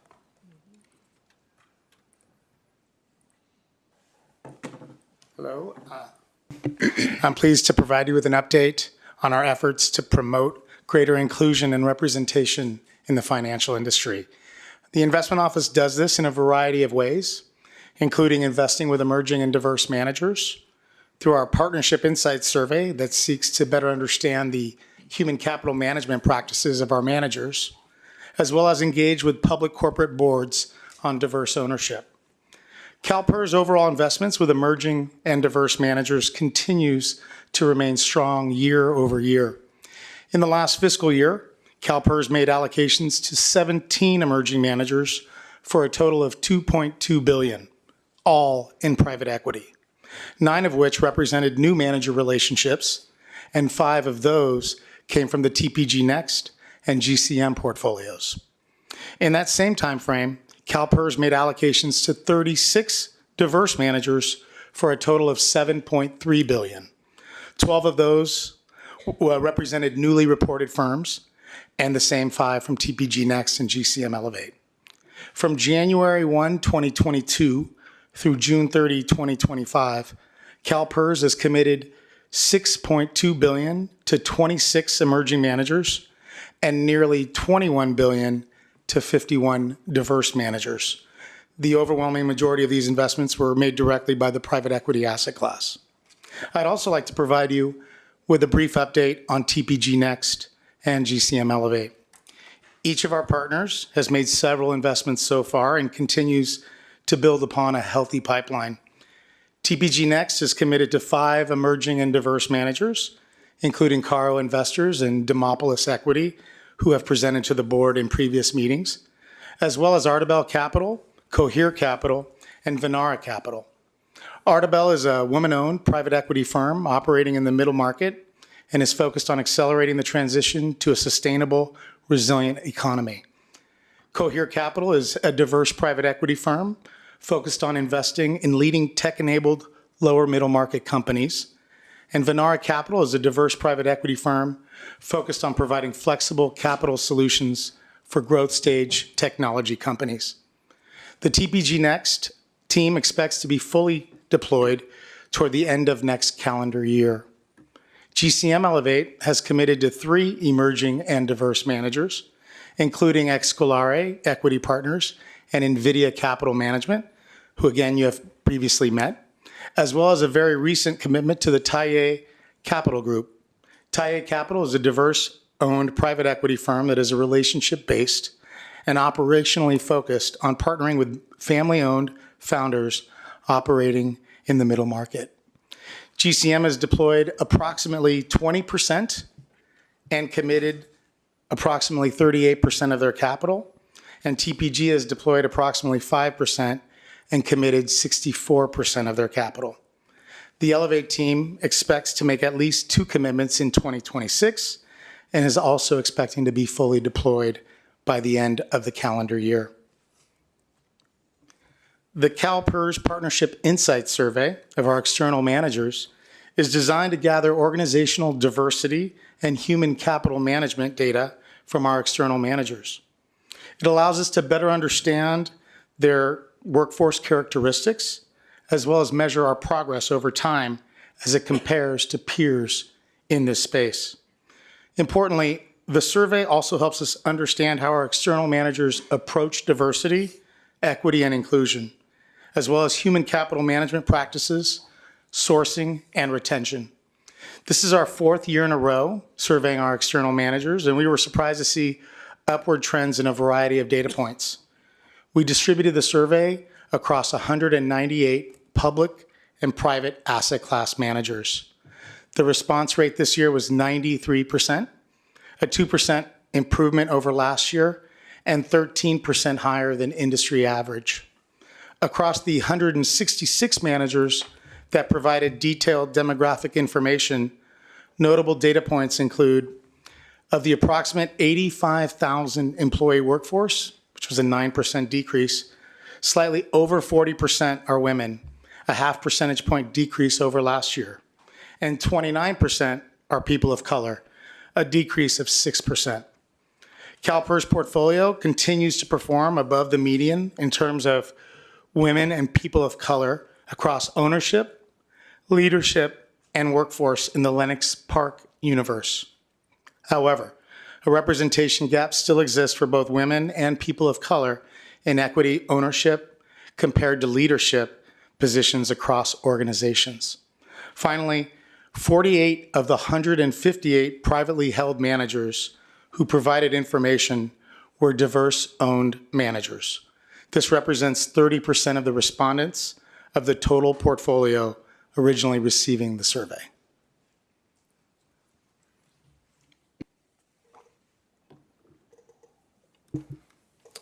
Thanks, Mike. On this slide, team members across the organization conduct hundreds of engagements each year. So often we hear about different engagements, such as those that are conducted by our public equity stewardship team, but these type of engagements are conducted across a variety of different venues. So these engagements are with not only the public equity type of managers and also companies, but also with stakeholders, policymakers, and those portfolio companies, both across our private and public markets. More than 50 stakeholder engagements were conducted over the year, with more than half of them on labor principles and more than 10 of them on climate-related issues. As communicated by our global public equity team during their annual program review a few months ago, more than 400 public company engagements were conducted, and this represented more than 50% of the total assets under management of our global public equity assets. CalPERS team has also conducted a number of policy-related engagements with federal and state regulators and policymakers. This includes meetings with Securities Exchange Commission, the Federal Trade Commission, Department of Energy, and California Air Resource Board. The team also submitted multiple comment letters, including one comment letter to the Department of Labor's Occupational Safety and Health Administration, also known as OSHA. This was related to a heat, injury, and illness prevention in outdoor and indoor work settings. Additionally, there was an amicus brief that was provided supporting the Federal Trade Commission, FTC, related to a proposed rule banning non-competes, which is already conducted in practice in California. So this was essentially the federal government following what a standard California has already done. Additional details on our advocacy and regulatory related efforts is located in the appendix. As we move to slide 24, and there is a lot here to this slide, and it's a familiar slide hopefully because you've seen it last year. And we kind of refer to it as CalPERS show of force slide for a lot of our sustainability activities, and specifically activities related to a lot of the committees, assessments, and additional activities that we participate in or serve on. It's important to mention that these committees, activities, and assessments are conducted by individuals across the organization, across the entire CalPERS organization, not just investments, and also includes all of investments, asset classes, and program areas. This is definitely a group effort. This was mentioned by Peter earlier on in his comments, that a lot of sustainable activities and that you're seeing today are not just sustainable investments team, but largely the investment team in CalPERS broadly.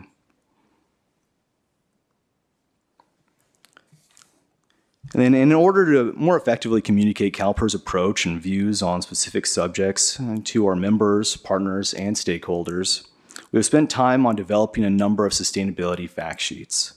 These include fact sheets on CalPERS labor principles, emerging managers, California report, responsible contractor program policy, and climate solutions. We are in late stage developments of these fact sheets and expect them to be available on CalPERS website by the early new year. We will make sure that you receive links or copies to these once they are published. Thank you. So that concludes our presentation, and we welcome any questions. Okay, first off, I have Director Palkey. Thank you, Mr. Chair. Not so much of a question. I just really want to thank you all for the work that you're all doing. I was just at one of our community colleges within California, and it's been over 10 years now, and they took on the initiative early on of putting in a solar farm. And now they're in the process of remodeling that solar farm, because back then the solar panels were these giant, huge things that moved with the sun. And now they're finding products out there that are minimal in size, but produce more output. So I'm thankful that you guys are looking at technology in a time-appropriate manner, because who knows what 5 years will bring us, what 10 years will bring us. And I look forward to those reports in the near future.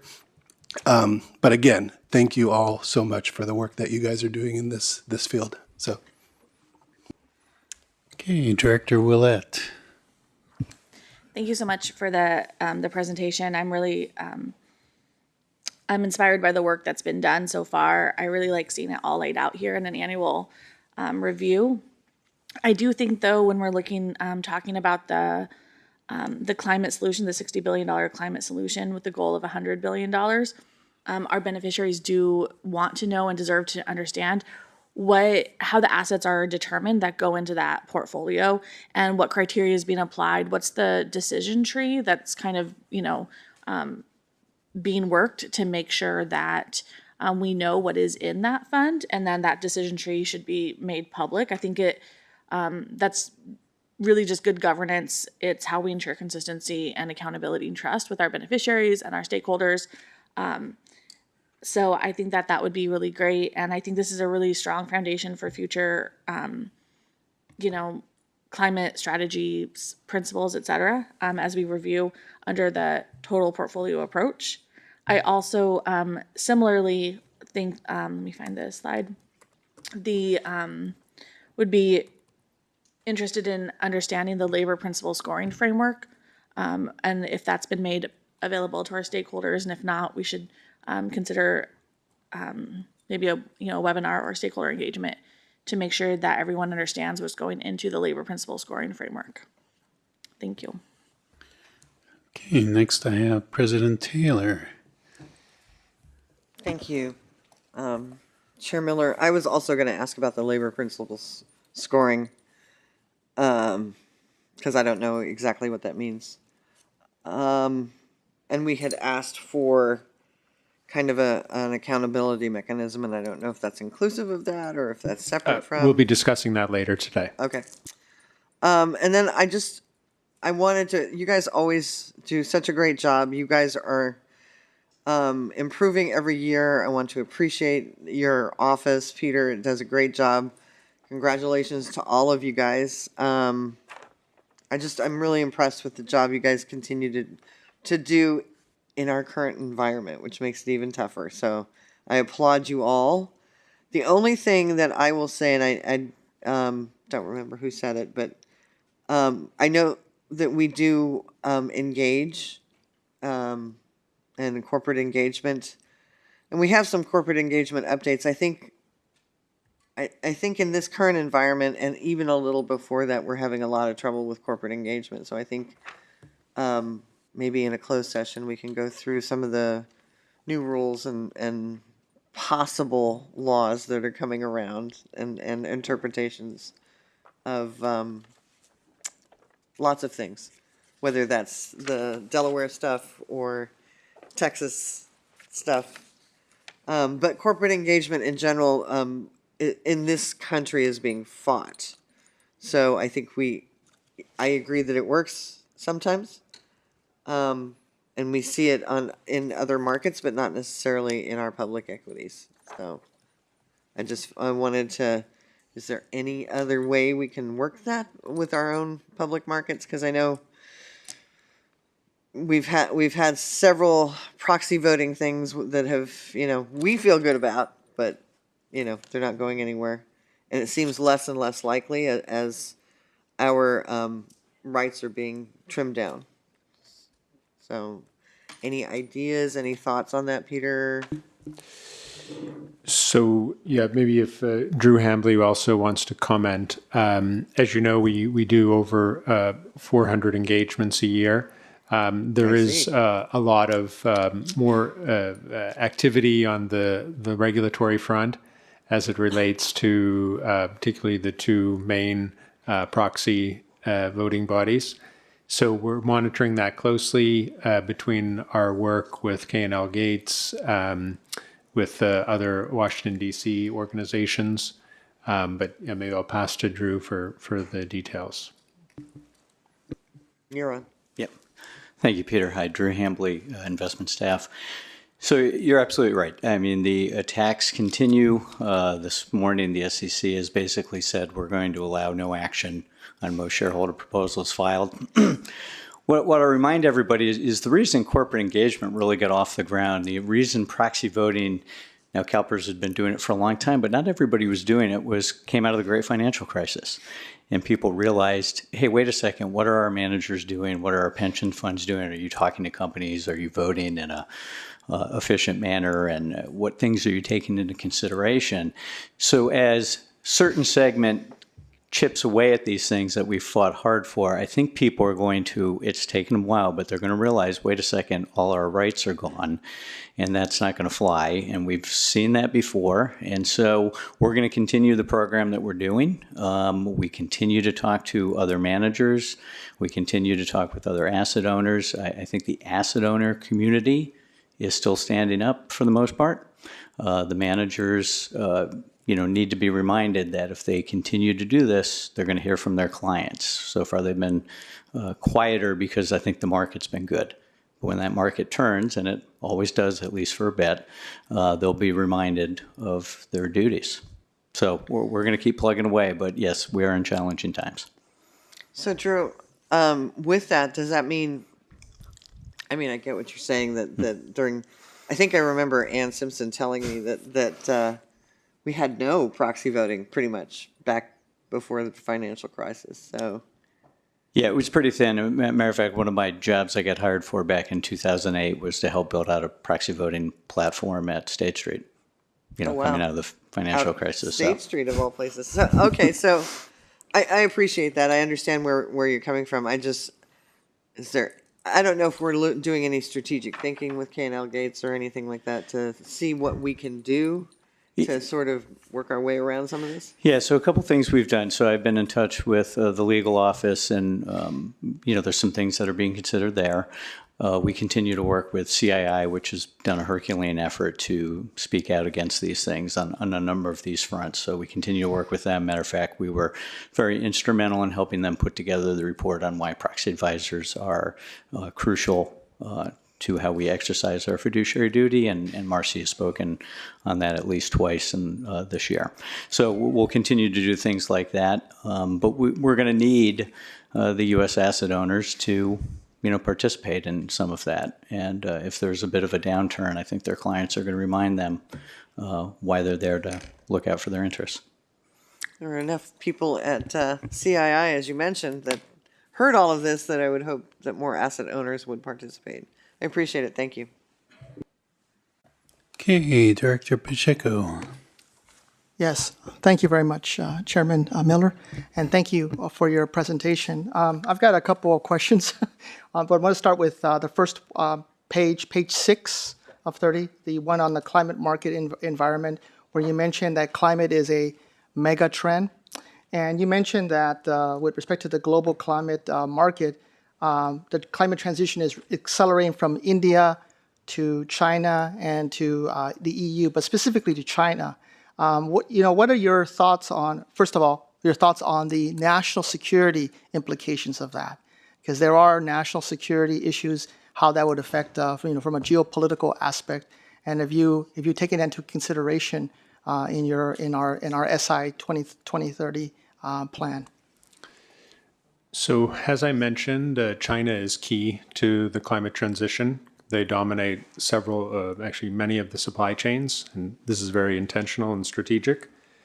There have been reports of energy infrastructure that has software in it that was not supposed to be in there. Mm-hmm. So that is a concern from a security standpoint.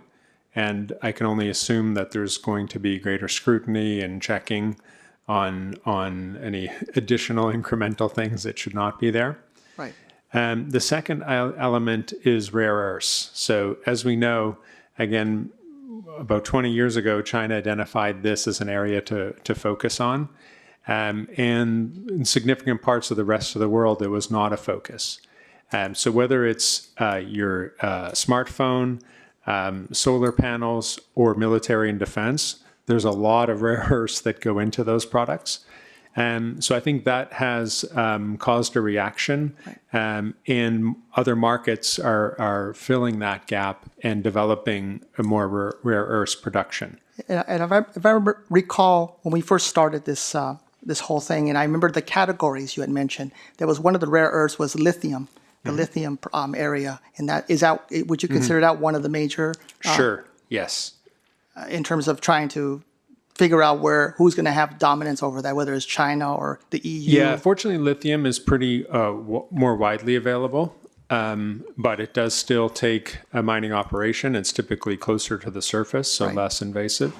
Nickel, magnesium, cobalt, Cobalt, yes. So those are the other elements that I was talking about. Okay, excellent. And in terms of the other item was the policy distractions and policy winners, especially around the investment, the IRA Act. You mentioned that definitely the policy distractors are offshore wind and EU and the tariffs, but you mentioned the policy winners were nuclear and growth improvement in carbon capture and geothermal. Would you also consider, like for instance, the fossil fuel industry as well? Because since they're not emphasizing more on the IRA on those areas, they're going back to more of the traditional process. I'm just because in terms of like refineries, the oil refineries and so forth. I know there's been some changes in terms of re-upping the refineries around the country. So I just wanted your thoughts on that. So one of the beneficiaries of the IRA changes is carbon capture, and I think that was supported by the oil and gas industry. So, carbon capture can be good, especially if it's methane related, which has such high intensity. So that's reflective, I think, of, that's a material change. The second area I would mention is the Department of Energy loan program. That is being partially repurposed to support gas in particular, whereas previously under the past administration, that was towards promoting climate solution investment. Excellent. The next question is more for Mr. Silva, would be respecting to on page 14, generating output in emerging managers. You mentioned, Mr. Silva, regarding, first of all, thank you for your presentation on this. This is really very top of the mind. In terms of the Gershner, Elevate, and TPG Next, you mentioned that it's too early to tell in terms of conclusion. Is that because we're closer to the J curve, at the beginning of the J curve, or where are we in terms of that? No, the reason is most of these managers are still early stage in the founding of their firms. So because it's a seeding and staking platform, GCM is identifying these managers at the earliest of their firm life cycle. Okay. So the managers have yet to call for capital, most of them. So right now it's just pretty much dry powder then in terms of what? Except for a small investment that's noted there right now for $44 million. Yep. And when do you, in your humble opinion, do you believe you will see some conclusion or some performance? We'll see some performance at next year's update, but again, it'll be in the J curve at that point. At the J curve at that point. Excellent then. And then the final question, and it's at the very end. You mentioned the representation of the emerging and diverse managers with respect to the Luxon, The Lennox part? the Lennox survey, and you mentioned that we were only at, is it 93% response?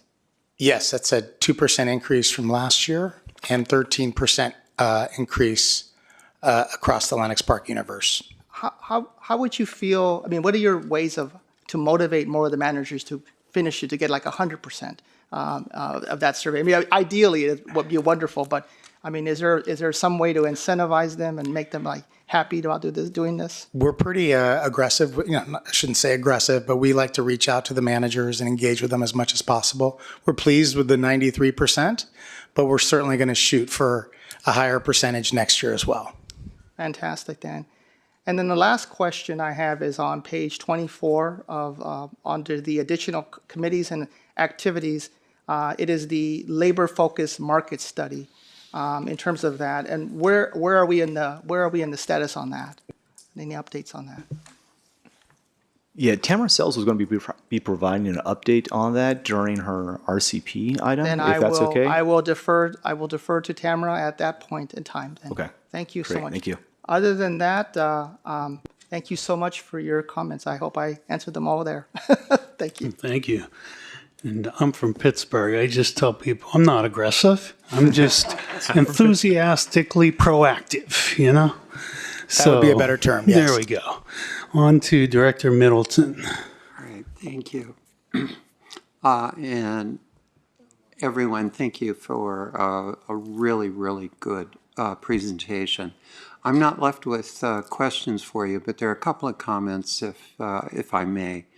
One, all of this has to come back to performance and that we are actually adding value. So I think it is critical as we move forward that we are able to demonstrate that these investments, in comparison to benchmarks of our competitors, in comparison to benchmarks of other assets, that we're producing the result for our members that they expect us to be able to do. So, second, and this is a much broader question, we heard again this morning from a variety of individuals with deep respect to each one of them, a fundamental belief that somehow or another, by divesting, they are achieving an actual policy change and in a result. And as we have surveyed the research over the course of many decades, that's not the story that is being told to this board. And I think it's appropriate for us to seek out again some academic level research, people who could come and talk to the specific question of what is achieved by simply walking away from an investment as opposed to what is achieved by engagement. Thank you. Okay, I don't see any more requests to speak. I won't just repeat all the superlatives, but very encouraging. I think we remain a leader, and there is real value that sometimes I think not very tangible or not very recognized beyond what's obvious. And for example, when we lead, and we lead based on our values, and we take on fights, and some of these fights we know, we don't always vote our proxy with the expectation that we're going to win and that there suddenly will be this, stampede to our point of view. But we stand up for our values. We stand up for the sustainability of our fund and our future. We're a long-term investor. And there are these intangible other values, some of them which, we could document perhaps. For example, a simple example that comes to mind for me is earned media. The amount of earned media that CalPERS gets, both in the popular press and the financial and community publications, when we take a stand on something visible and significant, you could not buy that kind of earned media if you were to pay for those column inches of attention in, I won't list all the publications, but that has real value and it's very tangible, and nobody's getting that beyond the first few minutes of the news cycle when they abandon the fight and pull their investments out and go somewhere else. So that's my little soapbox speech for the day. Thank you. Thanks to the whole team. So moving on to public comments.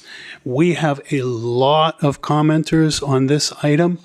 So I think we'll take our break. We're almost right at the 2-hour mark. We'll take a 10-minute break. Can we do 15? Yes, we can do 15. We'll do a 15-minute break, and then we'll come back and we'll start with our public commenters. And because we have so many, we're going to go back to the 1-minute comment time frame for this item. Yeah.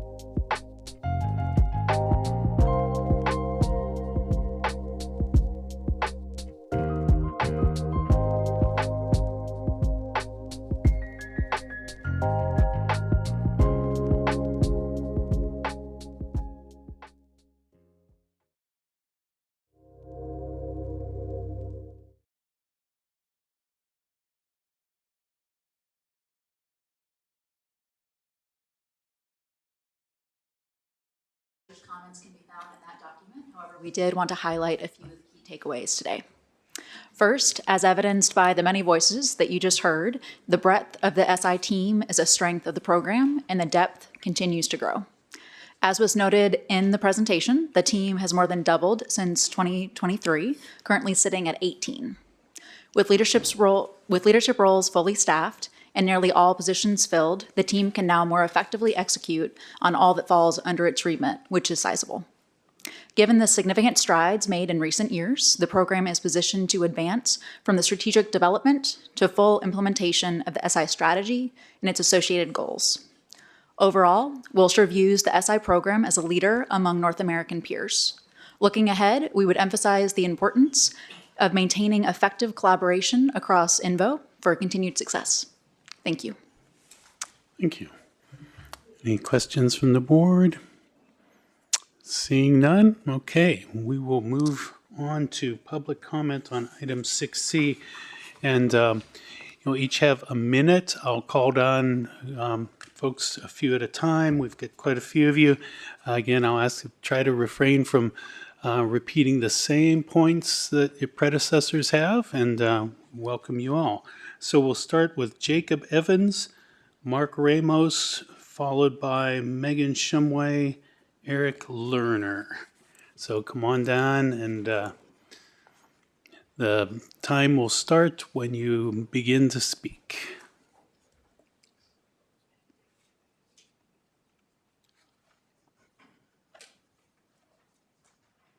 I'm going in Jacob Evans' spot, and he's going to switch with me. Sure, just identify yourself and start. Good afternoon. My name is Eric Lerner. I'm here today on behalf of California Common Good. As you know, our coalition is not calling for CalPERS to divest from fossil fuels. We are in alignment with the goals of CalPERS' Climate Action Plan. But we do have serious concerns about CalPERS categorizing fossil fuel companies as part of its climate solutions investment strategy. We understand CalPERS has responded to this concern by saying a green asset is a green asset, regardless of corporate ownership, and our climate solution investments in fossil fuels are very small. But our constituents, it's not that simple. Fossil fuel companies are driving the climate impacts that are already harming their communities. In Richmond, childhood asthma rates are among the highest in the state. Children are sent to the ER for asthma at roughly 3 times the California average. In Los Angeles, many of our members live near active or abandoned oil wells. They are scared for their children's health. For these community members, the idea that fossil fuel companies could be considered a climate solution is not just confusing, it is insulting and contradicts their lived experience. Across the state, SEIU members are all grappling with the economic threat climate change poses to city and county budgets. The risks are real and they are immediate. California Common Good looks forward to continuing to work with the staff and trustees at CalPERS. As I mentioned, we are fully aligned with the goals of the Climate Action Plan. Our ask is simple: make practical adjustments to what is counted as a climate solution, which should include exclusions of fossil fuels. Thank you. Next speaker. Good afternoon, board members. I'm Jacob Evans with Sierra Club, California. In September, we shared Sierra Club's principles for climate investments, which highlight how CalPERS can cement its climate leadership by implementing strong definitions of climate solutions. And these principles are increasingly relevant as CalPERS reports progress towards filling its $100 billion commitment to climate solutions. Without ironclad climate solution definitions, investments in fossil fuel corporations and other fossil solutions that have no place in a list of climate solutions calls into question the integrity of the Climate Action Plan. Based on publicly disclosed information, it appears like CalPERS doesn't have guardrails or negative screens for mitigation and adaptation investments. In other words, CalPERS does not have standards for how it defines climate solutions. This is how major polluters end up in the Climate Action Plan. Implementing strong climate solution definitions that reflect the nuance of technologies like carbon capture is essential. For example, carbon capture applied to hard-to-decarbonize industries like cement production has a key role in a low-carbon economy and is not comparable to carbon capture applied to polluting oil and gas industries. Without clear criteria, CalPERS has no way of showing that this is taken into account when counting investments for the Climate Action Plan. CalPERS has responded to stakeholder concerns about fossil fuels in the Climate Action Plan by emphasizing that the investments are small and that, quote, green assets are green assets. To that, I ask, how does measuring the green revenues of the world's largest polluters contribute to reduce climate risk? These investments do not represent additionality, and they don't drive decarbonization. They don't protect beneficiaries' savings from the systemic risks of climate change.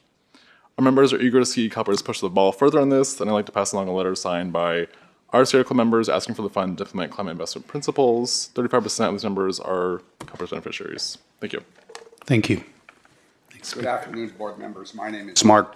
Good afternoon, board members. My name is Mark Ramos, and I'm president of UFCW Local 1428 and president of UFCW Western States Council, which represents over 130,000 workers in the state of California. First off, I want to thank you for adopting labor principles for your investments, but it's also important that labor principles have an enforcement mechanism. Apollo Global Management has agreed to the standards that you have in place, but yet they continue to ignore these standards when it comes to Cardenas markets. UFCW is calling on the board to adopt, implement, and enforce the accountability standards for investment managers. Workers at Cardenas markets continue to be subjected to Apollo's escalation of anti-worker and anti-union rhetoric and actions in the workplace. Your principles, while admirable, will fall short of your goals and your intentions if you do not have an enforcement mechanism in place. Apollo will continue to come to you asking for union members' money from their pension funds here at CalPERS, and then turn a blind eye and deny the workers at Cardenas the right to organize in their own workplace. We ask that you do not make any new or follow-on investments with Apollo until they enter into an agreement with the UFCW to adhere to the workers' will, which is to form a union. Principles without action are just words on paper. So when you say you support labor standards, let's make sure you support it with more than just words. Thank you. Thank you. Okay, is Megan Shumway here? Then Joe Duffel, Jared Gaby Bregel, and Sonia Nunez.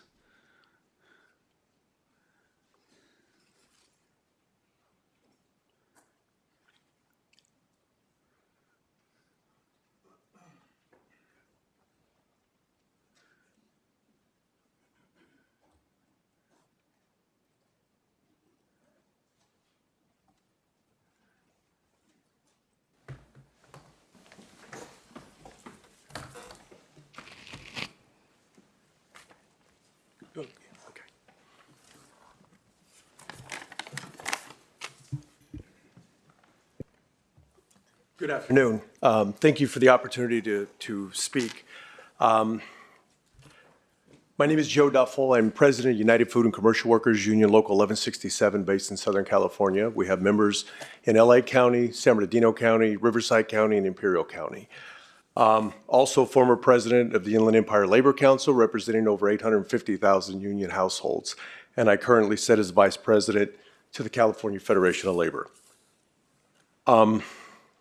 Members of the Investment Committee, I'm speaking today to thank you for adding the labor principles to your private equity investment and urge you to institute stronger enforcement mechanism in that important investment policy. Our experience at Heritage Grocers is a prime example of why you need enforcement provisions to mitigate labor risks to your investments. Heritage Grocers is owned by Apollo Fund, which we have over $550 million of CalPERS money invested. Heritage owns Cardenas markets across the state and beyond, and Cardenas workers have bravely spoken to all of you about their experiences over a long period of time about intimidation, retaliation, and standing up for their rights and their choice to join and form a union. They have brought examples of violations of your labor principles on sexual harassment, workplace safety issues, and anti-union intimidation. Their record also poses risk to your investment from litigation over alleged wage and hour claims and sexual harassment cases, which we are investigating as we speak. And it could create lots of liabilities to the fund. Despite your engagement with Apollo and our repeated efforts to reach an agreement to mitigate these risks, in recent weeks, Cardenas Market has flooded their stores with anti-union propaganda, have had closed caption meetings with members, working staff, intimidated, launched an anti-union website, and I don't believe this is anywhere in your principles. And so what we are asking for your support You went that one step and you created those principles, and I need to commend each and every one of you and your staff. Incredible body of work.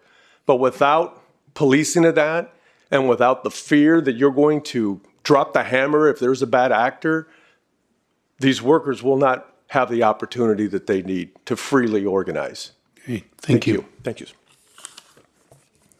Thank you. My name is Jared Gaby Beagle with UFCW. I'm here to update you on escalating violations of CalPERS labor principles at Heritage Grocers, a grocery chain, as you've heard already, owned by Apollo Fund 9, in which CalPERS has invested $550 million in. Back in March, a worker at Tony's in Chicago told this board that during a union election, the company ran an aggressive anti-union campaign that included fear-mongering about workers' immigration status. Last month, as Joe just mentioned, Cardenas Markets launched an almost identical campaign using the same anti-union consulting firm to flood its workers here in California, as well as Arizona and Nevada, with anti-union postings, texts, a website, and captive audience department meetings. Further, we have new examples of litigation risks stemming from Cardenas' alleged labor practices. The company faces 3 new outstanding lawsuits in Santa Clara, Los Angeles, and Riverside counties, all alleging violations of similar provisions of California Labor Code to cases settled without admitting wrongdoing. The company denies the allegation in all 3 cases, but the cases are ongoing. We have also told you about the risk of sexual harassment at Cardenas and the company's retaliation against workers who reported it. 2 years after Valeria Alvarez told you her story, Cardenas has 8 outstanding lawsuits alleging sexual harassment and retaliation for reporting it. Of those 8 sexual harassment-related cases, 5 were filed in 2025 alone. Apollo is violating CalPERS labor principles at Heritage, including the rights of freedom of association and a safe and healthy working environment.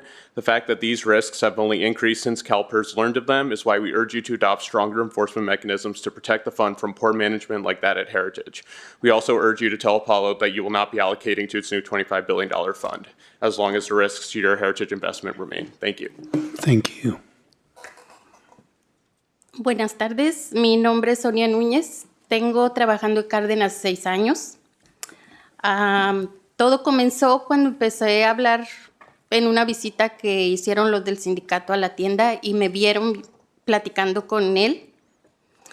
Y en cuestión de minutos ya tenía al de Just Probation en un lado junto con mi manager y desde ahí empezó a cambiar mi modo de trabajar de todos los días. Siempre me están vigilando qué es lo que hago, con quién hablo. Me han etiquetado de que soy violenta, de que soy problemática. De hecho, mi vida ha cambiado mucho desde que empecé a hablar con los del sindicato. Me siento acosada y tengo miedo de perder mi trabajo por estar aquí. Yo nada más quiero cerrar mi narrativa con una frase. El ser humano que tiene poder y tiene un corazón generoso es doblemente poderoso. Es todo lo que quiero decir. Muchas gracias. I'm Nancy Mendoza. Push the button. There you go. You're good. Oh, there you go. You're good. Okay, got it. I'm going to translate for Sonia Núñez. I worked at Cardenas Market, Riverside for 6 years. Everything changed the moment management saw me talking to the union workers. We were just having a normal conversation, but within minutes, management and loss prevention were watching me from a distance, and the harassment began. My hours got cut, my schedule changed, my regular days off also changed, and so I started struggling at work because of being harassed at work. They also began calling me the troublemaker. For a long time, people were afraid to even talk to me because they didn't want to be targeted too, because I would talk to the union. They even made a list of workers who support the union, and I know my name is on that list. I was excluded from store updates, inventory, and anything important, and management filed false written reports accusing me of harassing coworkers, something completely untrue. HR tried to help, but nothing changed. I never got my hour backs or my regular days off, but I'm not staying quiet. We're fighting for a union because we want respect, fair schedules, hours guaranteed, and vacations, and just basic dignity. We're all human beings, not machines, And that's why I'm staying strong, no matter how much they try to silence me. I'm sharing my story with you because I know you care and the companies you invest in uphold your investment principles. Thank you. Thank you.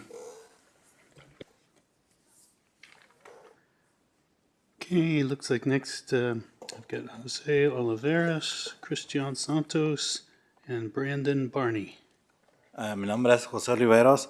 Trabajé en Cárdenas por 2 años hasta el julio del 2025 y el 1 de mayo una directora de recursos humanos me llamó a la oficina y me propuso tener un hijo con ella con el color de mis ojos. Y cuando denuncié esto, acoso, me dijeron que ella no trabajaba, pero no es cierto, toda trabaja allí. Y hace más de 1 año el aire acondicionado de la tienda de San Jacinto no funciona y yo trabajaba en la cocina a temperaturas de más de 38 grados y pues nunca lo arreglaron el acondicionado mientras yo trabajé allí. Y debido a todos estos problemas en el trabajo decidí ayudar a organizar mis compañeros. En principio de junio tuvimos que cancelar una reunión con el sindicato porque muchos trabajadores les cambiaron el horario última hora, probablemente porque gerentes se enteraron más tarde. Esa semana los gerentes me acusaron junto con otros compañeros del sindicato de robar bebidas, a pesar de que estas nos permitían llevar bebidas con el almuerzo. 2 semanas después me despidieron, pues eso indica que defendí mis derechos a los mismos compañeros. Presentado una queja en que a Orsa Calor hablado públicamente en otras reuniones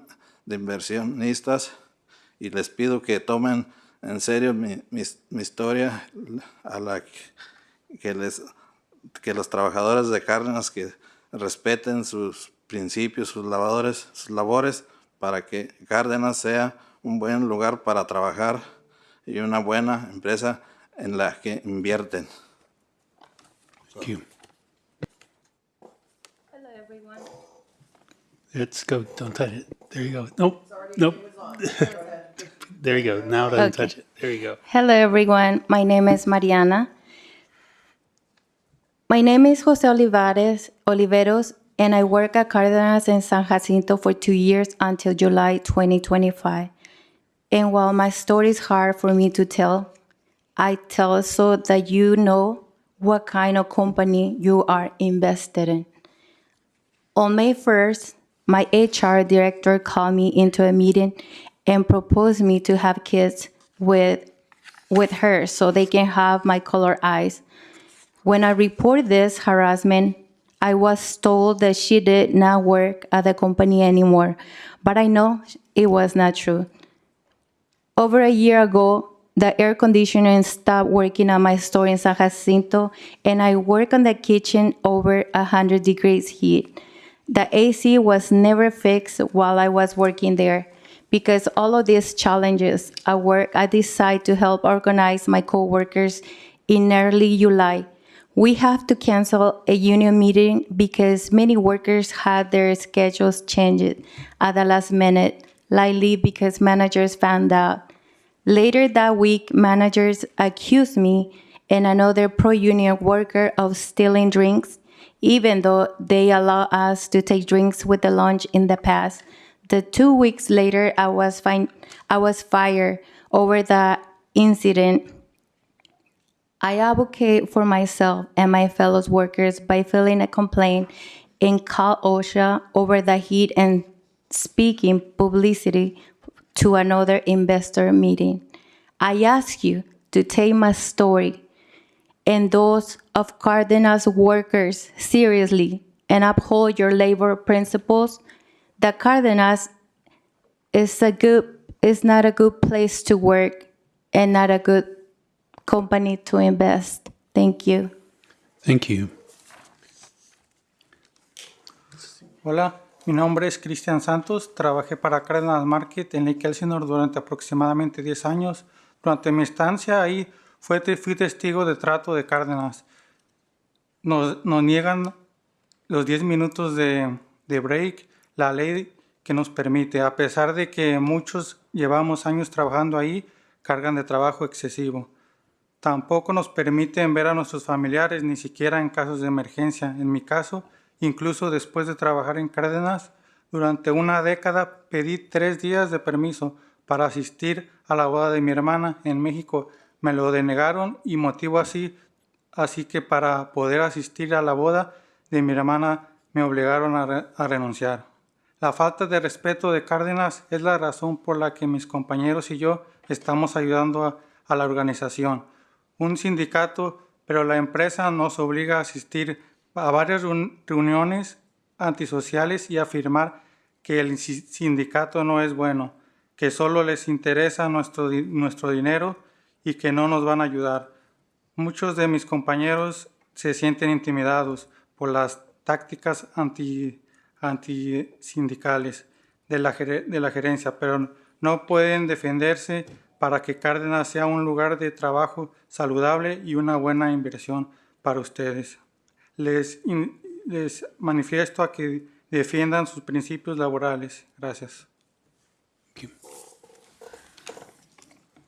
My name is Christian Senatores. I work at Cardenas in Lake Elizore approximately 10 years.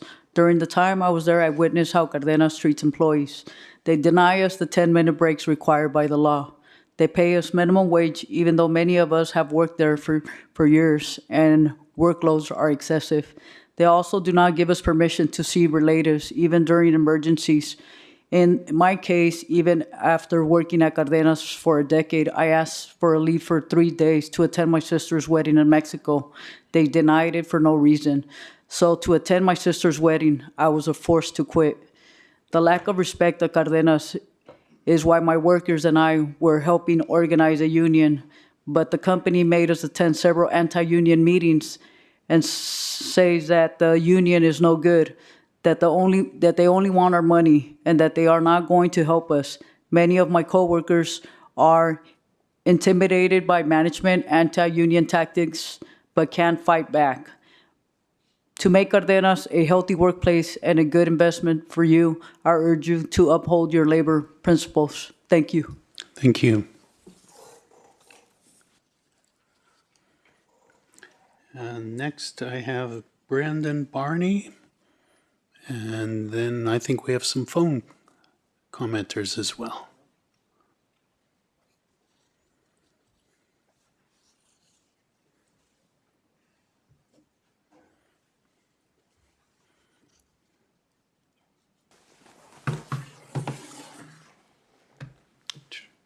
Good afternoon. My name is Brandon Barney. I lead a majority woman-owned firm focused on structural arbitrage. I'm here today as a local fiduciary. I live across the street to discuss how we can secure superior net returns for the beneficiaries. The ultimate proof of wisdom is clear. The total wealth concentration of Buffett, this is Warren Buffett and his wife Susan, underpinned the Buffett partnership's early compounded gain of 1,600% from 1957 to 1968. Their overall gain from 1964 to 2024 in the Berkshire Hathaway vehicle was 5,502,284% versus 39,054% for the S&P 500. This is from Berkshire Hathaway's 2024 annual report. This superior outcome stems from a profound emotional intelligence and the understanding of the tyranny of incentives. I will quote from Warren Buffett's 1960 letter to his partners.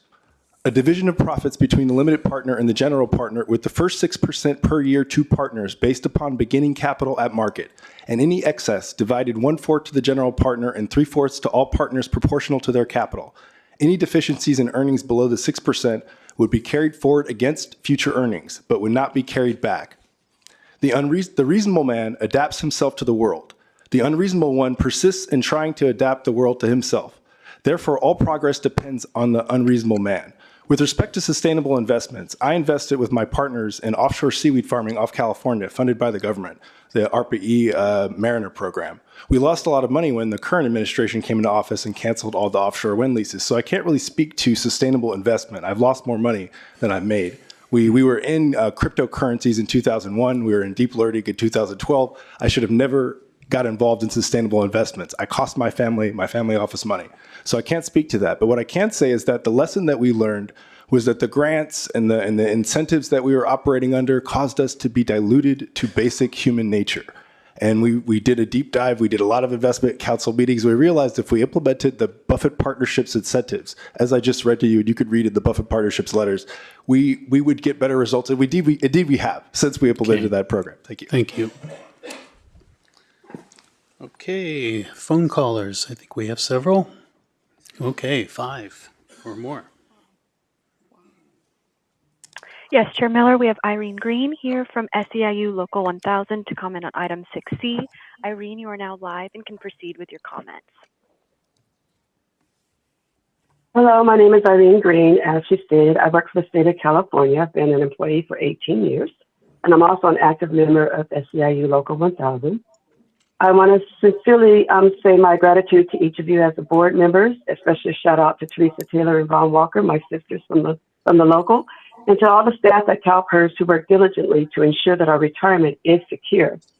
I want to specifically ask CalPERS today to look at the issue of risk and opportunity through the lens of how asset managers and companies you are invested in are responding to the current dynamics around immigration in California, and why we think that it is relevant to your fiduciary duty and investment approach. It is our firm belief that this issue is relevant to the committee's work because you are responsible for the long-term health of this plan across generations. And the data indicates that the federal government's current approach to immigration policy and enforcement is having a seriously negative impact on the economy of the state. Many of the plan-sponsored jurisdictions who participate in this plan within the state in many markets inside and outside of the state of CalPERS investments. So there are several data points that we can reference here, but I'm going to not submit these today. I'm going to submit them in writing. But I really want to be clear from our viewpoint as plan participants, any private industry partners you are invested in who may be making short-term profits via partnering on these enforcement actions are absolutely misaligned with the fiduciary responsibility of the fund and what CalPERS Investments believes. Any short-term profits earned at the destruction of the long-term health of our economy and the ability of our children to learn and gain the skills necessary for the long-term prosperity of the state is clearly not in our fiduciary interest. Thank you again for your attention to this matter and for all that you do on our behalf. Thank you. Next caller.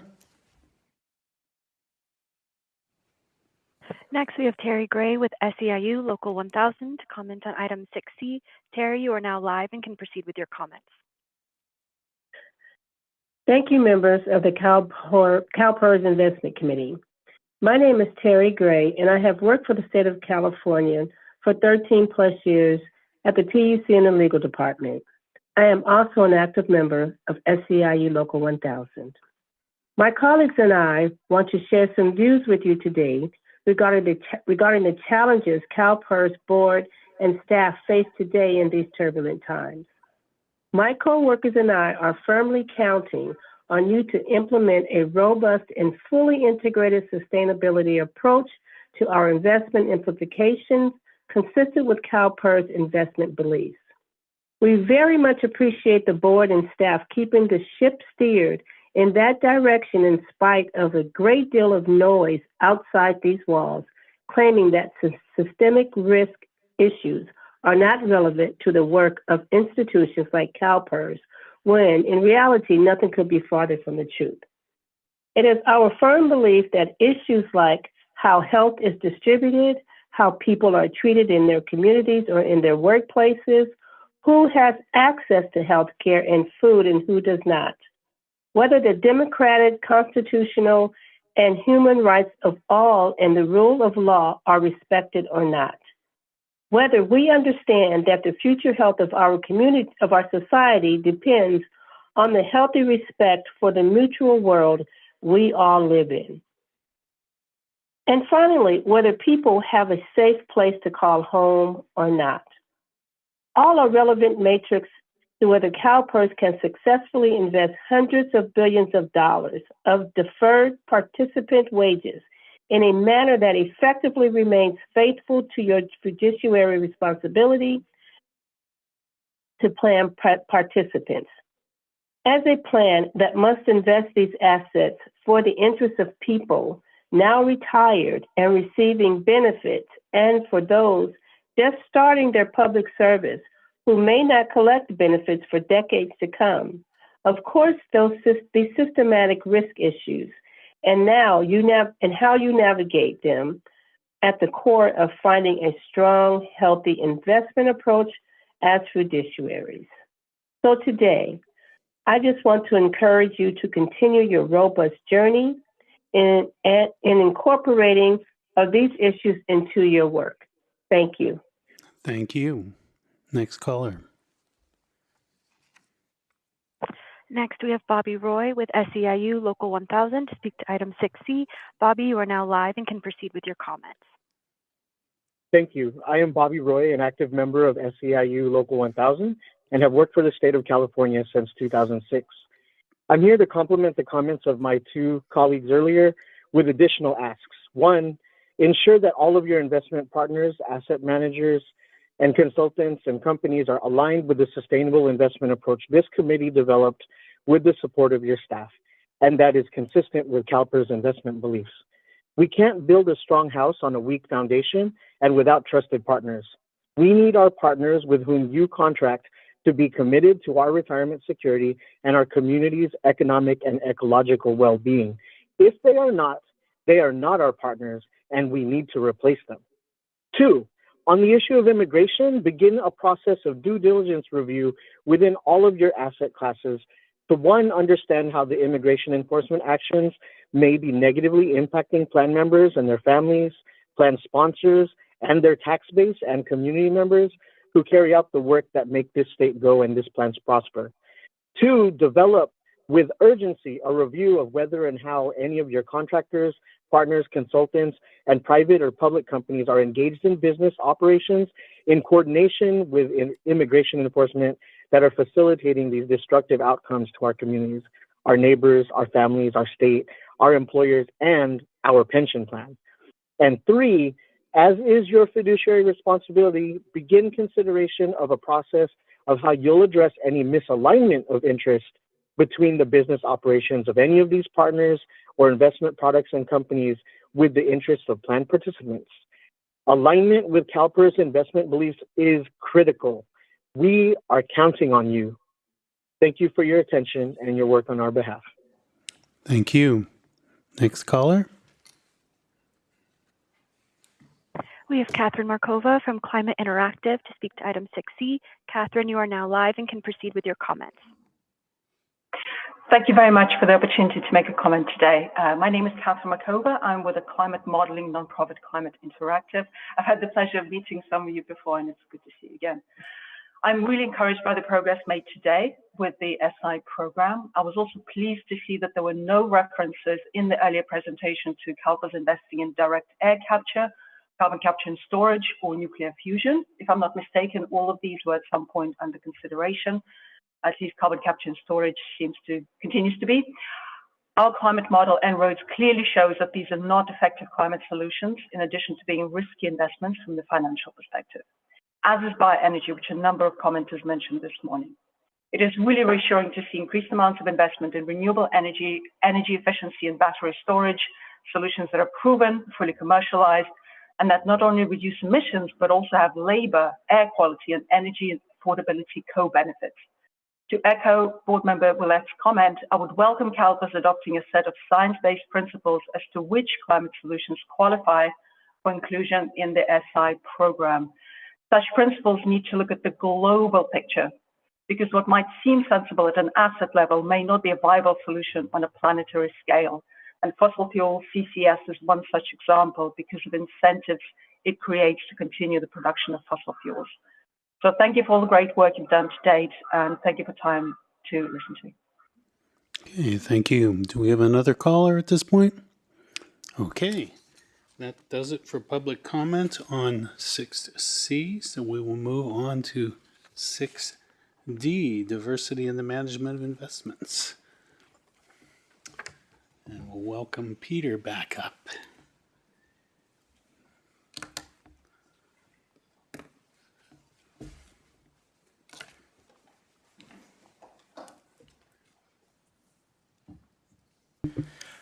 Miguel Silva, Sustainable Investments.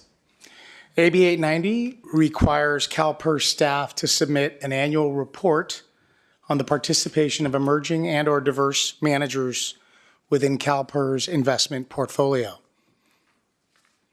The legislature is primarily interested in being updated on new allocations to firms that meet our definition of emerging and/or diverse manager that have occurred within the last fiscal year. AB 890 is intended to ensure transparency and promote the inclusion of women and minority-owned managers in the asset management industry. This presentation identifies the notable items included in the report that will be delivered to the legislature, as well as the accompanying report as an attachment. The Year 4 report is based on contracts entered on or after July 1, 2024, and up through June 30, 2025.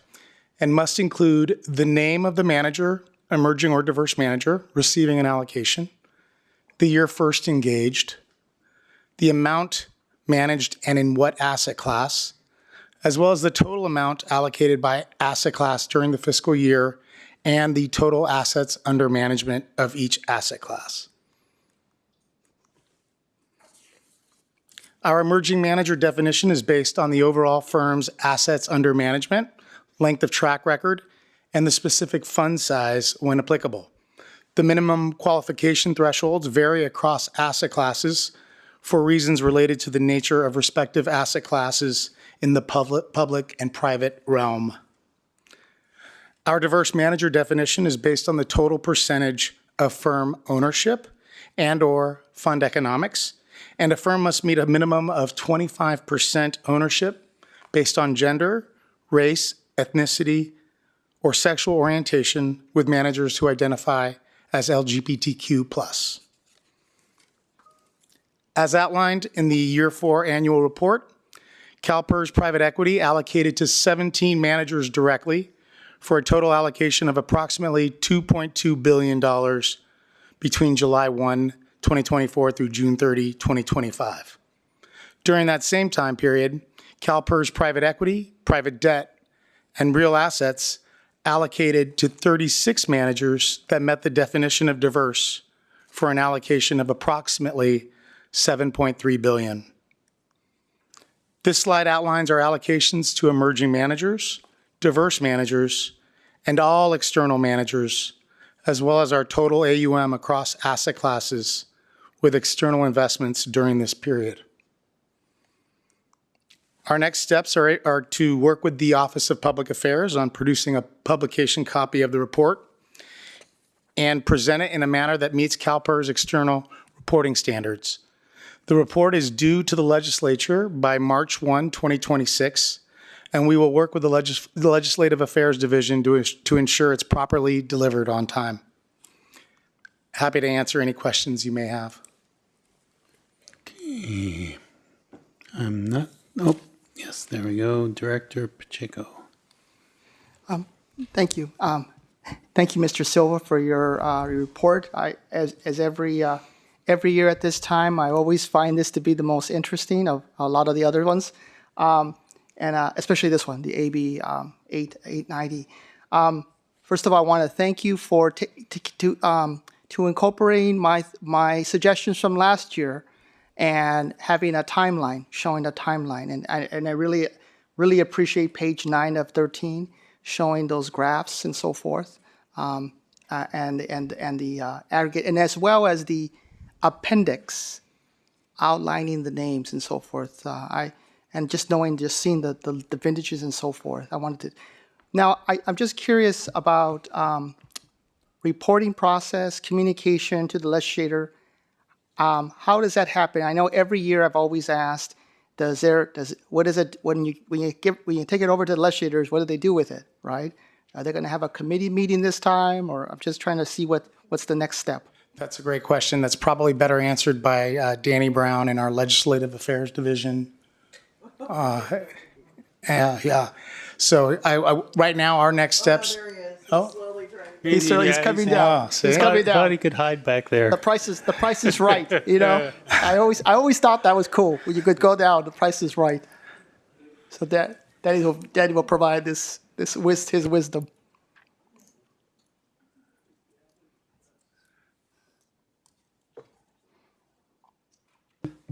Danny Brown, CalPERS staff. There is a process laid out by the legislature as how the reports are delivered. So the reports are delivered to the Senate Secretary and the Rules Committee Chair, and then they're responsible for distributing them to all of the members of the legislature. With that said, we do make sure that copies are delivered to all the committee members over the PERS, as well as the author of the bill. And it's really up to the legislature as to whether or not they want to have a hearing on it. But we make sure that they have the information and follow up with them if they have any questions. Fantastic, then. And just another suggestion as well, and I love your suggestions on information, is that, and I love this graph. I think this graph is great.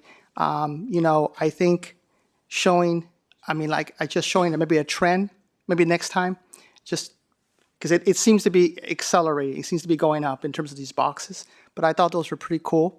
And maybe next year that will be it'll be the last year, I believe. So that's another question.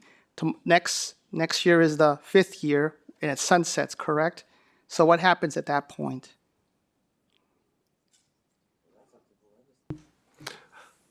Well, yes. I mean, what would happen there is the report would no longer be mandated.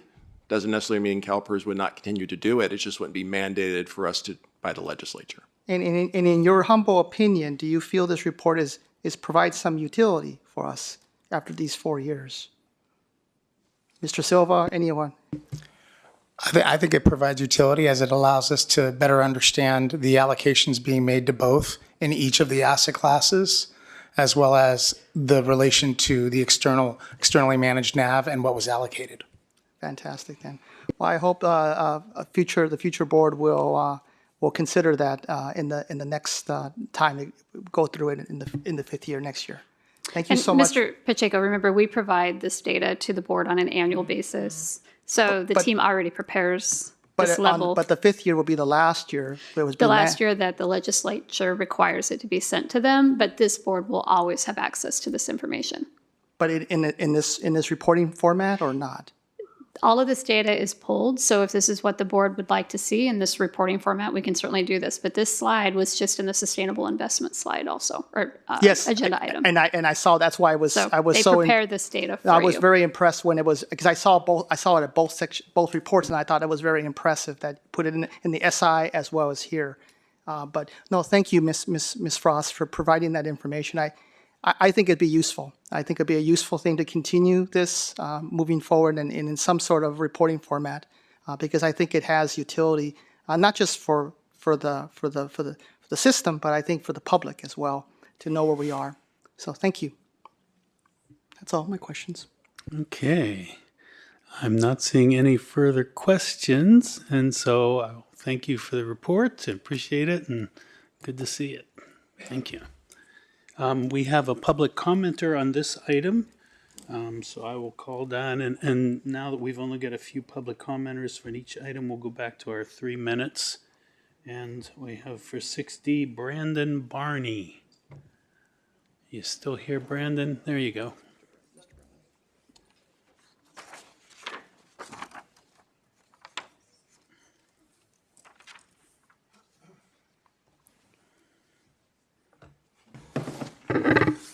I appreciate the time. I don't want to bore you. I have one Thanksgiving to address this subject in general of the CalPERS Investment Committee as it came up in agenda for me. And so that's why I wanted to make these comments when I realized you were having this meeting. So again, I'm Brandon Barney. I'm commenting on this diversity point. I think that there's an emphasis on diversity in terms of who the people are from, but I think there could be a related emphasis on diversity in terms of how they are incentivized. I think I mentioned this earlier, but if everyone who comes to the door is 2 and 20 no matter what, I think that that may not get the results that you're looking for. You may want to look to the Buffett partnerships, the Berkshire model. For example, I saw that in the report attached to this that the Asian American Association of Investment Professionals is one of the groups that brought this diversity measure, the original bill. Interestingly enough, the leading private equity fund in China that I'm invested in is Himalaya Capital. We selected them because if you go to their website, he says, hey, I went to a lecture at Columbia Business School. I saw Warren Buffett. I decided to do it the way that everyone does it because, I don't know why I forgot. Then later I met Charlie Munger. We copied exactly what they did and we're off into the races. We're the biggest private fund manager value investing in China. So I just wanted to point out that there are different types of diversity. There's diversity in incentives and compensation arrangements, and you could just go back through history and say, hey, why don't you guys, this new group of diverse managers, why don't you copy some of these diverse incentive structures that have achieved these extraordinary returns? So that was my comment. And I think that, if the investment committee signals its long-term wisdom by instructing staff to structurally reward diverse managers who commit to these highly aligned fee structures, thus ensuring CalPERS closes the sourcing gap and secures the lowest cost, highest alpha talent pool possible, it would be in the interest of all stakeholders. Thank you. Thank you. Okay, that brings us to our next item, item 6E, the Responsible Contractor Policy Annual Review.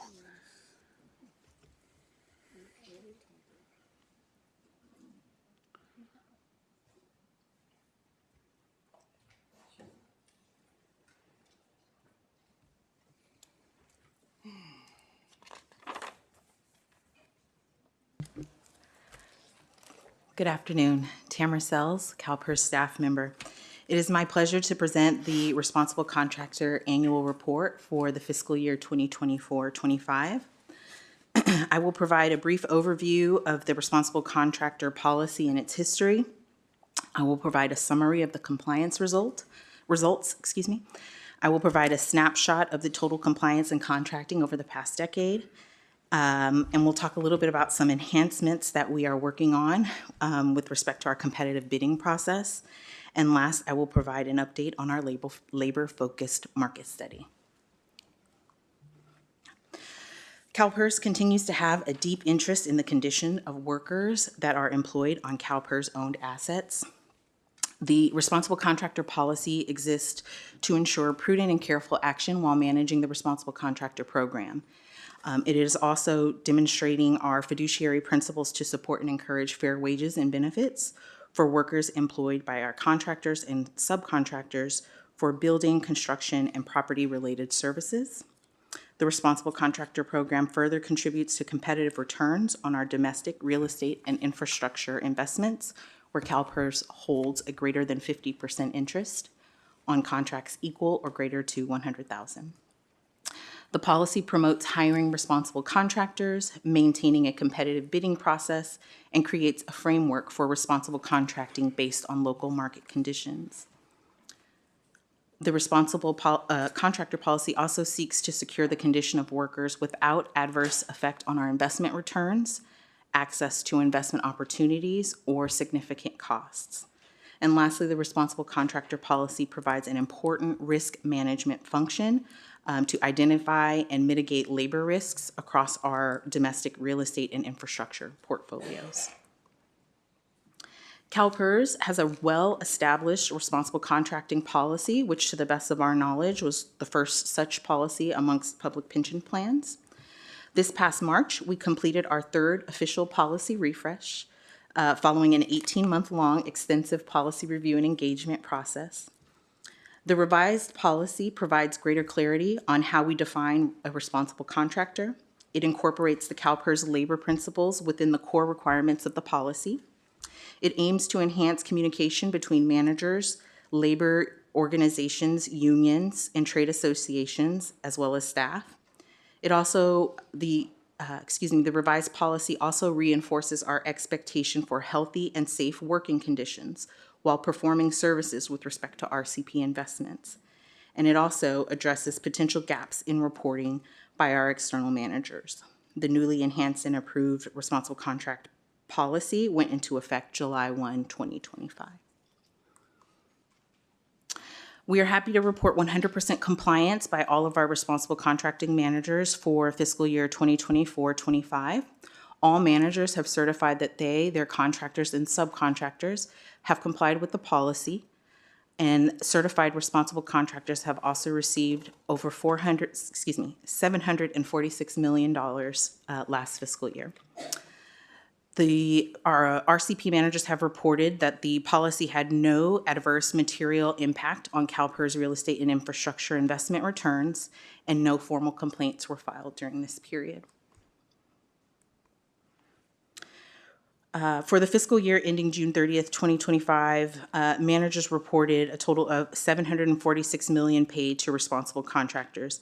The decline from last fiscal year in the total amount paid to responsible certifying contractors was attributed to a number of factors, including the completion of several non-recurring projects, as well as the realization of some assets. Over the last decade, certified responsible contractors have received over $8 billion in opportunities for building and construction services project on CalPERS owned domestic real estate and infrastructure assets.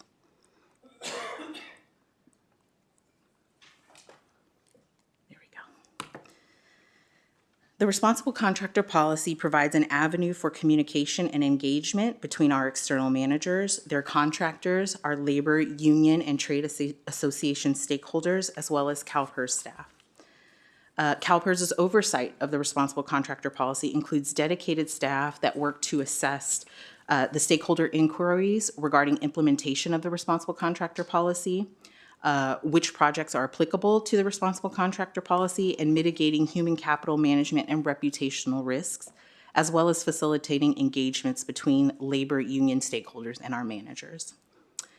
CalPERS investment staff communicate regularly with our labor stakeholders as well as our managers regarding implementation of the policy, and we work to address labor issues in a timely manner and in accordance with and consistent with the 5-step stakeholder engagement process. So we've been working on a number of enhancements to the responsible contractor program since the revised policy was rolled out. As highlighted in the SI annual program review, there's an RCP fact sheet, one-pager, which I believe was requested last year as well, that we'll be rolling out. We're also doing some technical policy cleanup, just some simple formatting and formatting consistencies that needed to be made based off of the cumulative changes from the revised policy. So these are just technical edits, which we are working with Makita on as well. And then also, as part of our ongoing efforts to promote fair and equal access to bidding opportunities, we are pleased to announce the upcoming launch of the new Responsible Contractor Bidding Opportunities website. Developed in collaboration with our investment teams and our IT teams, this platform was designed to strengthen communication and engagement between our external managers and stakeholders, including contractors, labor, union, and trade associations. This website will provide a centralized and streamlined hub for CalPERS managers to post bidding opportunities, and where stakeholders can stay informed of bidding opportunities for CalPERS real estate and infrastructure, construction, and building services projects. After the official launch, we will invite interested stakeholders to register for updates on current and future bidding opportunities. And to encourage the use of the new website, we will also offer a series of educational sessions for our stakeholders to guide them through the registration process and to help teach them how to navigate the platform. And the last update that I'd like to provide is on our labor-focused market study. At the June Investment Committee, staff sought the board's approval to competitively bid the market study scope of work. The board gave staff direction to review and address several areas before moving forward. Staff were asked to do additional work in establishing a subcommittee, expanding the scope of work to include reference of skilled labor, to revise the scope of work to include a focus on California, to add more specificity around project outreach for labor groups, and to seek collaboration and co-partnership opportunities with other peers or funds. Since then, CalPERS staff have been diligently working to incorporate the board's direction The subcommittee formation is underway, and that will include representation across the enterprise, as well as 2 seats for board members. The scope of work has been updated and revised to include reference to defining and evaluating a skilled and trained workforce, as well as adding a focus on California. The scope of work was also revised and updated to add clarity around project outreach with union, labor, and trade association stakeholders at all levels. And lastly, we made outreach and engaged with 7 peer institutional investors to offer the partnership opportunity on this study, but we were not able to secure any interest there. So CalPERS staff are working on the RFP procurement and contract planning and preparation in partnership with OSSD. We anticipate the RFP to be released in March with an award sometime in September. But we do view this RFP as being priority with OSSD, so it will be expedited to the extent that we can. We will continue to keep the board informed of our progress. And overall, the responsible contractor policy has continued to serve us well.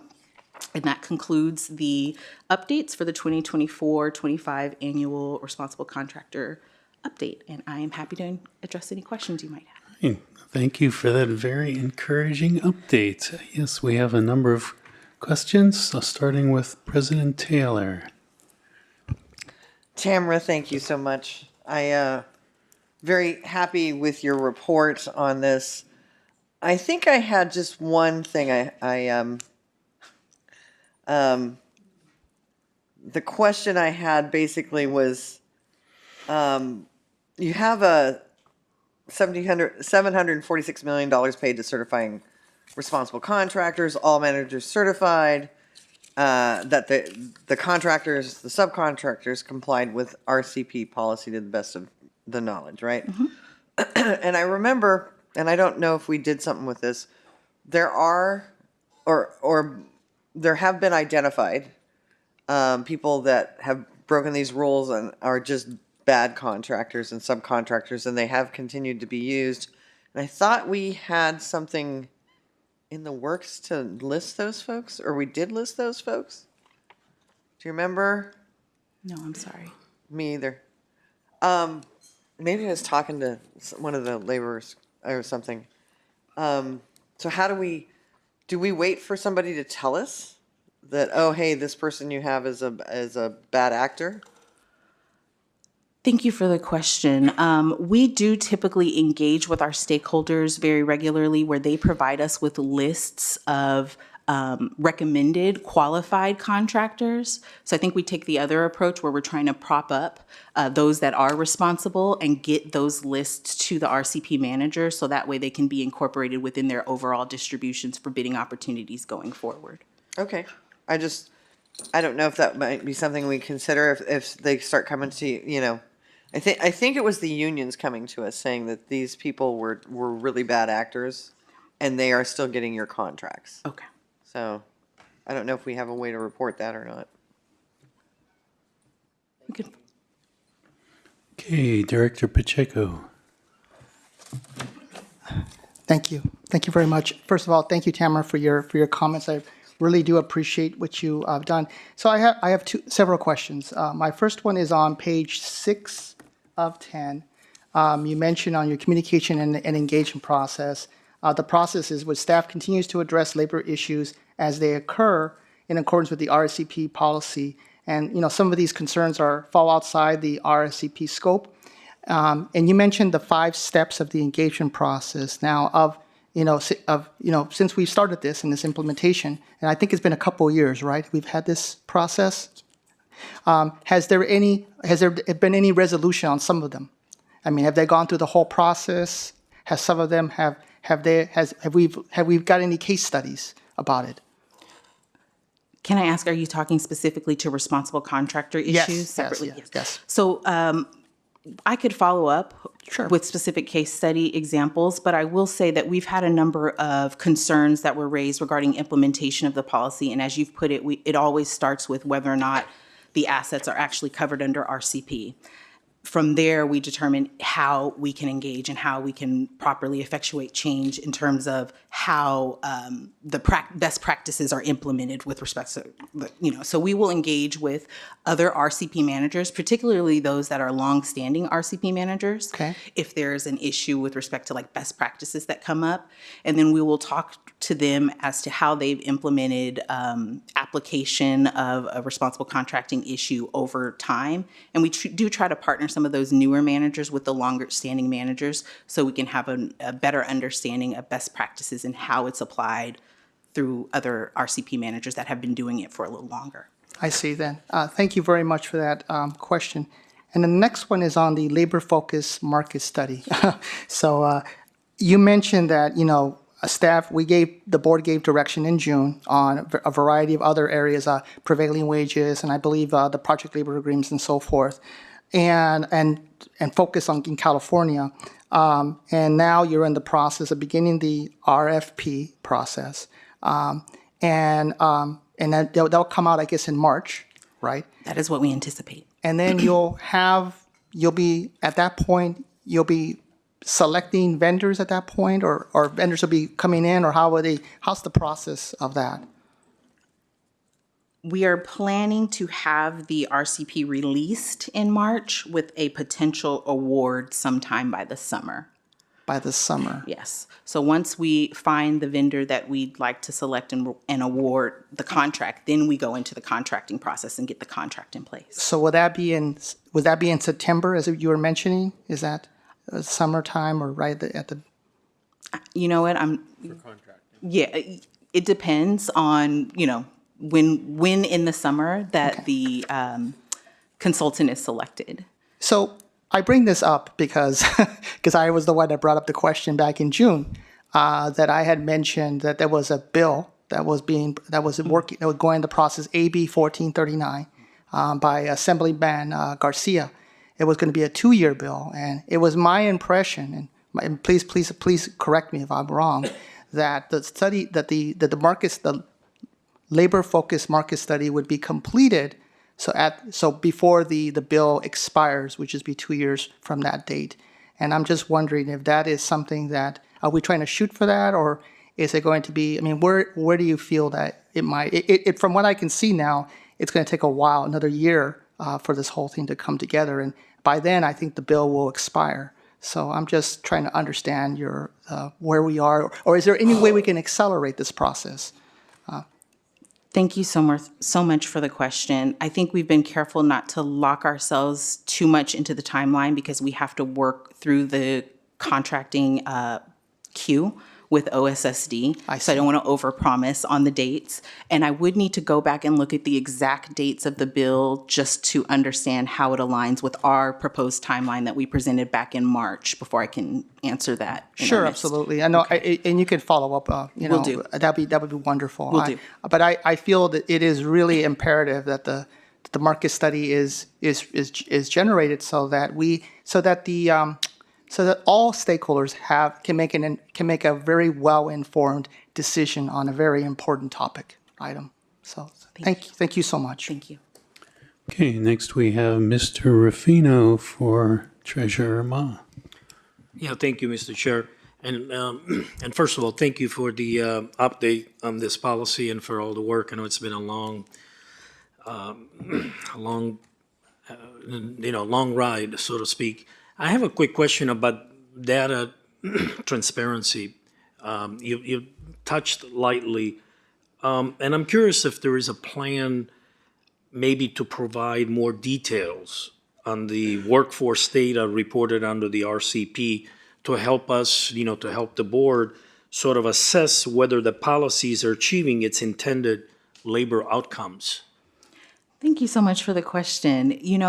Last June, the board made it clear that they would like the findings of this market study to somewhat inform some of the work we're doing on RCP as well as the CalPERS for California. So I do think that we will try to incorporate those findings to the extent that we can in some of that work as well going forward. We should also, with the rollout of the new responsible contracting bidding opportunities, we should be able to have some enhanced reporting from that as well going forward, with a little more detail around the number of bids posted by fiscal year and so forth.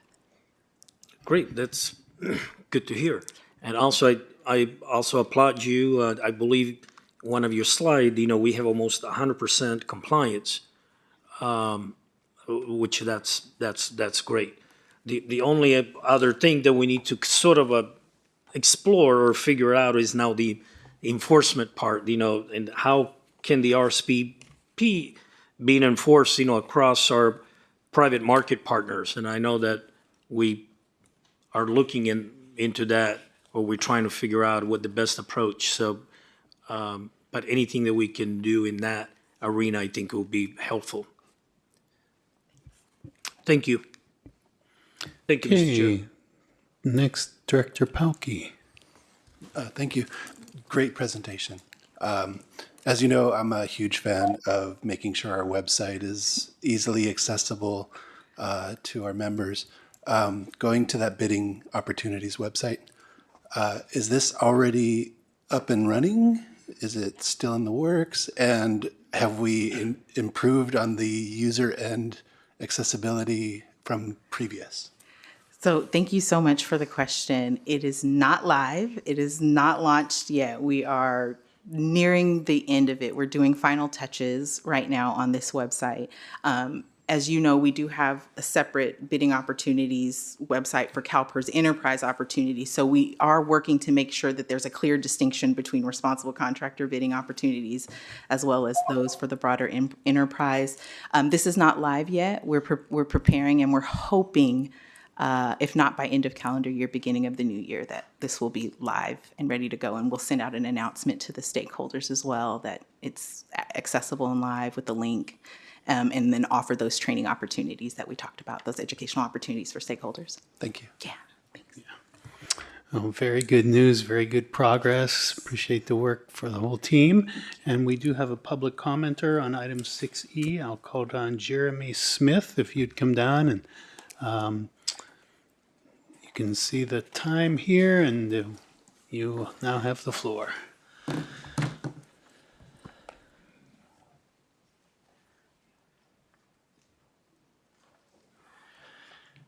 Thank you for a minute to let me get my comments up here before you start the timer. I appreciate that. I put my glasses on nowadays. No worries, no hurry. Jeremy Smith here on behalf of the State Building and Construction Trades Council of California. We represent over 450,000 unionized construction workers, many of whom might want to or might already work on some responsible contractor CalPERS funded projects in California. Thank you, Mr. Chair, to Ms. Sells, staff, board, for all your hard work today and talking about how to responsibly invest our union brothers and sisters defined salary under your purview. We appreciate that. It is in the spirit of that responsibility that I'm here today to talk about the policy. The recently approved RCP, we feel, still falls short. It is based on bitter self-certification. I think Ms. Taylor, maybe Mr. Rufino, Mr. Pacheco leaned into this idea, not directly like I just did, but you're asking people who want to build things funded by CalPERS to tell you whether or not they are good contractors. There's no follow-up that I can see in the policy.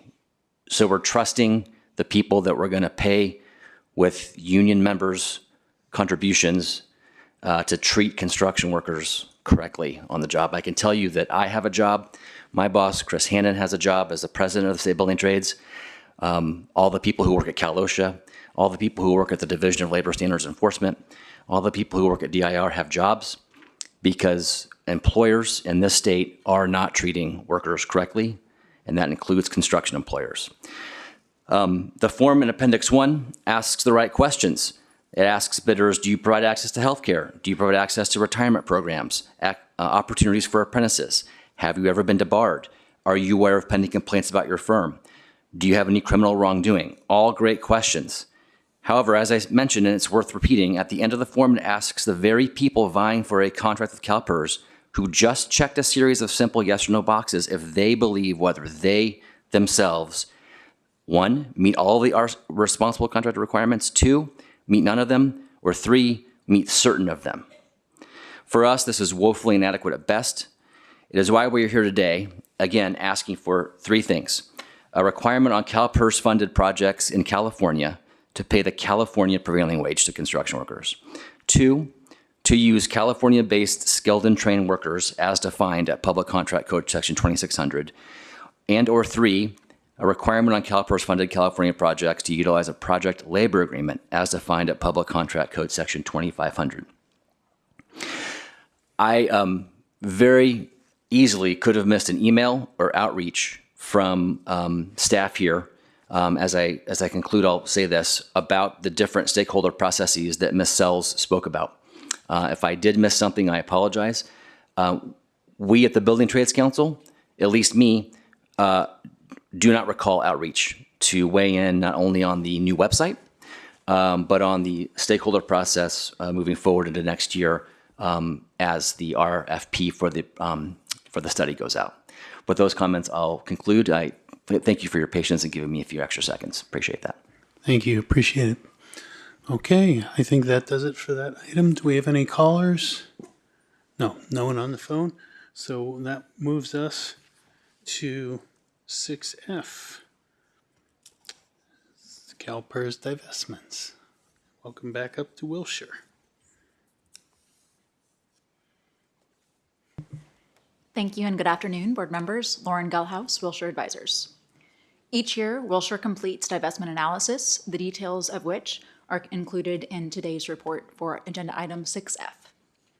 To provide more context for that report, I will quickly walk through why we conduct this analysis, how we complete it, and briefly touch on the results.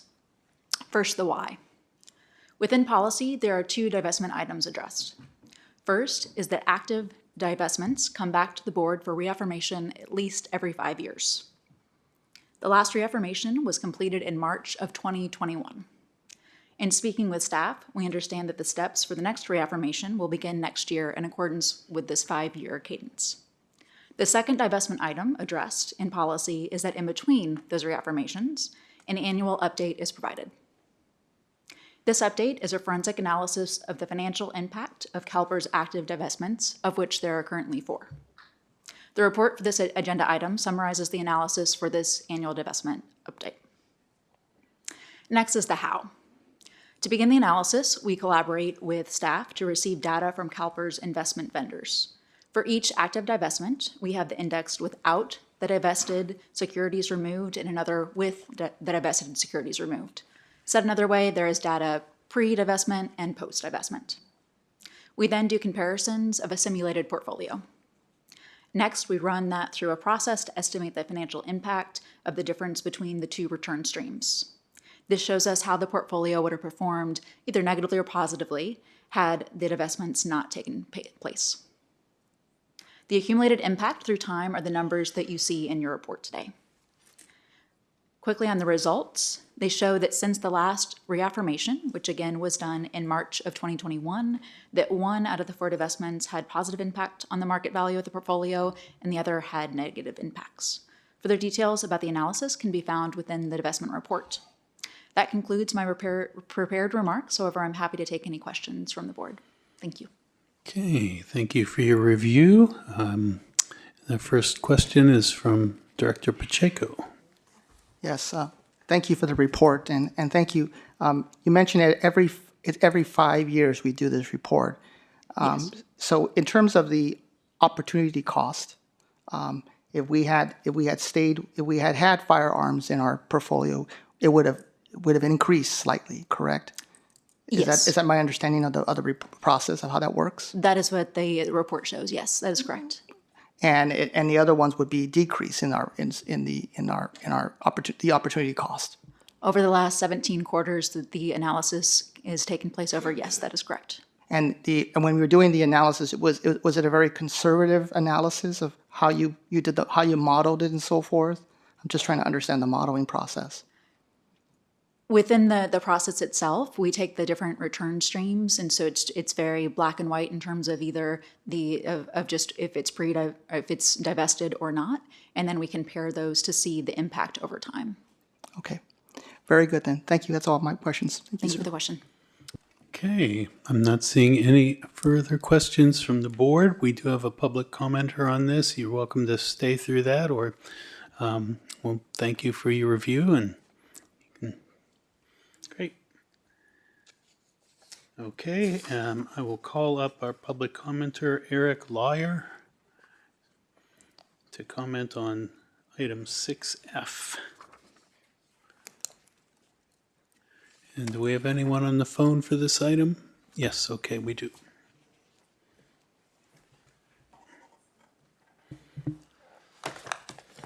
Good afternoon. I am Eric Lawyer, speaking on behalf of the California State Association of Counties, and specifically the 37 counties that are CalPERS members. Counties are the frontline service providers for the social safety net, delivering care and support to those most in need, for indigent care, for critical homeless services, foster care, public safety, and the breadth of services that our communities rely on. These are difficult times for county budgets. We're facing multi-year state budget deficits in the tens of billions and face unprecedented federal uncertainty. We don't yet know the full scale of the impacts from H.R. 1, but we know they will be massive through direct cuts to federal grants, new unfunded administrative requirements, and by creating a vacuum in critical services that must be filled by counties. Just last week, HUD announced a policy change expected to force hundreds of thousands of people onto the streets and cause counties to lose hundreds of millions in permanent supportive housing. Counties and other local government agencies are once again being asked to do more with less. I'm highlighting all of this to underscore just how critical it is to make investment decisions based on sound fiduciary principles.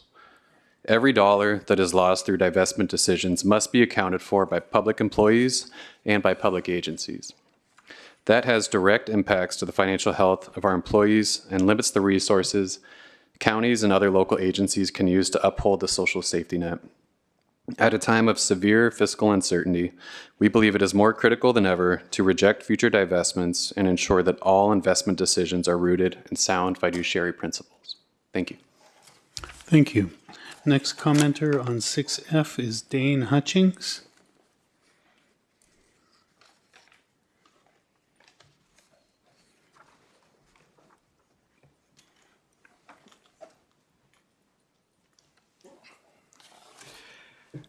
Good afternoon, Chair and members. Dane Hutchings here on behalf of the California Association of Recreation and Park Districts. We represent 68 independent districts with more than 10,000 active employees, thousands of retirees, and millions of Californians who rely on the parks, open spaces, and community programs for everyday life. Our members' job is community well-being, and the most important job of this body is your fiduciary duty. Neither can succeed without a stable, high-performing pension system. Our members support efforts that maintain fiscal solvency and decrease local costs. Unfortunately, divestment does the opposite. We don't need to speculate. According to your own CalPERS consultant, CalPERS' existing divestments have already cost the fund $14.2 billion, or a 2.6% allocation of the PERF. Active divestments alone account for over $5.7 billion in losses, which will only compound over time. To put it plainly, if any local agency I represent absorbed that level of loss and justified it as values decisions investing, our constituents would immediately question whether we were meeting our obligations as responsible stewards. Simply put, public agencies, including CalPERS, cannot afford to treat financial performance as symbolic. And here's the uncomfortable truth. While it may feel good, divestment is a luxury political statement paid for by agencies and the employees who don't get a say. For small and mid-sized agencies like ours, these losses mean higher employment and employee contribution rates, reduced fiscal flexibility, fewer resources for parks, wildfire prevention, youth programming, and the community services that Californians rely on. The Wilshire Report also makes clear that divestment is not symbolic. It is operationally expensive, requiring annual consultant oversight, ongoing financial analyses, and recurring 5-year affirmation cycle, all of it puts time and attention away from what matters most, maximizing returns and minimizing employer and employee costs. This isn't fiduciary prudent stewardship, it's distraction, and it's an expensive one. Simply put, the job of this board is not to send signals, political or otherwise, but rather to send pension checks to those who desperately rely on it. And you can't do that if you continue to handcuff your investment office with constraints that shrink the opportunity set. So on behalf of our members, we respectfully urge the board to reject any renewed efforts to expand divestment. Let's protect the fund and protect the pension promise. Thank you. Thank you. I think that concludes item 6F. So we move to 6G, summary of committee direction. Thank you, Mr. Chair. Just one item from committee direction that goes back to 6A, where no later than 2 years after the implementation of total portfolio approach, we'll come back with a formal governance review. Great, sounds good. Okay, that brings us to 6H, public comment, and I've got a couple commenters here in person. Let's have Jim McRitchie come down, and then I believe we have a couple on the phone as well. Okay.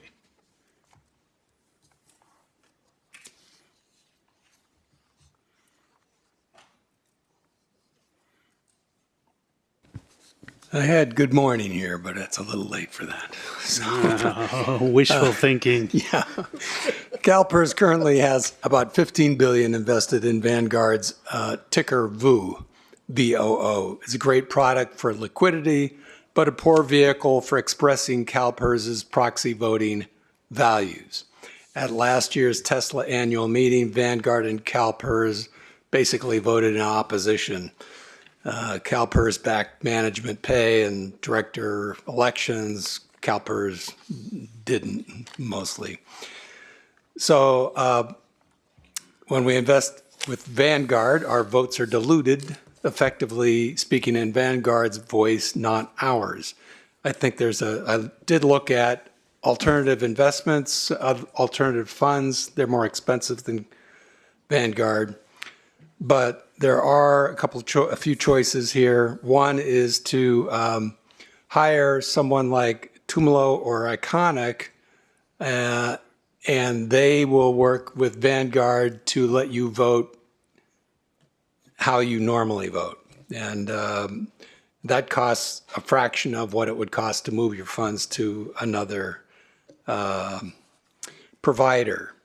But another thing is that that Vanguard runs an investor choice program, and it's got $1 trillion in assets now, but it will soon have $3 trillion in assets that are voted in a way that you get to choose. Now, if you own Vanguard normally, you would be able to have them vote by using Glass Lewis's, using that option. That would be much more closer to how you vote. However, I did talk to Drew Hambley, and he said maybe since you don't own directly through Vanguard, you might not qualify, but you should look into whether or not you can do that. Another thing, and I think would be the most exciting option, would be to explore with Vanguard the idea of CalPERS becoming one of those choice options. Because the choice options that are available right now, the one that is chosen the most is Glass Lewis, and that's the closest event to what CalPERS has, but CalPERS is much better than Glass Lewis. And I did include a fiduciary kind of brief. I don't think it'd be violating your fiduciary responsibilities, and you'd pick up, you'd have a lot of people copying how CalPERS votes. Thank you. Thank you. Okay, on to our commenters on the phone.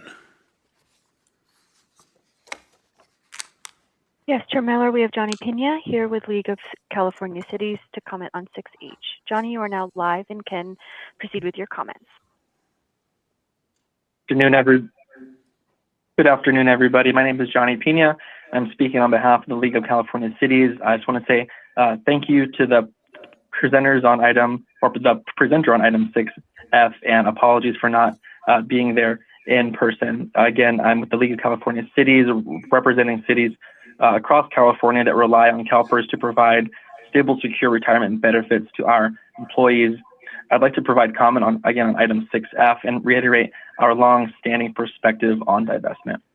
The League of California Cities supports CalPERS' priority to its members, as stated in the state constitution, Article 16, Section 17, quote, "A retirement body's duty is to its participants and their beneficiaries shall take precedent over any other type of duty."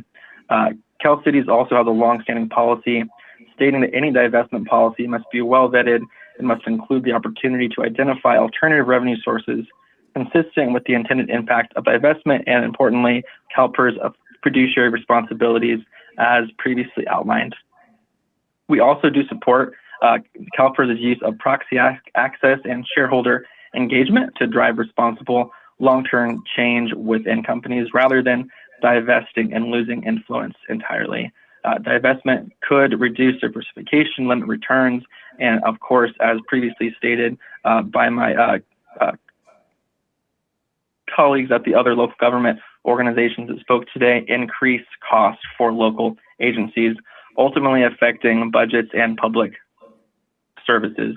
By focusing on responsible investment strategy and long-term sustainability, CalPERS can fulfill its commitments to its members while promoting positive change from within, as previously stated.